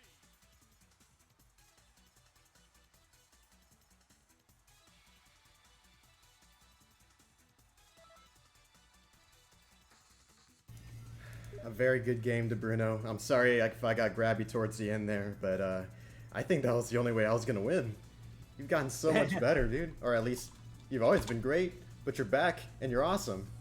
Yeah, no, you would not think Bruno hasn't played this game in like 6 months and hasn't played competitively for a really long time prior to that. It's crazy. This guy just unrusts quick as fuck. Ah. Oh wait, we can keep you in there. Let's get Ladgros in here. Let's see how far you can go. Alrighty. I'm pretty sure Ladgros' pan spelled doom for me in the last time I was in a mental tournament, so we'll have to see how much better I've gotten. Yeah, you and me both, so let's see. Definitely not the greatest showing from his pan versus Bandit's Jiren, but you know, Bandit's Jiren was looking pretty nasty, so you know, can't blame him. I guess the test's gonna be just being real careful about those LHs. Yeah, absolutely. The real Lagros is in, and let's see what's gonna be done in this match. He hasn't played in a little while. He got eliminated in his first match of winners bracket, and to make matters worse, his opponent in losers forfeited. So Now we see Legros back in action. Let's see what he's made of. For a perfect warm-up.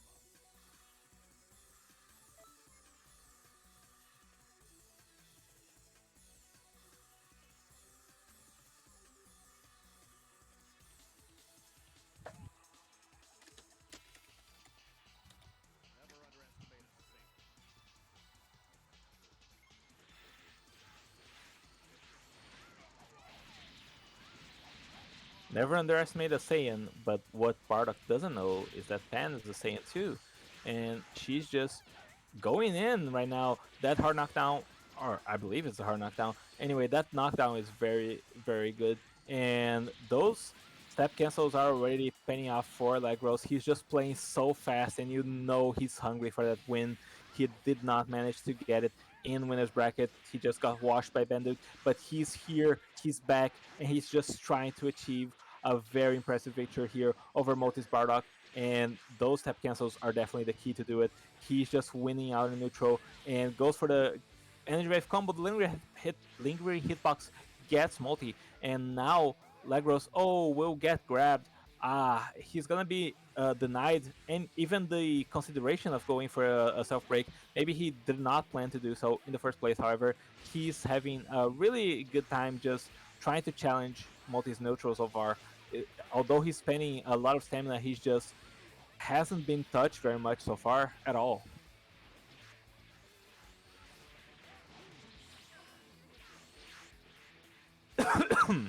LH for Multi will get evaded.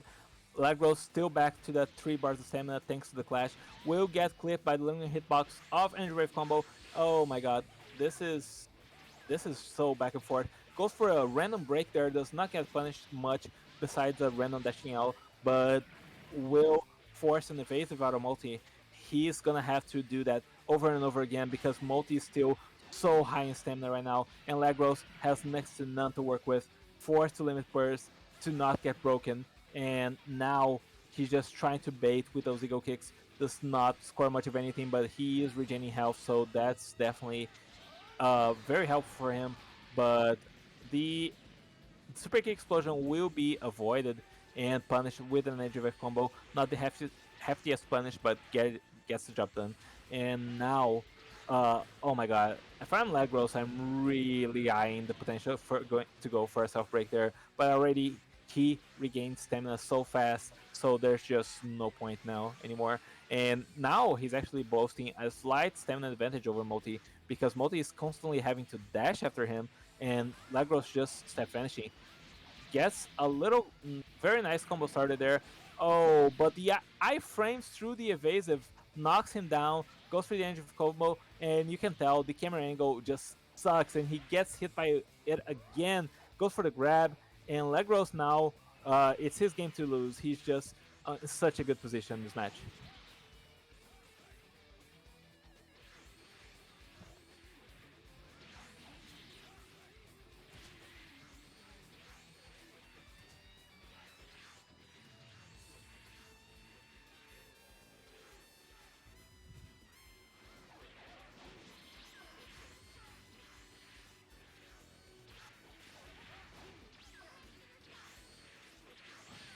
Very fast exchanges there, forces Lagros to evade twice, gets a stamina break.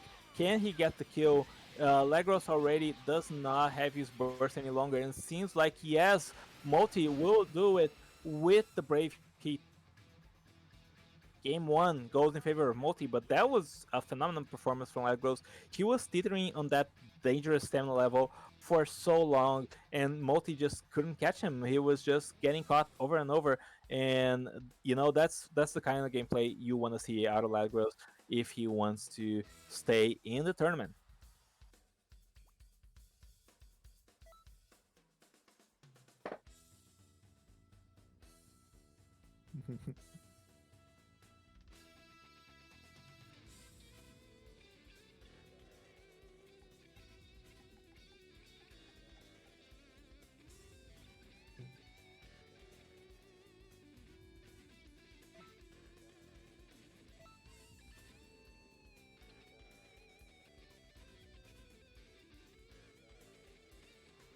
Back we are again, in this game too. Lagros versus Multi, another bout of Ben versus Bardock, and let's see if um if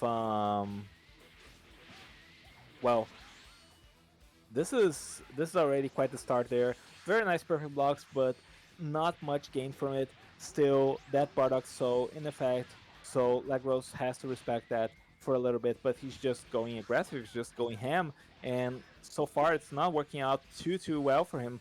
Still forces Multi to spend some stamina, and now the Super Soul finally wears off, so that Lagros can start making any real progress.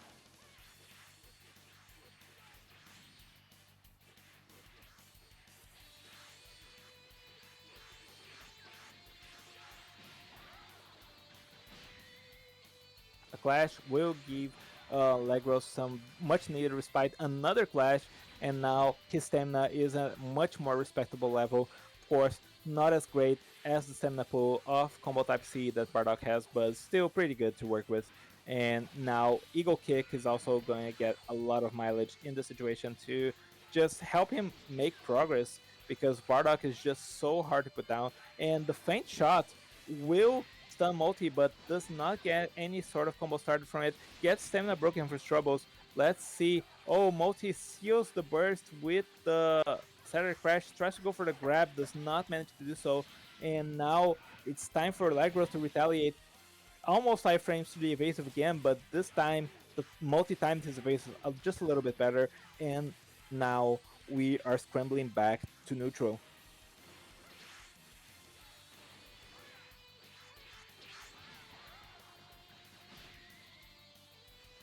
This clash, of course, working in favor of Lagros just slightly. Still very good for Multi, who has this very large stamina pool. He just wants to refill if possible.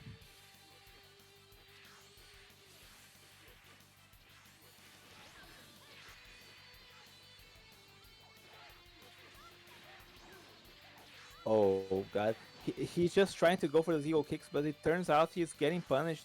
Oh, the goes for the limit burst to avoid the break, but I'm not sure that's the best course of action here, because he's just being kept in permanently gay baby stamina jail.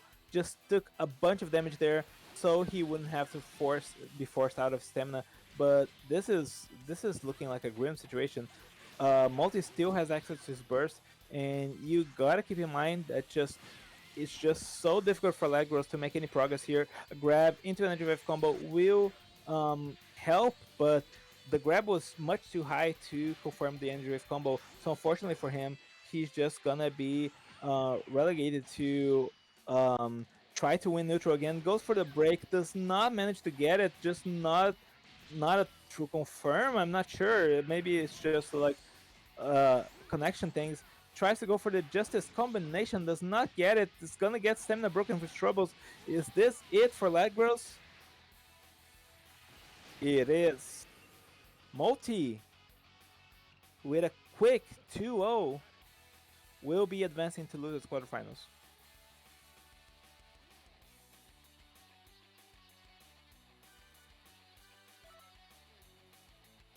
Alright, seems like Jack is nowhere to be found, so we will Keep advance. going. What? Is my next match against Bandude now? Yes, you want to keep going? Or... Let's keep going. At GG Alright. Saladgros. That was so. Whew, that was really something. My God. Alright, Bandit's up next. Multi's just going on a tear here in the loser's bracket. Let's see if he can continue making this deep run and come back in the end.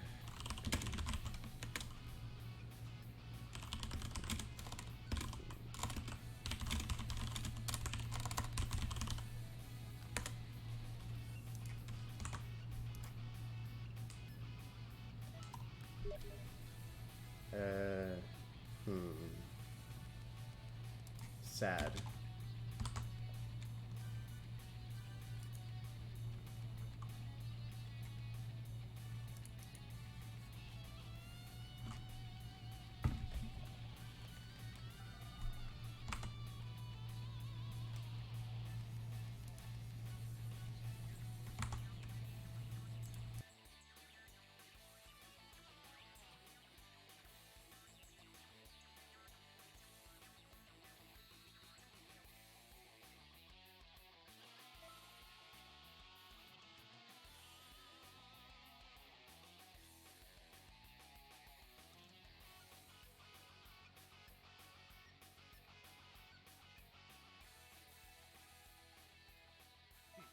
All right, sorry for that, ladies and gentlemen. I am back, and we are getting into this match.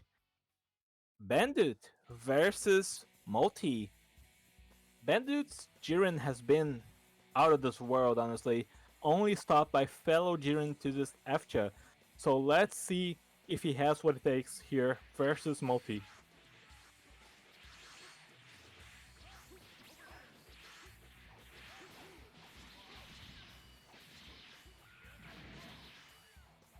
Very nice Spirit Explosion there. Does not follow it up with anything, but I'm not sure Multi should be expanding his stamina in this situation because just he has the Super Soul active, and though Jiren can do a lot of damage, he can't make enough meaningful progress. And Multi now will get some damage of his own, forces out the first evasive, the one that gives the most stamina recovery for Jiren.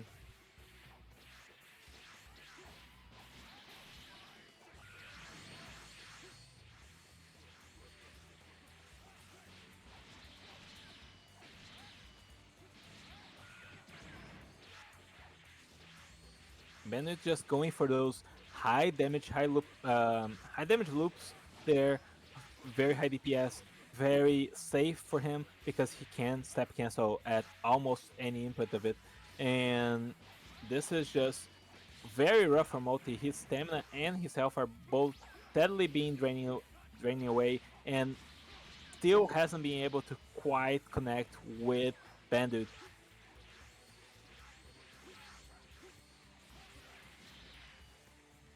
Lingering hitbox on Energy Wave combo will do a trick there. Just get Multi some breathing room, but straight up, Bandit is already back in the action and just trying to keep up this enormous pressure under which Multi is being forced to play. Oh my god. This is looking very close to over. Oh, gets the Hail Mary break there, but does not manage to... Oh, wait. Oh, forces the armor burst, gets a grab. Hold up, he might be cooking.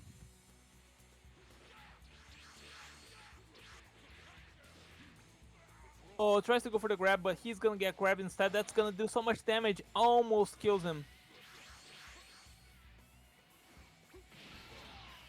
Ooh, gets a very nice, very nice. Oh my god, that's gonna kill.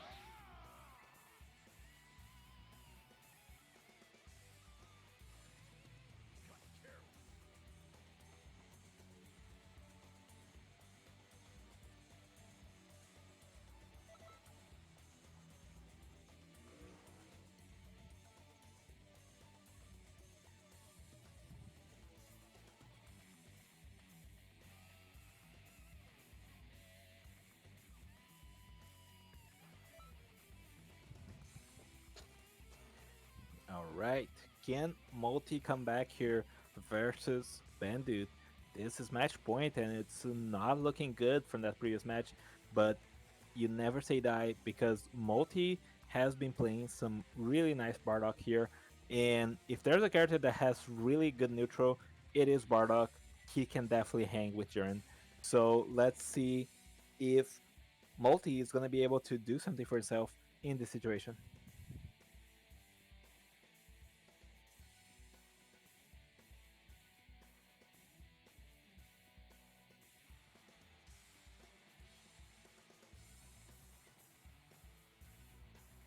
Oh, seems like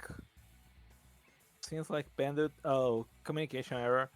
All right then. I Okay. guess we're just gonna run that back. I don't know what happened.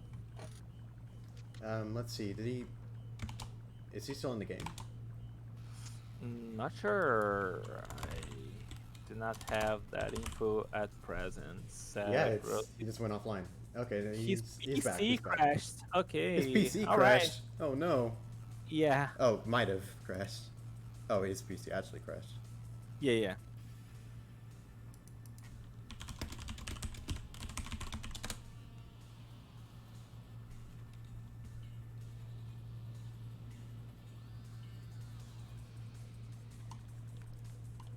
Well, all right. We'll just wait for him to get back on in, and huh. Yeah, yeah.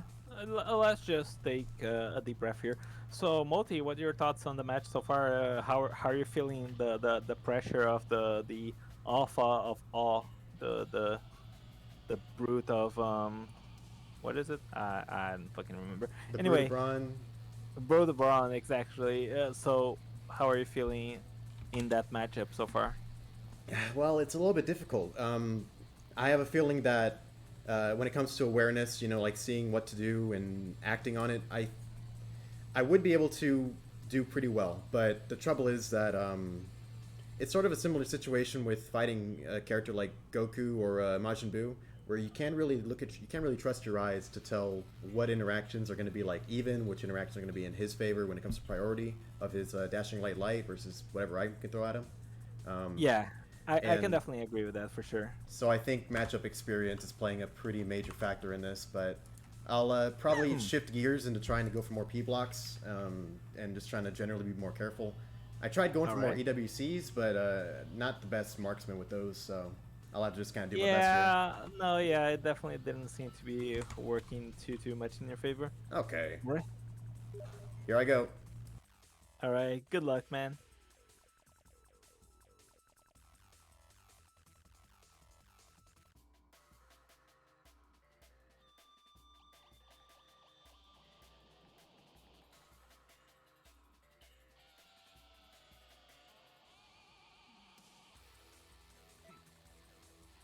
You know, shout out to Moti's Bardock colors. They look pretty nice. I gotta give it to him.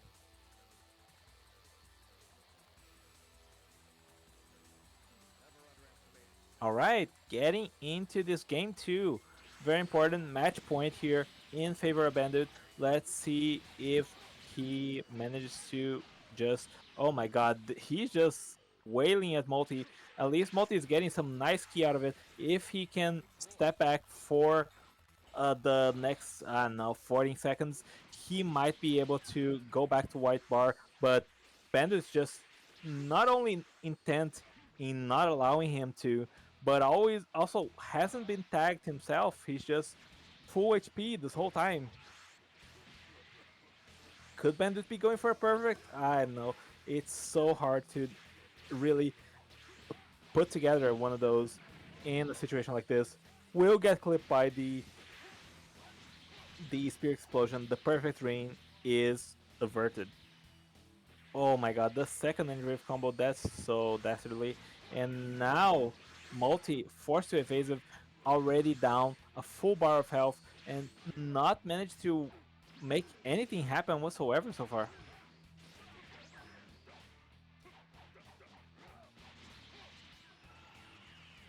Oh my god, he didn't get stunned. This is tragedy.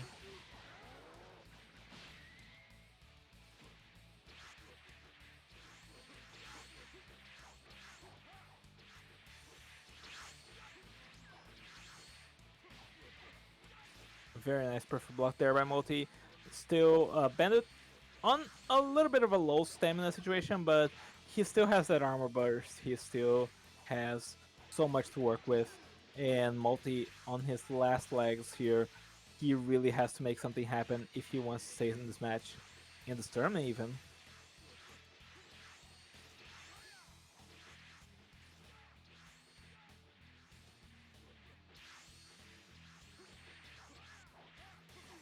Being very cautious of approaching Jiren. Unfortunately, gonna get clipped at the end of that backflip. So now, less bars of stamina, and he really can't seem to put together some offense here. He's just on the outside looking in, taking.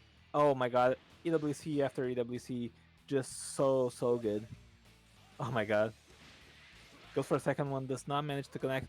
Gets a really nice grab. Maybe this. Here's how. Multi-bros. Unfortunately for him, gets his stamina force just by the lightest touch because he cannot afford to eat any more damage with how perilous his health situation is. He, even a grab, I believe, will just put him in very critical HP. So yeah, and now zero stamina to work with. He really needs to play out of his mind if he wants to even take Bandit out of green bar. And seems like he will not. Bandit giving us a nice ass shot there towards the end. He will be victorious 2-0.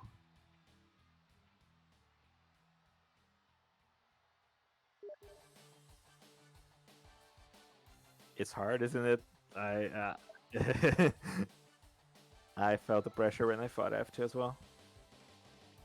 Well, that's it. At least we don't have to remake lobbies anymore. All right, up next is Barlos versus Morland.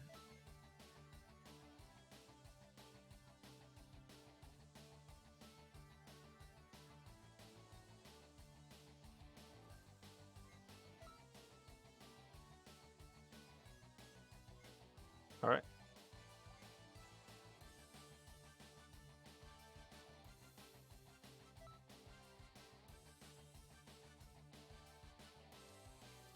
Hmm.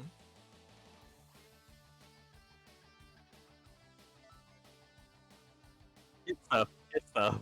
Yeah, I get you. I, I I've experienced it.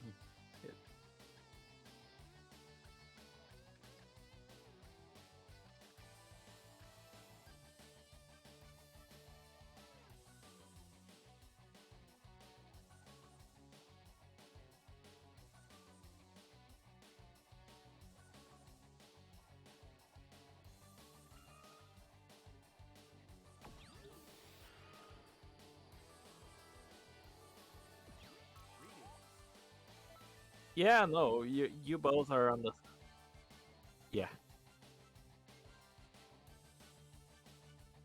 Yeah, you both are on the same stat preset, interestingly enough.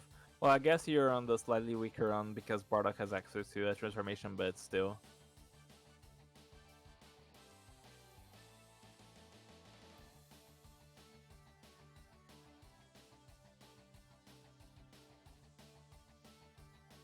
Yeah, I'm not too certain about that myself, but it is very interesting.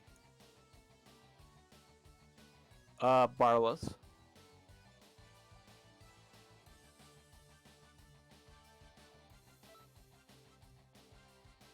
Indeed.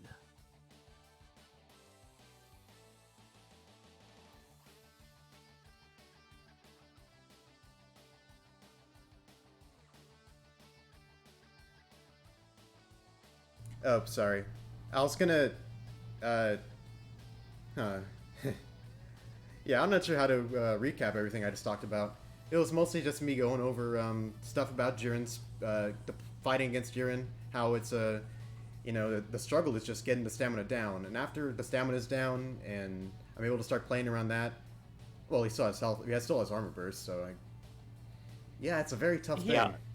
yeah. He also mentioned the fact that energy drift combo into energy drift combo, something neither of us has ever really gotten to work. Hopefully, uh, both of us are gonna get more accustomed to the matchup and more accustomed to deck like that. Absolutely. Let me just drop in the bracket. We are about halfway through, or almost done. We're in losers round 3. Yep. Okay. Yep, looking good.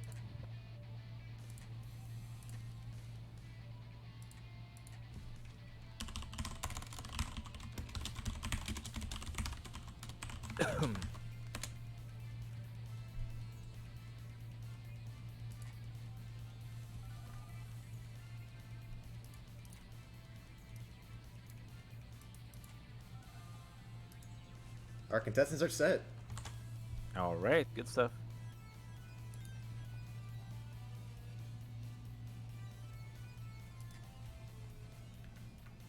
So am I crazy, or did Bruno and Z-Wolf have like the same Super Saiyan 4 Goku colors?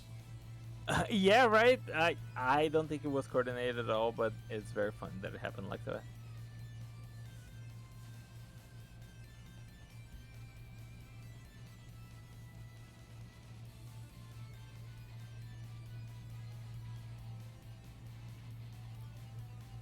And another thing that I'm noticing is Yeah, Super Saiyan God Goku's got his aura. Even though I remember that being like a glitch with his mentor preset earlier on, and I wonder Yeah, if that's been that, fixed. yeah, that got fixed. I don't remember exactly when, but yeah, it's very welcome fix for sure.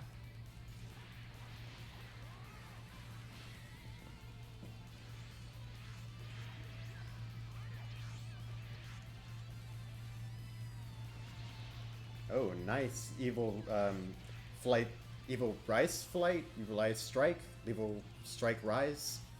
Play Evil from flight Moreland there. strike. Evil flight strike. Yeah.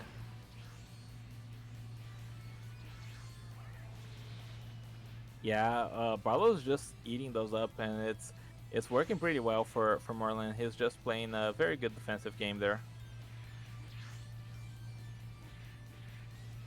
I can see he's trying to get back to full stamina. Yeah, no, absolutely. That's the name of the game with Mentor Piccolo on Endurance type, and he's getting pretty close to it. It's honestly pretty dangerous here for Barlow's to allow that.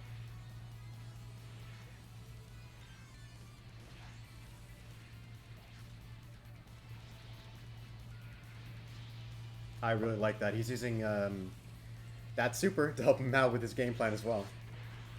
Mm-hmm.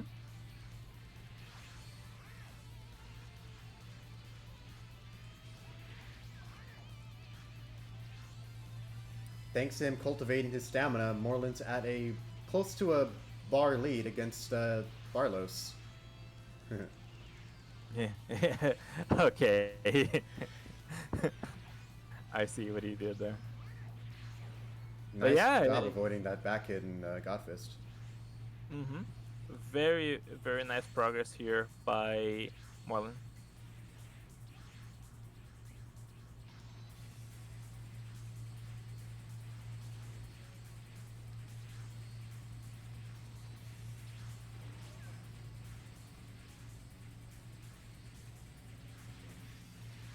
It's almost like these guys are kind of playing like a different game. Moreland's really enjoying playing around health, not really too concerned with Barlos having such high stamina. But Yeah. Barlos, on the other hand, really just wants to get in and, you know, stop Moreland from having the opportunity to get back his stamina. Yeah, he just really wants to make something happen.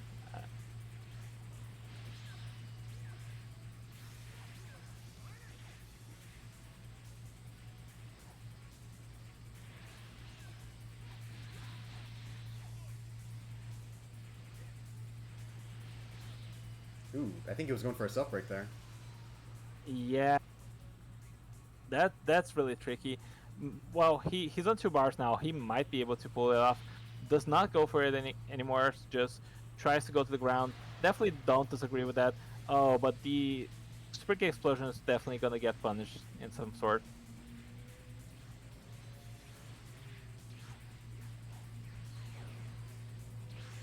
Able to evasive out without getting his stamina eaten. Mm-hmm. Very good.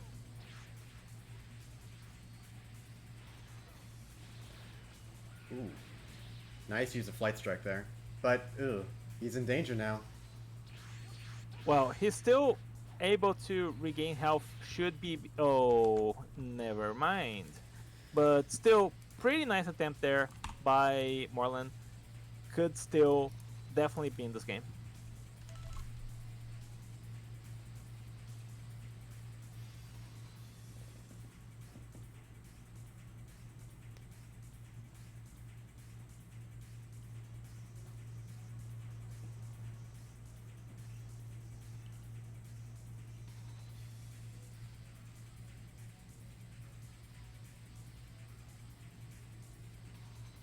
The set is 0-1, Barlos advantage. Yeah, that is correct.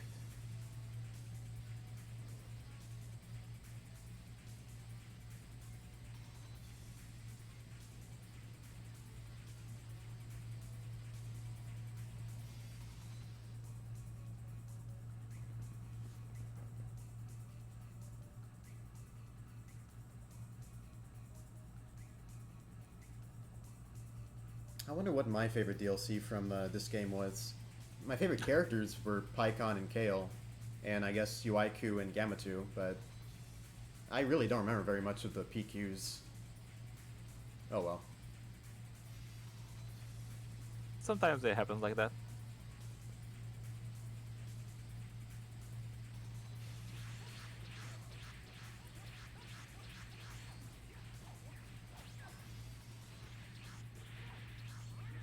Barlow's glad to get that Super Soul of Moreland's off the table for the moment, but just quickly, he's possibly about to get it right back.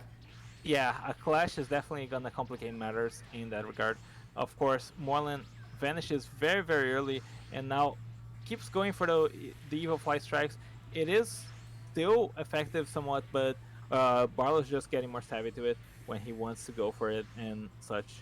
So it's definitely a little tricky.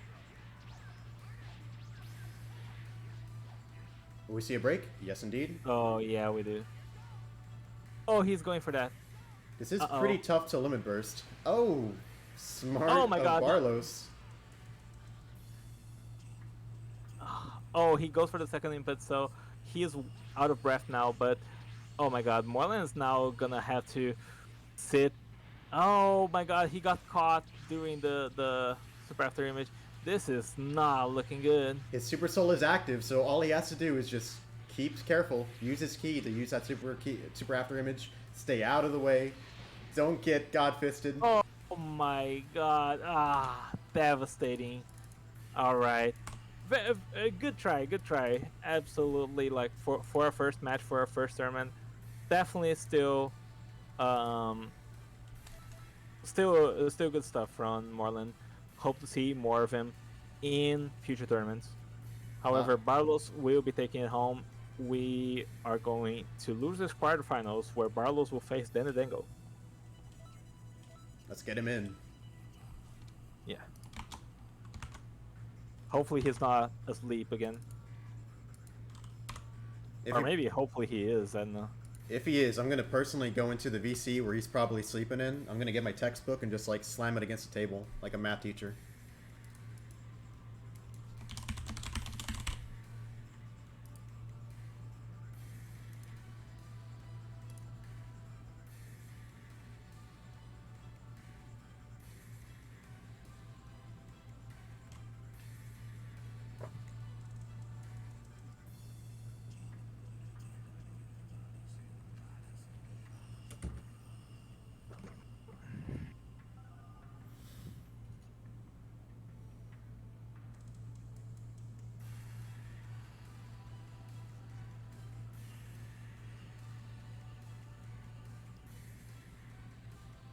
All right. Barlos doesn't get a break going into this set. yep. Well, you know, maybe as you showcase in your own set, it's for the best. You know, sometimes you're just feeling warm, you're just going into it, and hopefully Barlos can keep the momentum going. He's gonna be up against Dengo, and it's very, very tough.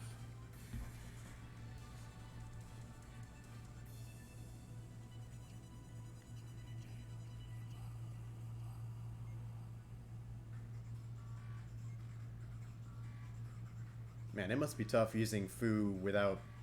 Well, I'm sure he has warmed up, but like using Fu just off the rip from cold would be... Whew, right?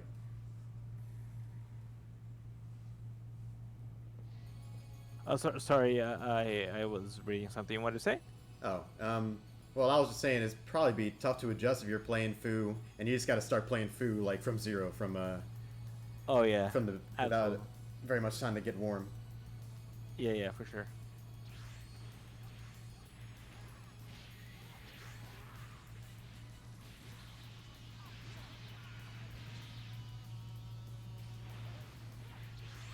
So far, this has been an amazing tournament. A very high focus on neutral from pretty much everyone going into this, going into these matches.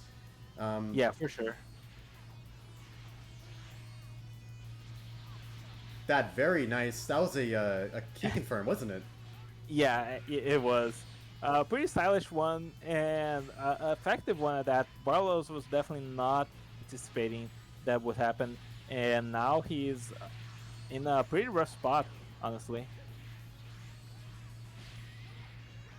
Nice P block from Barlos, getting him a decent chunk of damage versus Dango. All right. All right. He still has the attack type, so being on. Oh, but his stamina gets eaten by the Super God Fist. This is He tragedy for Dango. Ooh, I was about to say it's possible he could have gone for a sounding break, but this is actually great. He doesn't want that tech type to play into this. Just goes for the energy wave combo for that extra chunk of damage. He could possibly do even more. Absolutely. Both of them had eyes on Dango's stamina. Dan was trying to find the ideal moment to self break, and oh my god, amazing Punish covering of that LB. Oh my god, fantastic play by Dango. But yeah, both of them were watching his stamina, and Barlos prevented the self break right away and in the most devastating way. Now Dango punishes his own self break, so just a lot of stamina games going on in this match. Dango, of course, very low stamina, but that doesn't mean a whole lot when you're just putting up so much pressure as few as he is right now. Will we see bursts? Will we see ultimates? Ooh. It's a very nerve-wracking bit of this match we're enjoying here. Absolutely. Oh my god, this is very perilous for Dango. Almost gets his limit burst punish, does not manage to do so, Barlos. But this is pretty even so far. The sneaky strike. He was trying to bait Barlos into attacking, maybe get him with the melee portion of the sneaky strike. Oh, but the second Angel Wave combo will do the trick there, and this is looking very much in Dan's favor right now. Oh, and the grab might do it? Nah, but it's still pretty good damage. Oh, thank you, Dragon Ball, still in play. Now, let's see. All resources expended from Barlos. Let's see if Dango can crack this nut that is Super Saiyan God Goku. Just under 2 minutes remain. Yeah, that's plenty of time for a match like this, for sure.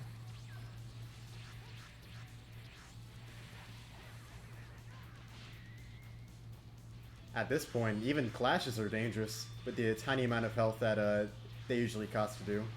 I know. I always feel that way when we're in those HP scrambles like that. Of course, Dango gonna get a bit of stamina back. Still enough health to play with. Not quite in range of a dashing heavy. Not quite in range of a grab. And they're really, really respecting each other, but also trying to get a very good approach in.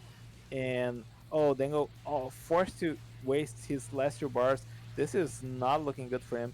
He could get broken at any moment, and despite the tech type, I don't think that's gonna save him if he does.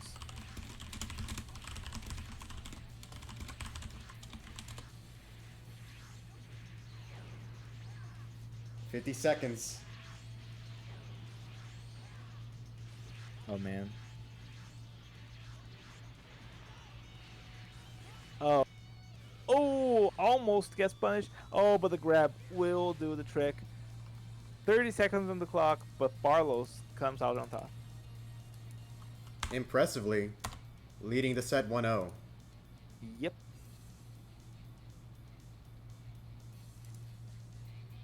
And that's the thing about Fuel, right? He's good, but how can you outvalue so much healing like the likes of what Goku has access to? He has decent health and stamina, and he gets a health burst, and he gets Thank You Dragon Ball's effect. So it's just so hard because with other characters, sure, you can make a lot of progress on HP, you can force stamina really quickly, but Few has a lot of trouble doing something like that. Looks like the contestants are getting right back into it.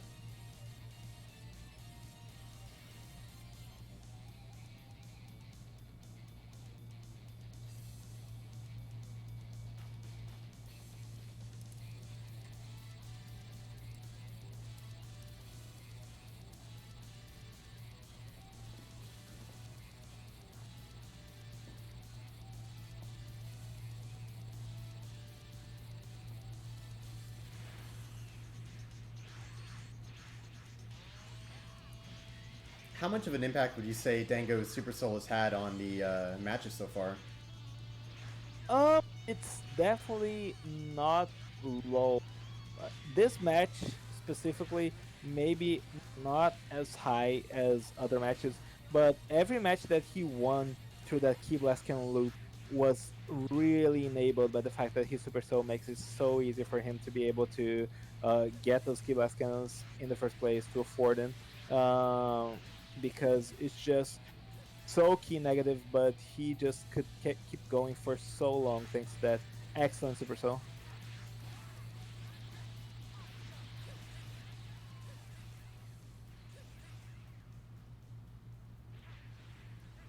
Dango taking an impressive health lead for the moment. Yeah, no, he's just cooking right now. He's woken up, and now Barlos is really struggling to get in on Dango.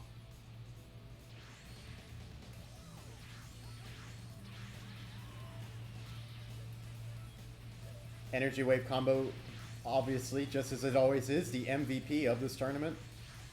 Absolutely, just one of the most ubiquitous moves in any mentor meta. It's just so good, so fast, so safe. It just does everything.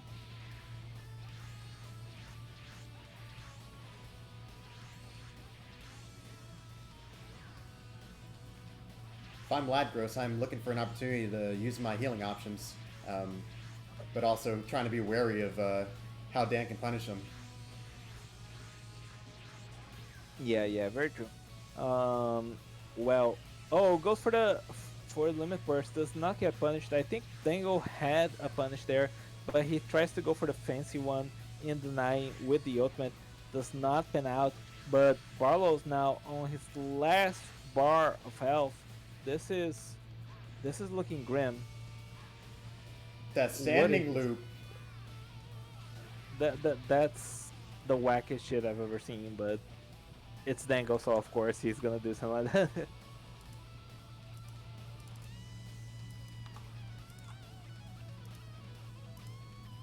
And with that, the set goes 1-1. Yep.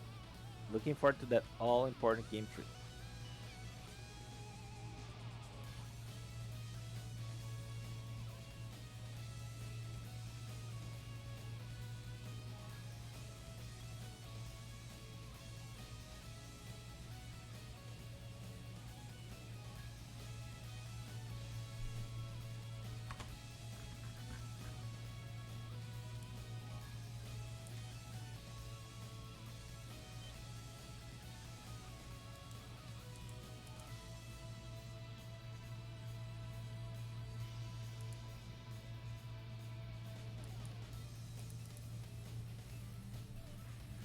The set begins.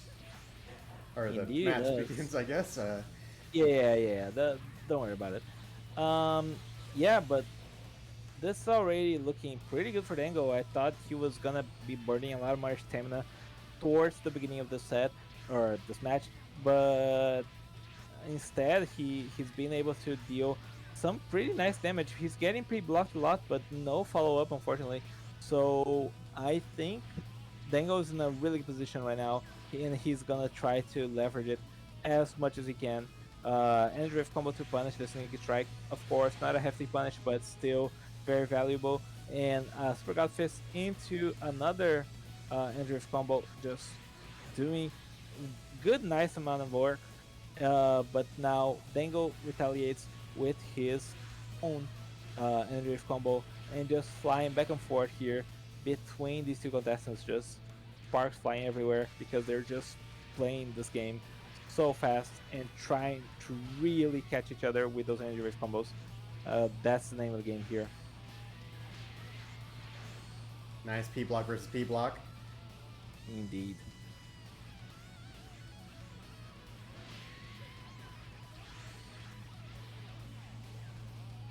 An anxious moment in the match, but Barlos is starting to find his confidence, looking for a nice opportunity to get another little God Fist into EWC going, but Dango's not letting it happen. Yeah.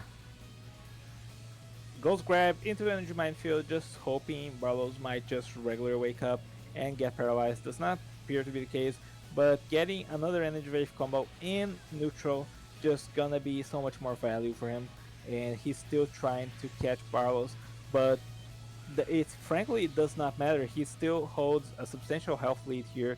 Of course, it's gonna be dwindled just a little bit by the energy wave combo, but still in a very commanding position. Oh my god, punishes the times 4 Kamehameha. Oh my god, a little bit of clash there.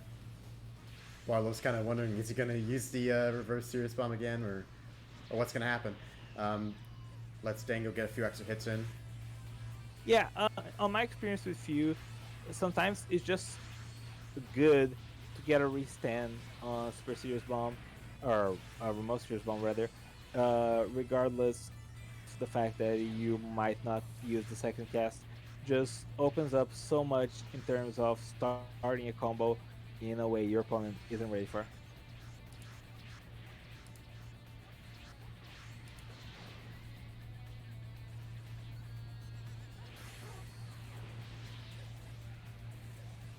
Ooh, catching him out of the Spirit Explosion yet again. Indeed. And that's all she wrote. A grab will seal the deal. Dango advances.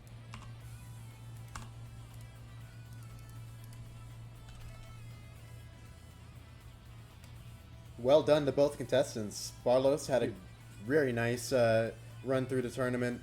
Sad to see him Yeah. go. Yeah, no, that was really nice for him. Up next we have Bandit versus Dango, so he can just stay in, and we get Bandit. We switch glad growth for sad growth, switching a little bit of a mood here, and that might be exactly what Dan might be feeling, going up versus Bandit Jiren's just so insurmountable, honestly. Just very tricky to go against in neutral. You face him, and he performed really well. So far, he has only been beaten by fellow Jiren Efcha. So yeah, this guy is just scary, and I'm eager to see how Dango is gonna pull off here for few to compete with Jiren in this current situation. Yeah, they both have dashing light. They both have a very good alternating riddle with step cancels, but you know, few just can't match that damage, especially that combo type grab damage is just gonna edge out on his own grab so often. So it's just I guess we'll wait and see what Dango has in store for us.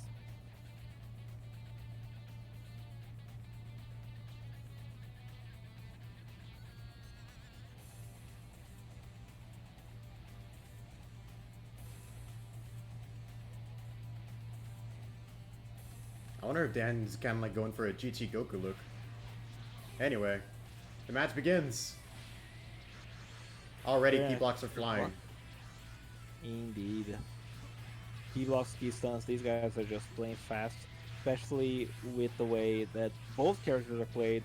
Those dashing lights, just stepping, step vanishing just gives you so many iframes. So it's very helpful to try and get those situations to occur, especially, and just try to get your damage where you can. Very impressive. They're moving so fast. Dan is not blinking to the speed of Jiren here. Wow.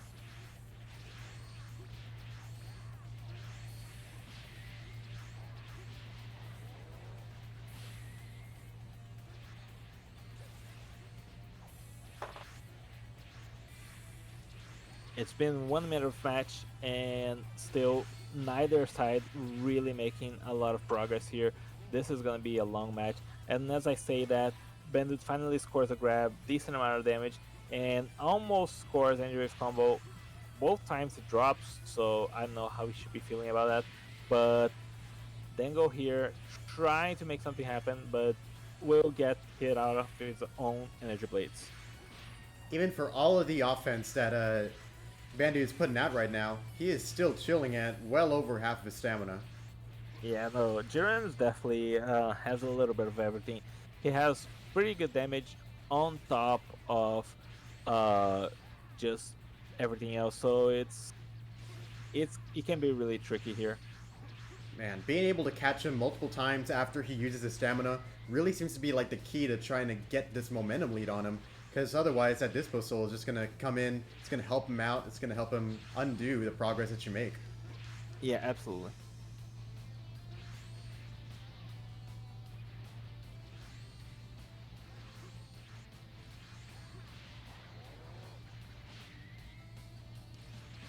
Dango has to be aware of his health now. He's making some good progress against Bandit, but he still cannot let the latter half of this match slip. Mm-hmm.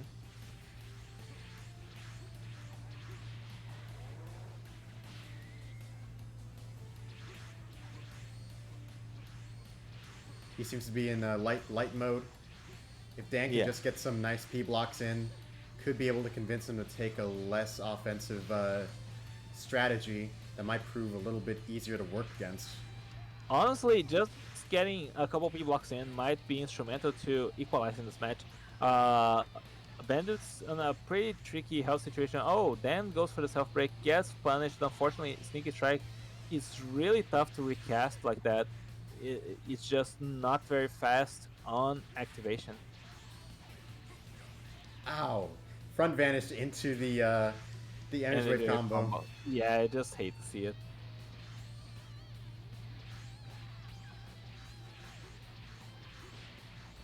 His last bar of health, but he's hanging in there.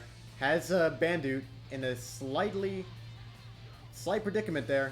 Will we see a sub break? No. Still going on the offensive, still trying to get his health back, or his stamina back. Right. If I'm Dan, I want to be really thinking about what I'm trying to go for here, because after all this, Bandit still has his armor burst on deck, which means that if he tries to go for a break, he will completely reset and essentially be back to how it was at the beginning of the match. Yep. Gotta be very, very careful here. But Dango on the outside looking in here, very low HP and stamina about equal. On 1 minute of the match, he is gonna have to make something happen here if he doesn't want to lose straight up by timeout.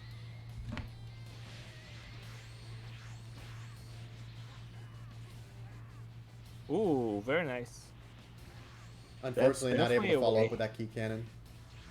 Yep, but still, that was a great burst of damage. If he does that even one more time, but unfortunately, he will get grabbed and make the situation very close to being unwinnable.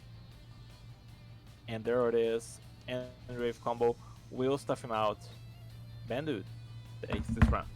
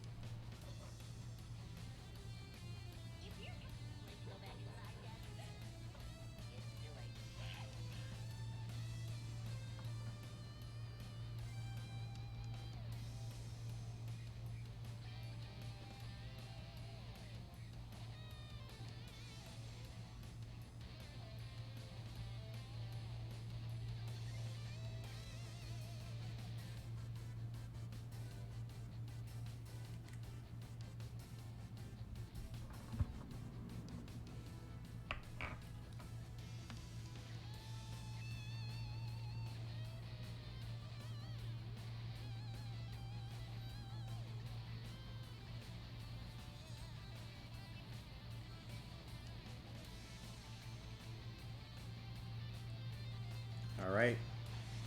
Alright. Bandit just going in right in with that dashing light. Yep, just gets one nice uppercut in.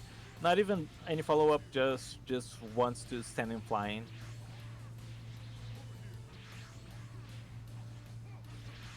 One thing that gets a little understated is how good Fuse alternating is versus instant rise at the top of the map.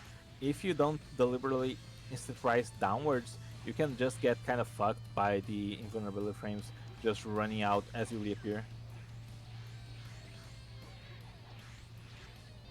Bandits, of course, doing a really good job of forcing the fight to take place lower to the ground here in World Tournament, but still something to be very wary of when it comes to Few. Bandit, great health lead, no stamina depleted. Dango looking for that opening, looking for that opportunity. The chink in the armor, as it were.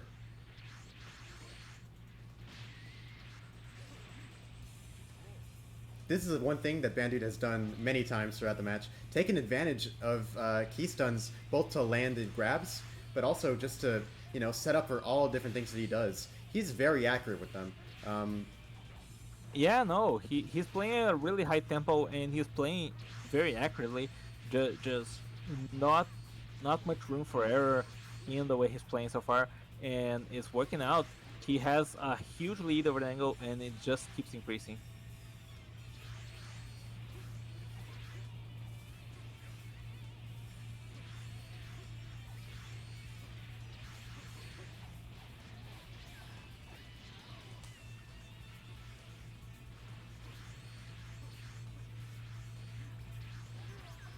Oh, goes for a grab there, gets punished, but still in a pretty commanding position so far.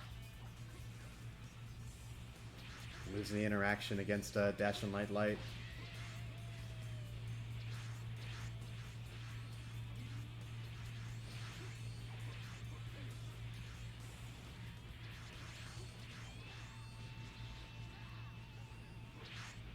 We might get to see Dan put on some nice damage output soon. Oh, but with that combo drop, that might be further in the future.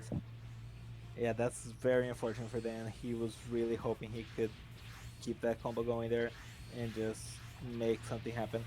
Still very much in the realm of possibility. 2 minutes left in the match, but it's just so tough, dude. It's hard. He does not want Bandu to rise in this situation, to instant rise. Even if he doesn't go for a self break, he'll be able to have that Super Soul go to the ground and then get his stamina back in no time. Yeah, absolutely. Excellent job playing around the EWC.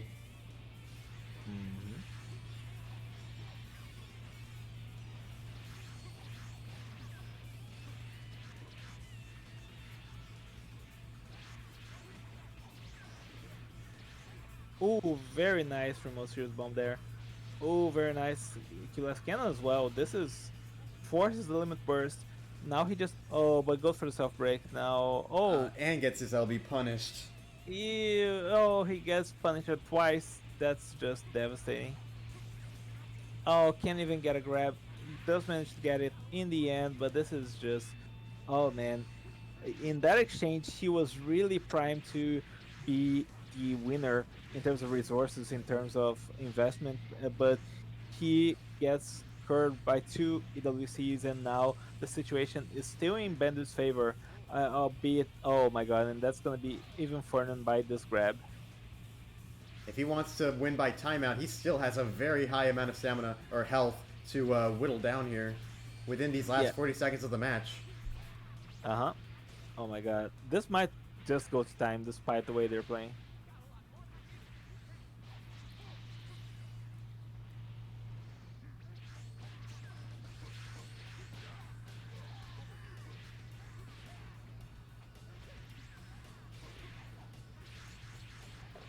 Oh my god, this is so tight. 19 seconds. 20 seconds. 15. Oh my god.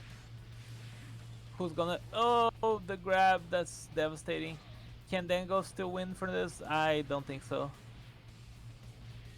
Oh my god. Can he? Can he? Can he? Oh!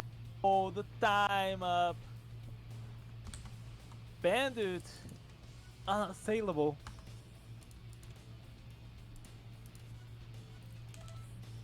The Duke of Domination does it again.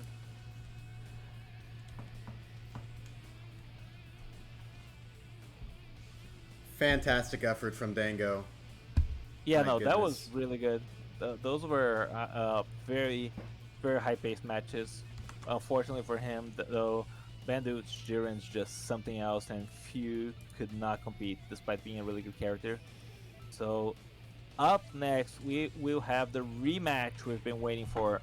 Efcha versus Bandit. This time it's a best of 5 here in Losers Finals. Let's get them both right in here. Bros, we are at the at the home stretch. Yeah, no, this been a good one, honestly. Very, very cool. So many amazing matchups. So many 2-0s. Looking at the bracket, my goodness, there's so many. It's Yeah, been a no, very this is- volatile match. Very volatile series of matches. Yeah, no, yeah. People have just been getting these matches where they just play like crazy and get one break and just win the game on the spot. And it's like it's definitely the sort of volatility that is more present in the meta with mentors, just by virtue of their super souls, of their supers, just so much better. So yeah, just gotta gotta keep in mind, just gotta play solid here, and hopefully this will not be a 2-0, but a lengthy match with back and forth between these two Jirans.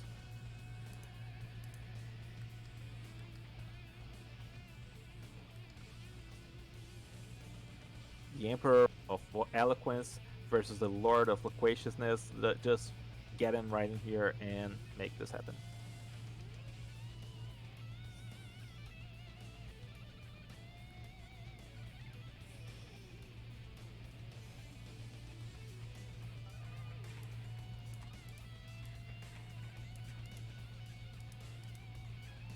All right. Seems like we're all set. Let's get losers finals started.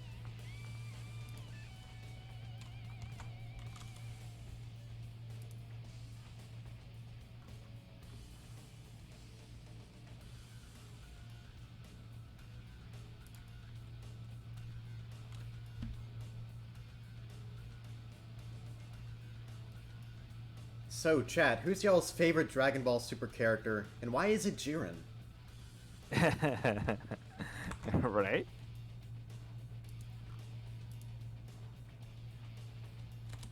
The height of heroism. The Imperator of intellectualism. The Undertale.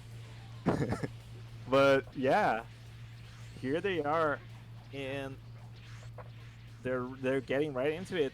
Same thing we've seen in their previous set, just very high octane, but one of them just getting a slight advantage over the other, just be it the P blocks, be it winning neutral just a couple of times, and now we see how Bandit's stamina looking a little lower here than Afcha's, but still neither really getting a great advantage over the other. Bandit's gonna equalize a little bit in the resources just via that grab, but it's just so tense, so back and forth between these two.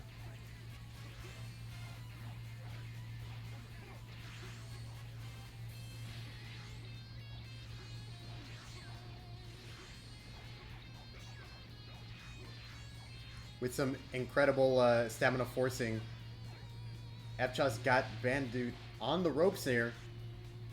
After's stamina is not looking super great himself, but he does manage to get a heavy break, and he's gonna get a heavy break reset. So Excellent. this is, yeah, Oh. this is just He's going for it! Alright. that was Pathetic. But that also... was some damage. Yeah, that damage was not good. Unfortunately, the armor burst is just so much defense. So yeah, it was a pretty good punish, all things considered. Wasted his burst completely and dealt some good chunk of damage, but still, now Efcha very low stamina. So Bandit shooting in neutral just even a single more time, he could be able to break him and do the same. But seems like he might be going for a more Gabe Stem in jail sort of approach here, and just trying to really just deal damage over and over, trying to put Efcha in an uncomfortable situation while he has to play in really low stamina situations. Unfortunately for Bandit, however, he himself is also in a very low stamina situation, and getting broken will spell his demise Efcha will take game one, question mark. Is he gonna drop it? Is he gonna drop it? Is that really what's happening? Okay, no. Okay. He didn't have to charge it. Yeah, that was needlessly scary, but yep. Efcha comes out on top yet again.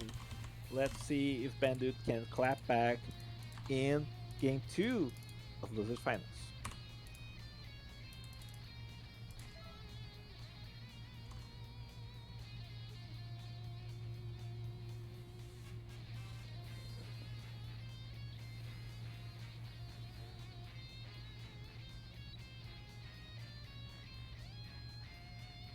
It goes without saying. A major part of fighting Jiren that we've seen applied a few times during this tournament has been choosing to either go for the block, unblock P block against his dashing light, or to, if he's trying to play around that, just step around his block and punish those. Just kind of expect for those, see those coming. And of all the people that would go and try to make the most out of that strategy, I think Efcha has a play style that is just perfectly attuned to that kind of thing. Yeah, absolutely. Efcha is just a mechanical freak beast. He's not normal. If you put a situation where you gotta nail a P block or you lose the game, he will nail the P block 100% of the time. He's just so consistently good in these high octane neutral situations where you're just move a lot, you key blast a lot, and you're just trying to really get your opponent.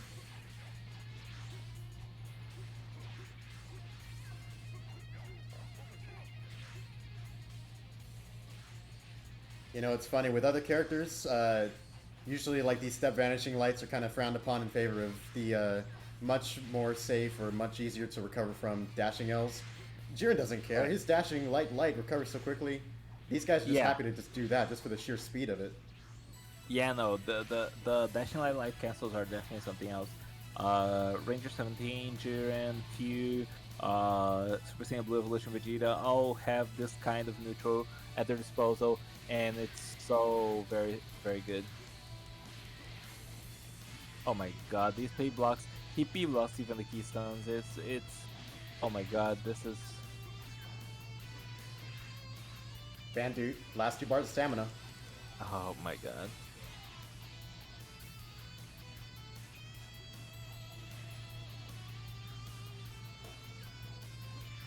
Bandit's having a tough time. Oh my god, gets perfect block. And P blocked on the LB. Oh my god. The overlord of obituaries. He's just going at it. Bandit's just struggling to keep up.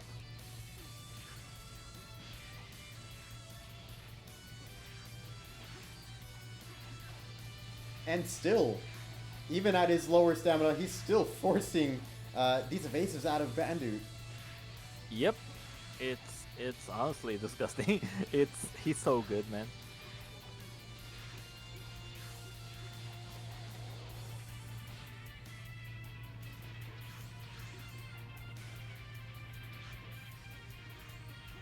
It's the Jarl of Justice and the King of Knights, man. I don't know what to tell you. I don't know. It's too much power. Holy shit.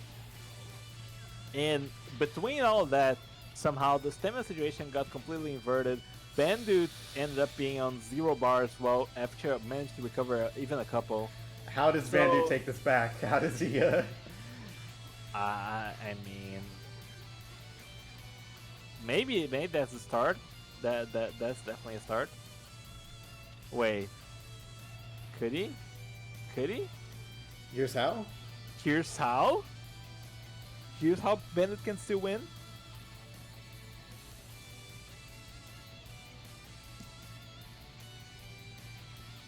Oh my god. Bad manners, no tennis. Wow. I think he was so focused on the keystone that he didn't even notice that FJ was casting EWC. Genius mind games. But this isn't Right. the end of the set. Yeah, no, not by far. There's still one game to go if it keeps going in FJ's favor, and Bandit still has the potential to just claw back and reverse sweep this whole thing. So let's see. Let's get in this all important game 3 and see what Bandit will do. His back is against the wall, and I trust he's gonna be able to play just uh ju- ju- just a fantastic game of the universe if he puts his mind to it.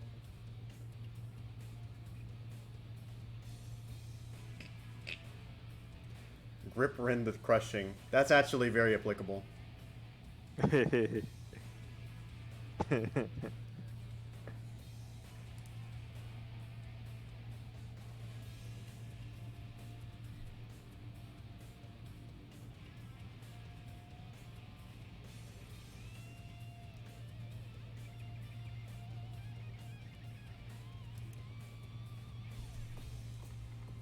Here we go into game 3. I remember when I was watching the 21st Tenkaichi Budokai of the original Dragon Ball on my CRT television in the 80s. And when this scene came on, this Kino match, oh man, it defined the man I am today. Dude, this is so profound. The only man who can beat Jiren is himself. He's his greatest enemy.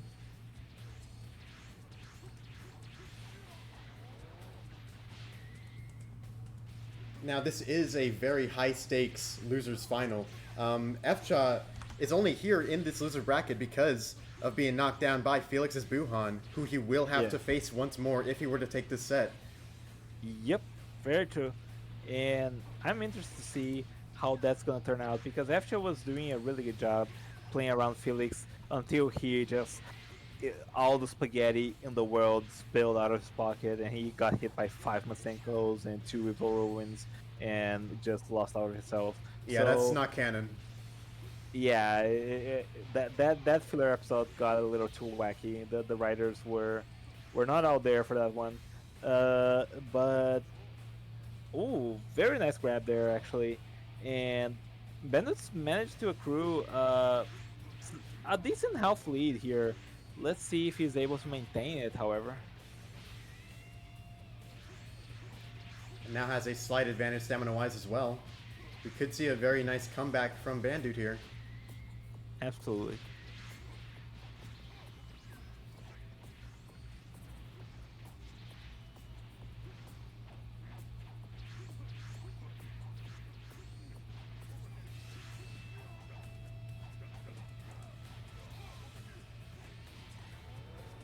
Oh my god. Bandit's actually doing really good. This might be winnable for him.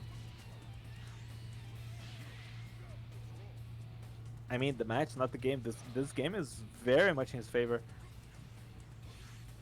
Great stuff for him so far. Oh my god. We might see a break. Catch. Oh, but drops the combo. Oh, so unfortunate, dude. Oh, I thought he was gonna go for the self break there.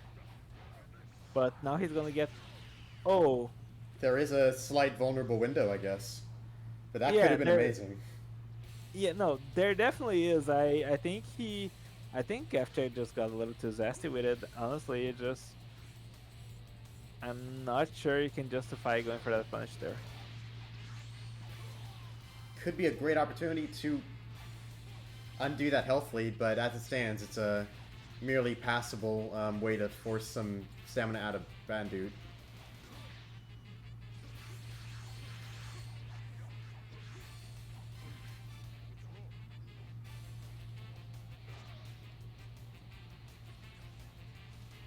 These guys have virtually the same stats, so it's pretty easy to tell when it comes to who has the health lead and what this might come down to in the event of a timeout.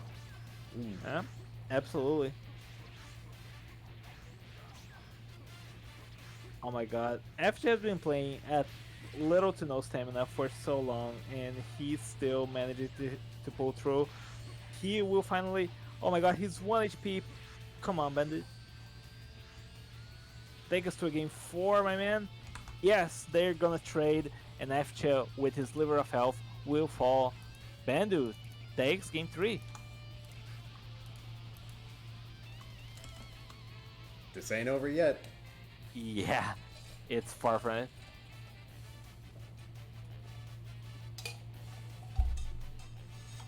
Just one second.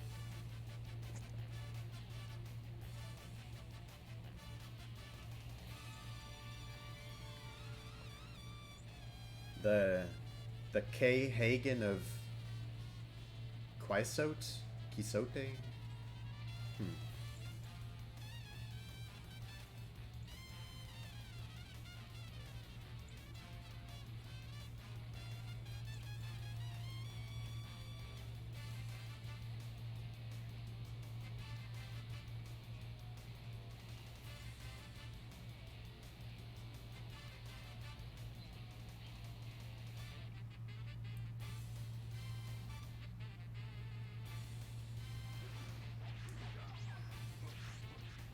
Alright, I'm back, and we're back right in it.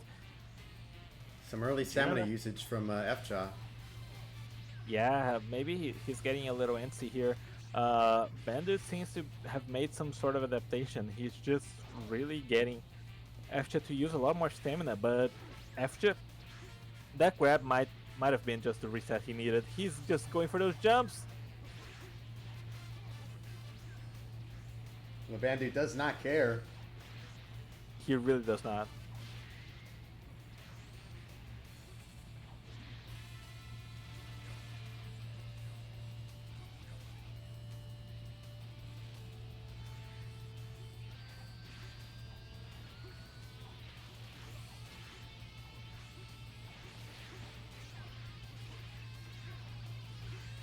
A very anti trade of key stuns and dashing lights.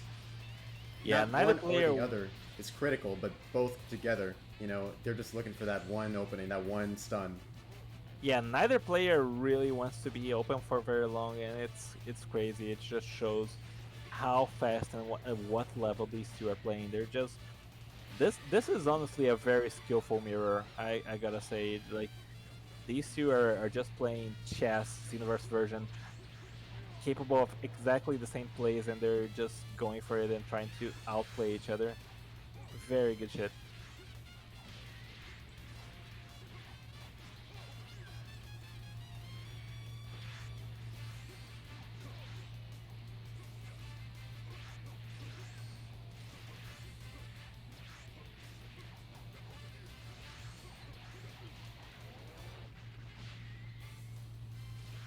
Neither side seems to be close to a stamina break, but still, a whole bar has eventually been whittled down just from these guys Yeah. going at it. Yeah, the occasional grabs, the combos that get started just to deplete some stamina are very crucial. A very nicely done self break there.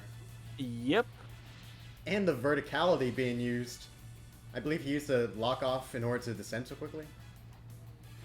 Probably so. He will get all his stamina back now, and this is suddenly not looking too good for Bandit.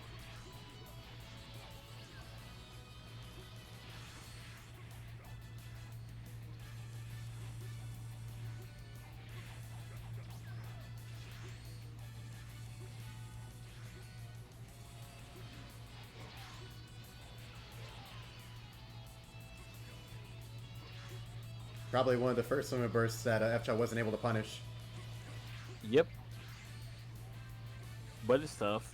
Just the question of how much disparity is between these two players in terms of resources already goes to show that this match is pretty much decided.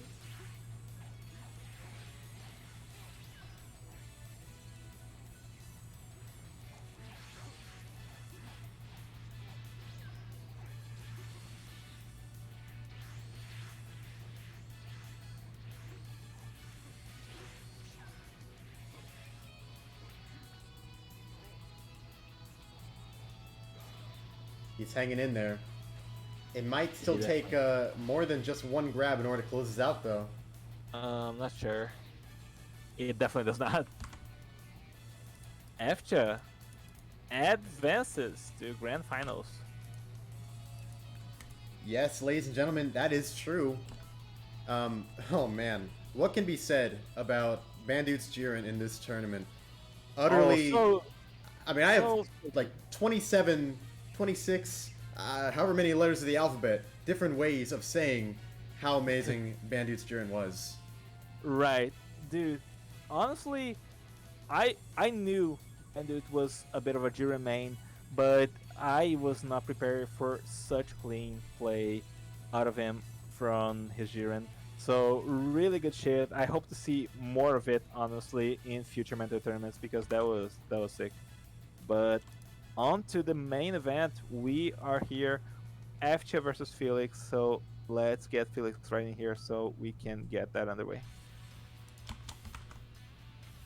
Oh, get FCHA in here too. That's him. Where is it? Oh, is it? Yeah.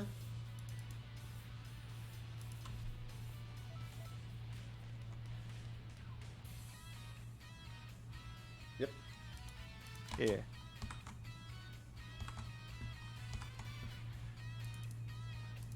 Alright, I'll be back just a sec while Felix gets here. All right, I'll set up the scoreboard.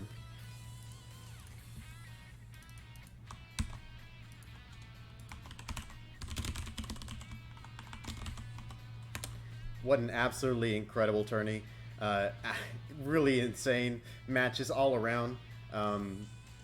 Everyone, you can just tell, were playing their hearts out, and it was just amazing to see.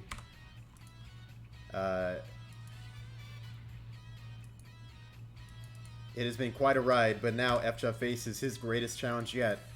The man who sent him down from the winner's bracket, and that is Felix and his Teen Han-inspired Buhan.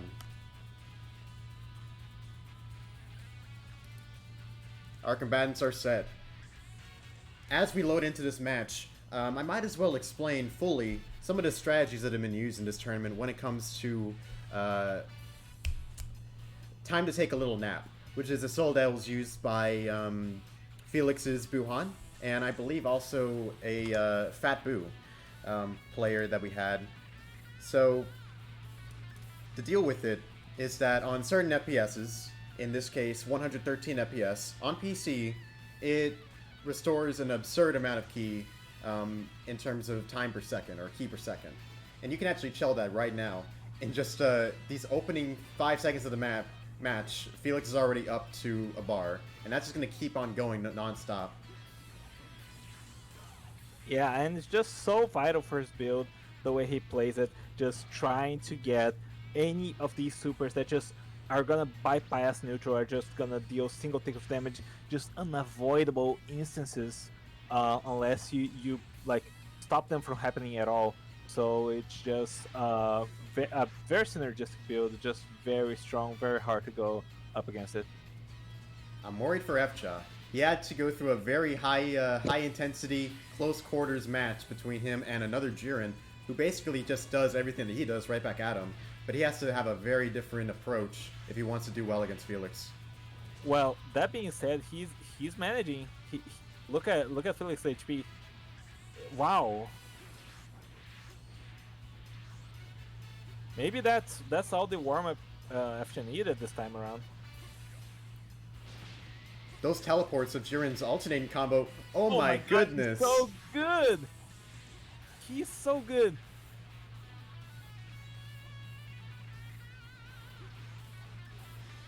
Very impressive how he's able to use the teleports of his own combo. He grabbed him out the teleport. Yeah, he caught him mid-step vanish. That was... What health burst. What health burst? He cannot. He has no room to.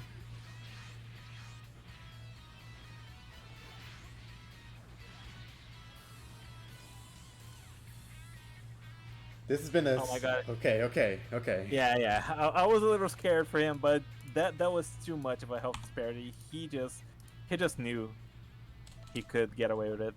FCHA takes round 1. Dude, we might get a bracket reset here. He's just playing out of his mind.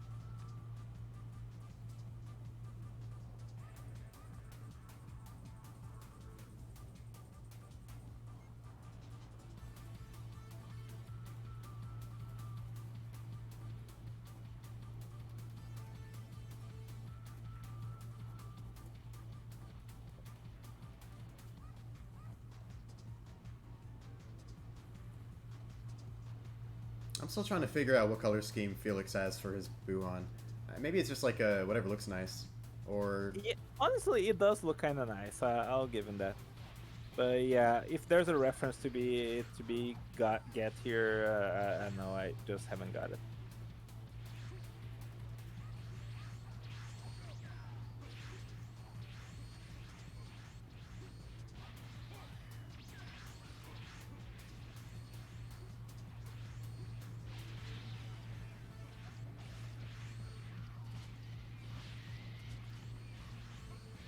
Yeah, it's nice to people like the Masenkos if you want some key, but really that's all it's good for. Yep. Well, in close quarters, you can sort of retaliate, but it's definitely tricky. Narrowly able to escape that Masenko there. Oh man, he's just able to track that so well. It's a wonder that didn't hit. Yeah, I know, right? Wait, this is potentially a good burst, honestly. He hasn't really been punished, and Felix is on the back foot. Even though he had to expand his burst, we can see how much progress he's able to make just off of the back of that. Oh my god, the grab. There is a vulnerable window, but it is so... I mean, wow, that was very impressive. Oh my god, he just dodged the knockback completely. If only he can consistently grab that Evil Whirlwind. Or maybe it's just a lag thing, I don't know.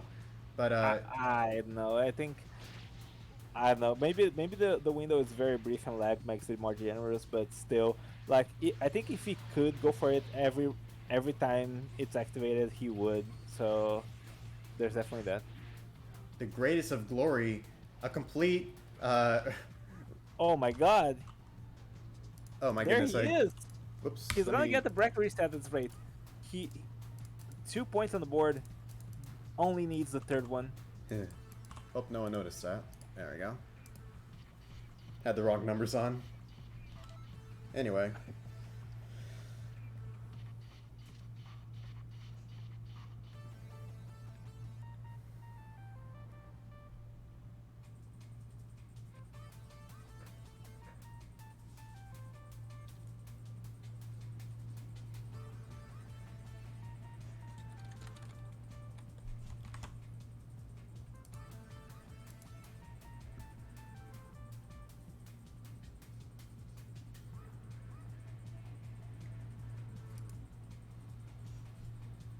We are going into Game 3 of this Grand Finals.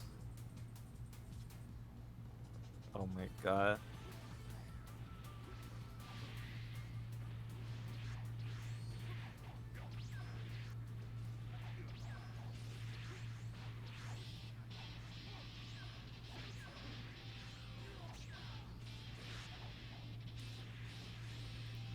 F-Chaw's using those reverse grabs very skillfully, but Felix is staying just a little bit safe from them. But he's still able to grab them nonetheless. Yeah, absolutely. And honestly, like, this is a complete change from what we've seen in the first match they had in the winners bracket. Grabbed his because- Masenko. Oh my god. Yep. Because in their first match, Felix was just getting a lot more damage in, despite F-Chaw's best attempts to just get in and deal some of his own. So he was always trading negatively, but now he's actually really trading positive. And now Felix has almost a full bar health less than him. So it just goes to show how much he has improved and adapted to what Felix is putting out on the board.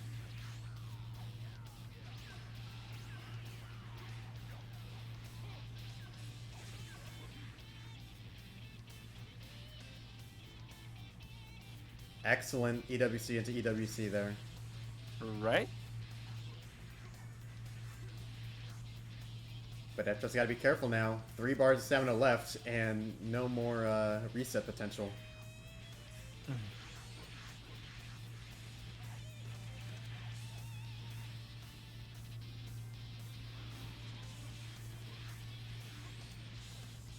He's able to process so quickly, staying away from the ill reigns, getting hits in, while also trying to I know, avoid right? these supers. I know it's crazy. There's Felix is no on easy way around very it. low. They're both on very low stamina, but I think it definitely matters more for Felix, in which like he's gonna get punished in forms of just stamina breaks or unvanishable damage that really seals the match here. So if FJ is able to force those last 2 bars of health out of Felix, it's gonna be a huge feat. It's gonna help him a lot because it's a winning maneuver at this point. That's all he needs. Smart of him to go for the combo extension instead of another dashing H surging fist. Probably that would Yep. have been punishable by Felix. Yeah, yeah. He's definitely playing it cautious, trying to respect Felix whenever like he just has. It's hard, dude. It's hard to keep track of Evil Whirlwind, but it's the YOLO.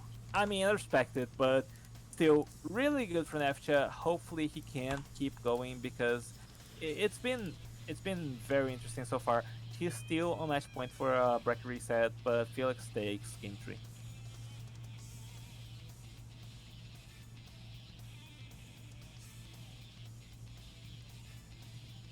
And they're just heading right back into it.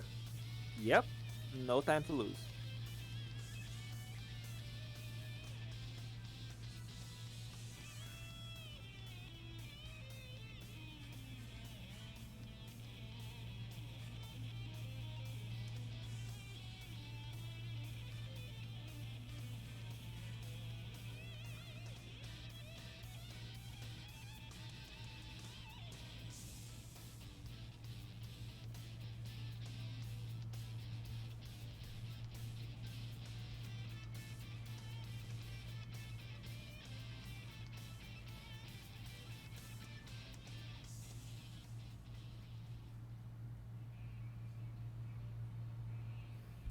And we're off.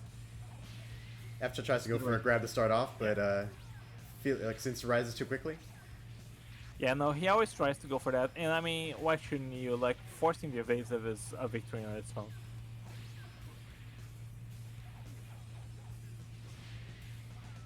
Oh my god. Very dangerous stamina level from Efcha here, but he is giving it to Felix. Using that teleport. Oh, he still got nicked by the ill rain, surprisingly. But, Yeah, but I think there's definitely something here because Efcha is learning to play so solid when he's low stamina that whenever Felix goes into the aggression, he just ends up being punished instead. It's actually kind of crazy. Oh my god. very smart. The Although push he right did have to here. pay with a Masenko. Still definitely worth. Look at this. Full health bar disparity here.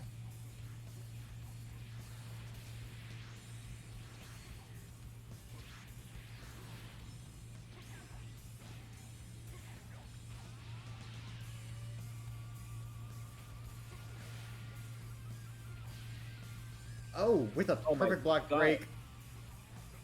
At least the armor burst is gonna mitigate that, but geez, that kind of sucks. He has nothing better to do than to just try his best to go for some Masenkos and Evil Whirlwinds. Oh man, but he really got his mileage out of that. Indeed. It's not like doing grabs would have done any damage. Yeah. So he just has to accept the trade. Oh no. Now now F-Just trying to go for those burst Yeah, dashes, but not the burst dashes, the burst rush. But he's missing out on opportunities to grab. Yeah, no, I think he definitely got a little tunnel vision there, but it's still very doable even with that strat. Like, it worked, right? So there's something to it. But oh my god, this is so scary. Felix has come back from health deficits like this many times before in this tournament. I know, right?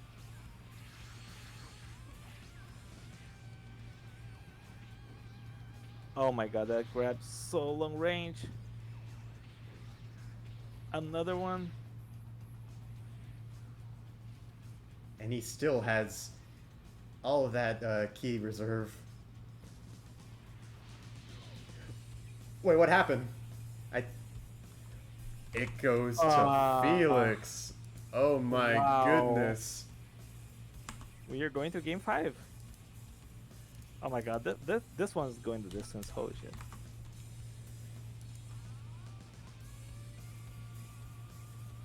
The man with infinite power versus the man with infinite key. Exactly.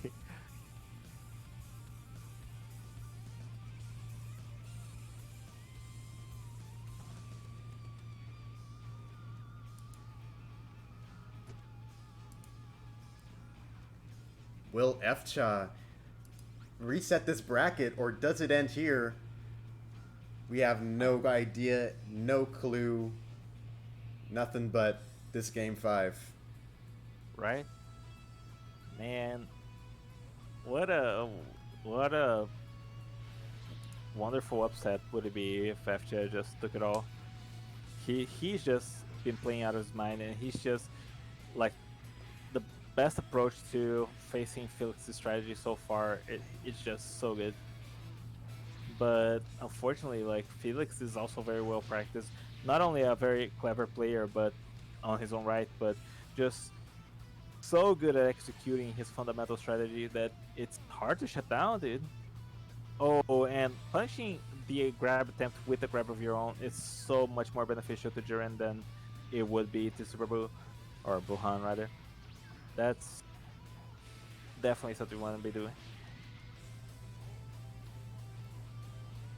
Not wanting to leave anything up to chance, we can definitely see Fcha's change of priorities here, which are very effective.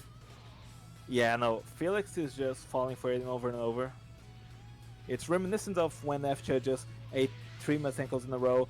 Oh, Felix is just getting P blocked 4 times in a row just into grab, and this is definitely a great strategy to work here.